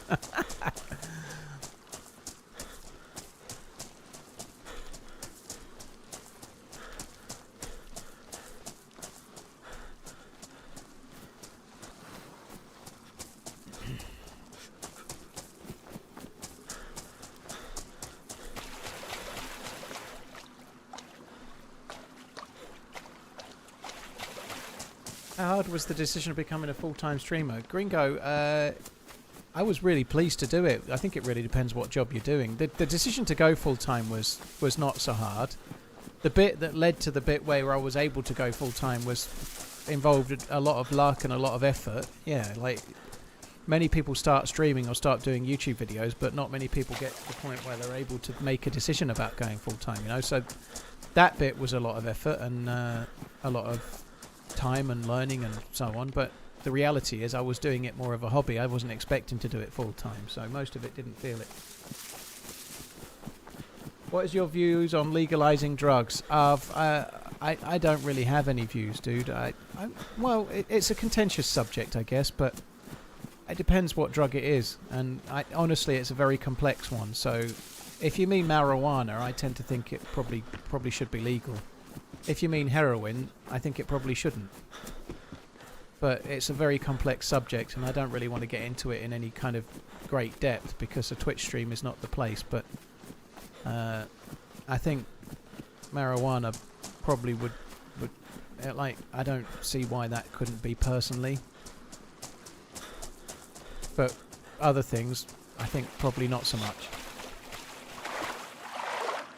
Just quit your job to start your own company. Good luck, Chopper. Hope it goes well. What do you think of the AP Swatch collab? I don't know. None of us know what it is yet, C-Riggs. There's rumours it might be like a lanyard thing or it might be a watch. I don't know. I think it's fucking hilarious if you own a load of APs and then they're making a Swatch one. I should imagine there's people out there with Royal Oaks a bit pissed off, but I'm not one of those, so I'm not really asked in the slightest. I think it's kind of funny.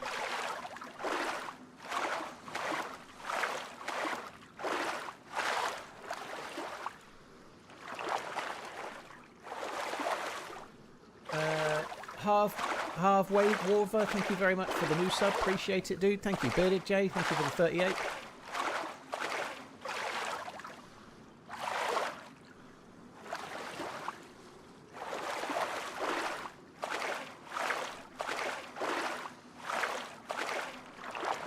I'm in the middle of part just building up in savings to go off on my own. Good luck, Boomslang. Yeah, we're swimming to Skalisty.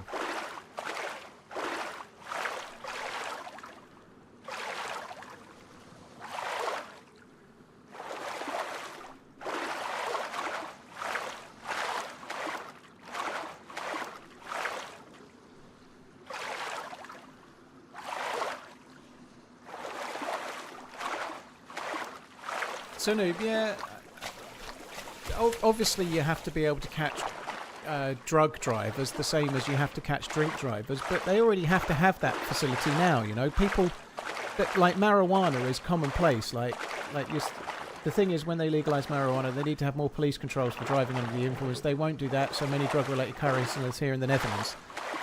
But in the UK, there's loads of people having marijuana right now. The police already have to be able to test for it. If they pull somebody over that's driving in an erratic manner, they have to be able to test them for drugs and alcohol already. It's not something that they'd have to add. They already have to have that facility because lots of people do both of those things already. So I'm not denying it. It's an issue, people driving under the influence of both alcohol and whatnot, but that's not a reason to ban alcohol. I don't see it being a reason to not. But again, I don't really want some massive debate. I think people will fall either which way. But the police here, if they stop you for driving erratically, they're going to test you for having taken drugs as well as alcohol anyway. They already do it.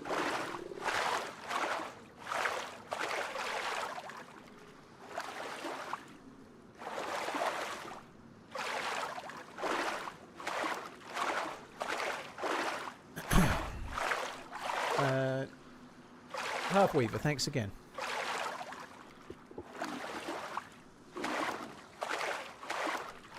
I don't think we're actually ended up anywhere particularly bad, Uncle Food. No one's being stupid right now. I think it's going alright.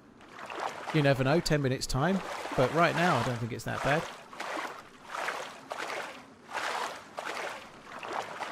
Sick of smelling weed everywhere in the UK. It's disgusting. A lot of that is vape as well. Not always is it actually weed. It's like vape that smells like weed, isn't it? Or vape that is weed, potentially. But nonetheless, I don't think it's... who cares? I don't know.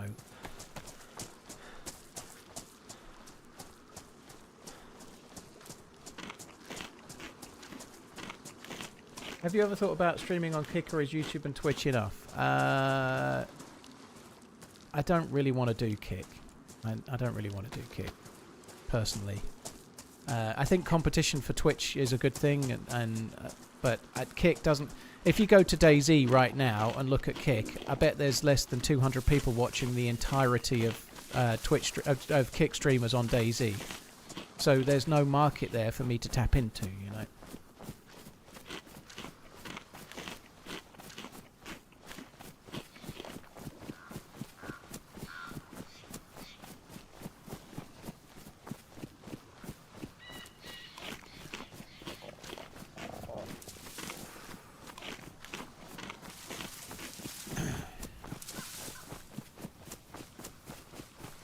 OnlyFans is more likely than Kick.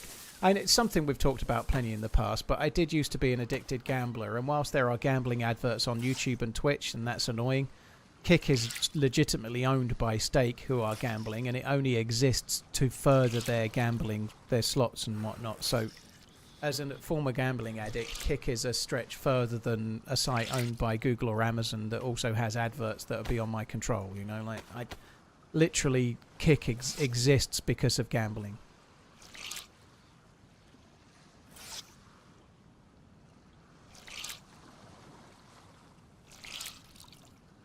What about Patreon?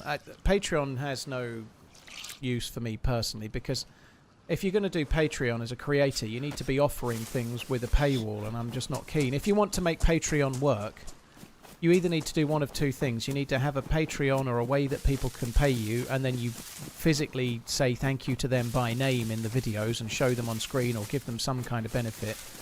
Or more likely, you set up a website that they get access to, or a special server, or video content that's aimed specifically at Patreon subscribers and whatnot.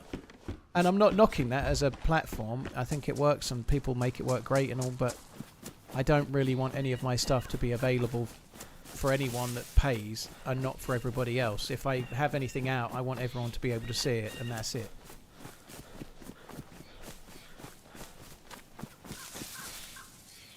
But when you take with people with you watch, you have 95% of a sub. Yes, you do, Matuzia. Yes, if people switch to Patreon, sorry, if people switch to Kick and then sub on Kick, I get more money. But also, I'm now supporting a website that literally only started to promote offshore gambling, which I'm not that keen on because I used to be a gambling addict. So I'd rather not try to do that. You can do the same on Rumble as well. You can do the same on Rumble with a better thing. I've actually... I've been offered a sponsorship for a website that's definitely not the one I just mentioned, but possibly is, or maybe it's another one. Who knows for sure.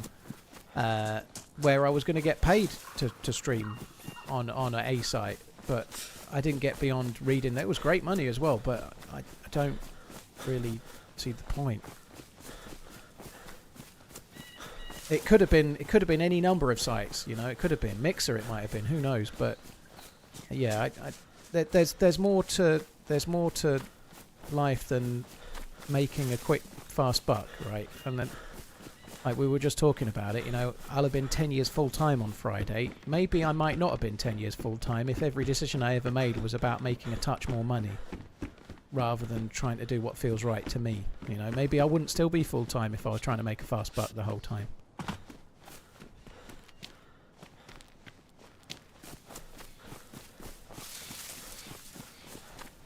When a guy with 350 viewers has $80 for a 5-hour stream, what can you get? I'm not going to start talking about my revenue, but I wouldn't be full time on that, I don't think.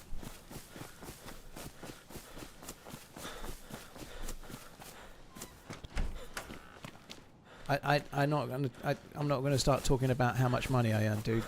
Go and start a YouTube channel and start getting a couple of million views a month that aren't on shorts, and you'll find out.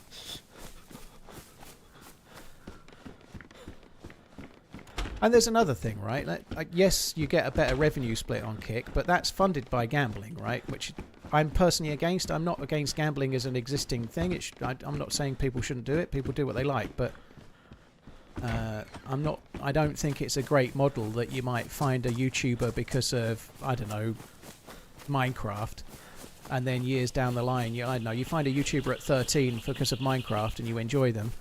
And then when you're 17, they're ramming fucking slot streams down your throat. I think that's a terrible model and something I'm not keen on supporting personally. I think it's shite. But that aside, I've been streaming on YouTube. I've been a Twitch partner for 11 years. I've been streaming on Twitch for 11 years. I've been Twitch partnered, so I have subscribers that have subscribed since the day I got a sub button. If I start trying to convert them over to another platform, you know, what regular subscriber is going to go, I'll drop my 5-year sub badge so you can earn a tiny bit more money. In reality, what you do is try and convince people to sub again, and then you're trying to juice more money out of them. You know, I'd rather just not.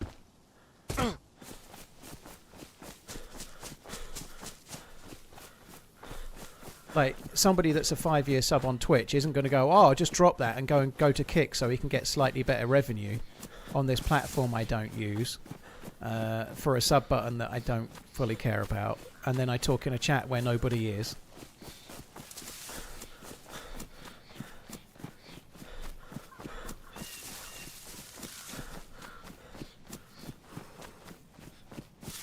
Sexy Sev, thank you very much for the 7 months. Cheers for the support. Harv, thank you for the new sub.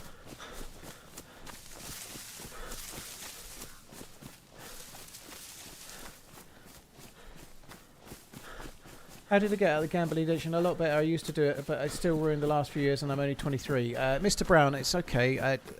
I got very lucky. I very, very lucky. More lucky than most that have an addiction that's ruining them. I took up doing YouTube videos as a way to try and give up gambling. So I started editing and started learning how to edit to try and get my mind away from horse racing form and betting and odds and studying and whatnot, to try and find an edge in something that I was losing money at and clearly wasn't very good at, like most people. So yeah, it's one of those. It was lucky because the thing that I turned to try and get away from gambling also became my job. Danish, I didn't even need to read your name to know that that was you. He started editing and that's when Paul hit rock bottom. David, the revenue from YouTube Premium is pretty much the same as if you were watching with no Premium. So it's the same as if you were watching without Premium, basically, as good as.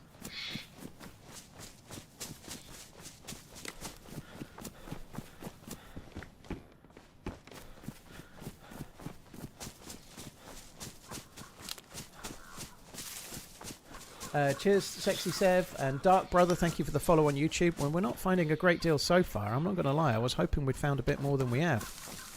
I was thinking we might get a blaze or something like that.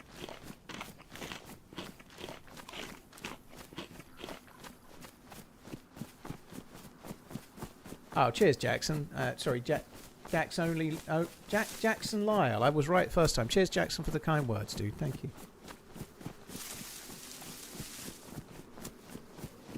Cheers, Kim. Thank you.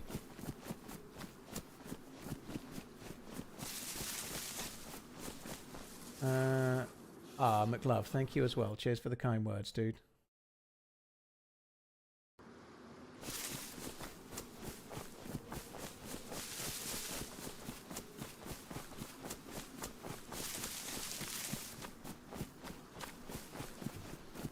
Started streaming after work to stay away from drinking. I don't know if it's I don't mean you here, Mr. Meaner. I'm talking about me. But I just replaced one addiction for another, and I don't know. And if that's what you've done and it's worked, I think that's fine. You know, like if you've got an addictive personality, you might find yourself needing to be addicted to something. But it's probably be a bit better to be addicted to going out walking or going out jogging or going to the gym than it is being addicted to alcoholism or drugs or gambling or whatever. You know, like. So maybe just talking purely about me, it felt like a bit of a, I don't know, an easy route out. But I just replaced one addiction for another. But the addiction I took up was one that didn't cost me any money beyond the PC I already had. You know, like it wasn't ruining my life. So I just effectively translated one for another. But I think that's okay. Here's a few especially given how it turned out. Watch. I like your efforts to reassure people who need it. GG's heart.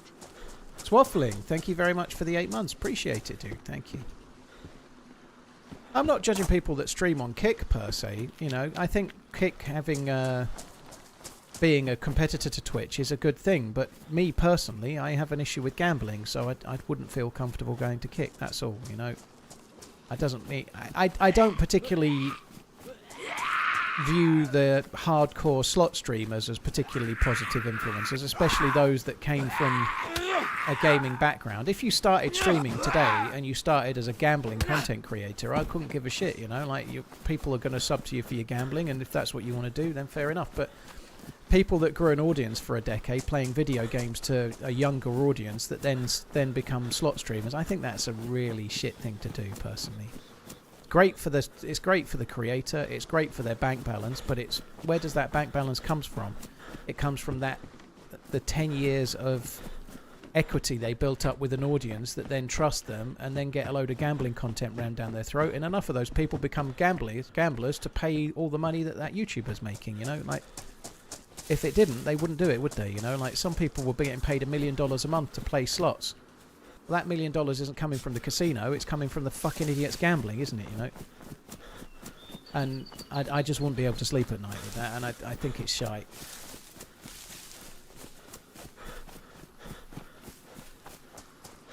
I think it's shite. Bone FPV, thank you for the follow.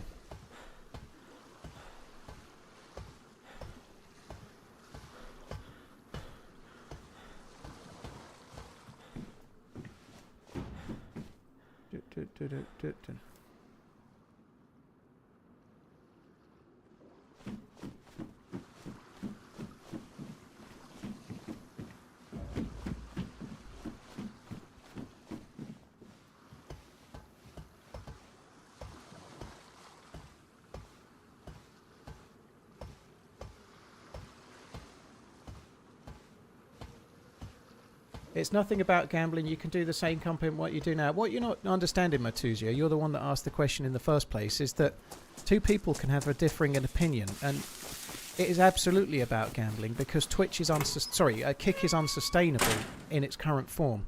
They don't own the software. They pay Amazon to use Twitch's software to stream, right? Kick runs at a loss. It has a 95% revenue share. Kick as a platform runs at a massive loss. But... Whoa.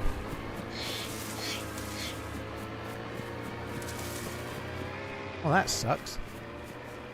I had a gun. Of course it's to do with gambling, because if I go to Kick and I make loads of money from their unrealistically amazing deal that they offer, it's because it's being funded by stake. So you're literally being funded by gambling, you know. And I don't have an issue with gambling, but pretending it's not... The Kick runs at a loss. It's trying to compete with Twitch, paying Twitch for the right to use its software, and it competes at a loss so that it can promote stake, which is where it makes all of its money, you know. That's how Kick is. That's how it survives. Like, Mixer couldn't survive being backed by Microsoft because they didn't want to run it at a loss. But they weren't promoting something that was clearly of benefit to them with it, that made them turn a profit somewhere else, that made it worthwhile. Martuzia, why are you arguing with me? It's a very straightforward approach. Like, pick your poison, you know. If you like it, you have at it. But Kick literally only exists because of a gambling company making it run at a loss. That's not the case with Twitch, is it? There's no argument to be had. You can go and stream at Kick. I don't have any problem with it does, including you, you know. Like, I think having competition for Twitch is a good thing. But as a gambling addict, I won't go and stream on Kick. There you go. Stop trying to argue with it, except that that's a point of view that's completely valid. The end.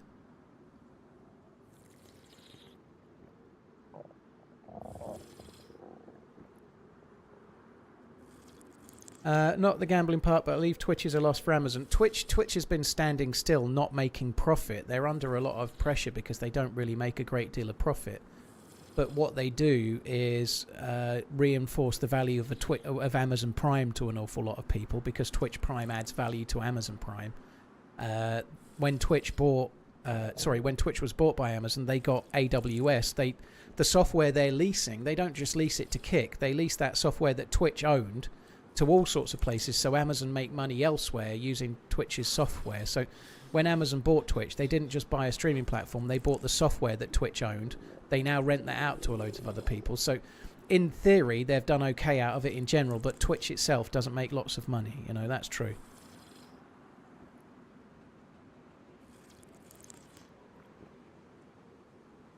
There's a big difference between streaming... Like, no companies are perfect. You can't cancel every company. I'm not trying to cancel Kick, you know.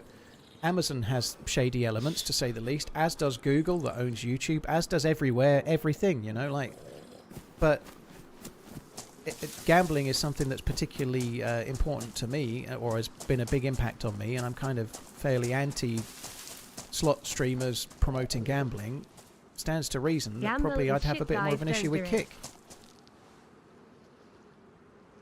No great drama.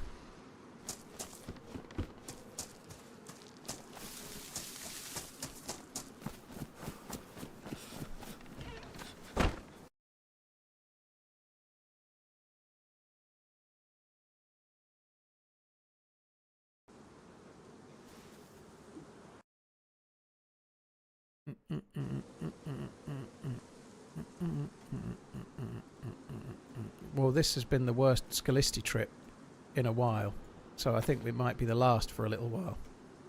We found a few things, but 1 2-time scope and a hunting knife was not worth the trip, was it?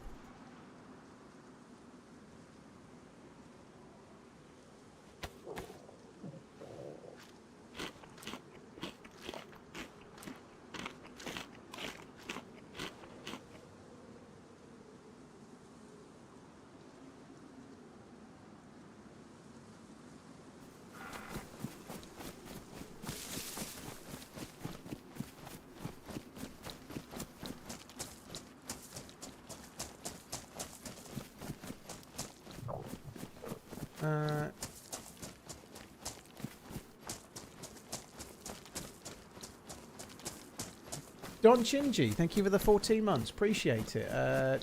Cheers for the support, dude. Yeah, gambling is not great.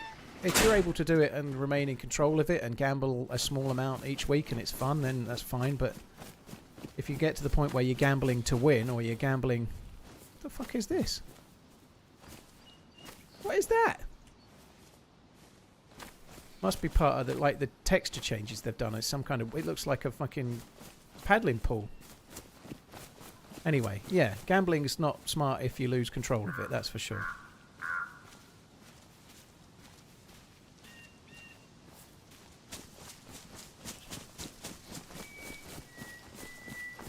Why not take the black dry bag instead? Well, the green one's green.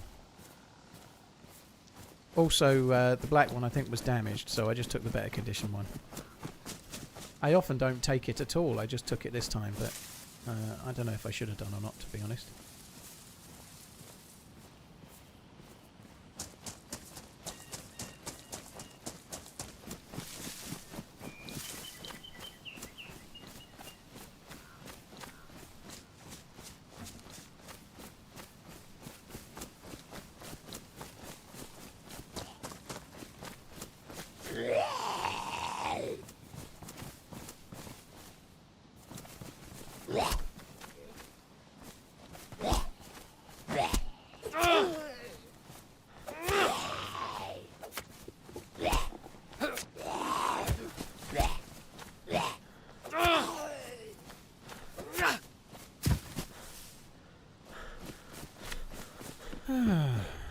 Ooh, 308 there. So that's good. So a scope and 308, that's pretty decent, but someone else said it earlier and they were right, you know. We've had some okay guns. The last life I had a Tundra and a scope and quite a lot of bullets. Things were going okay, but no vest. Now I've finally got a stab vest. Now I'm not going to get a fucking gun.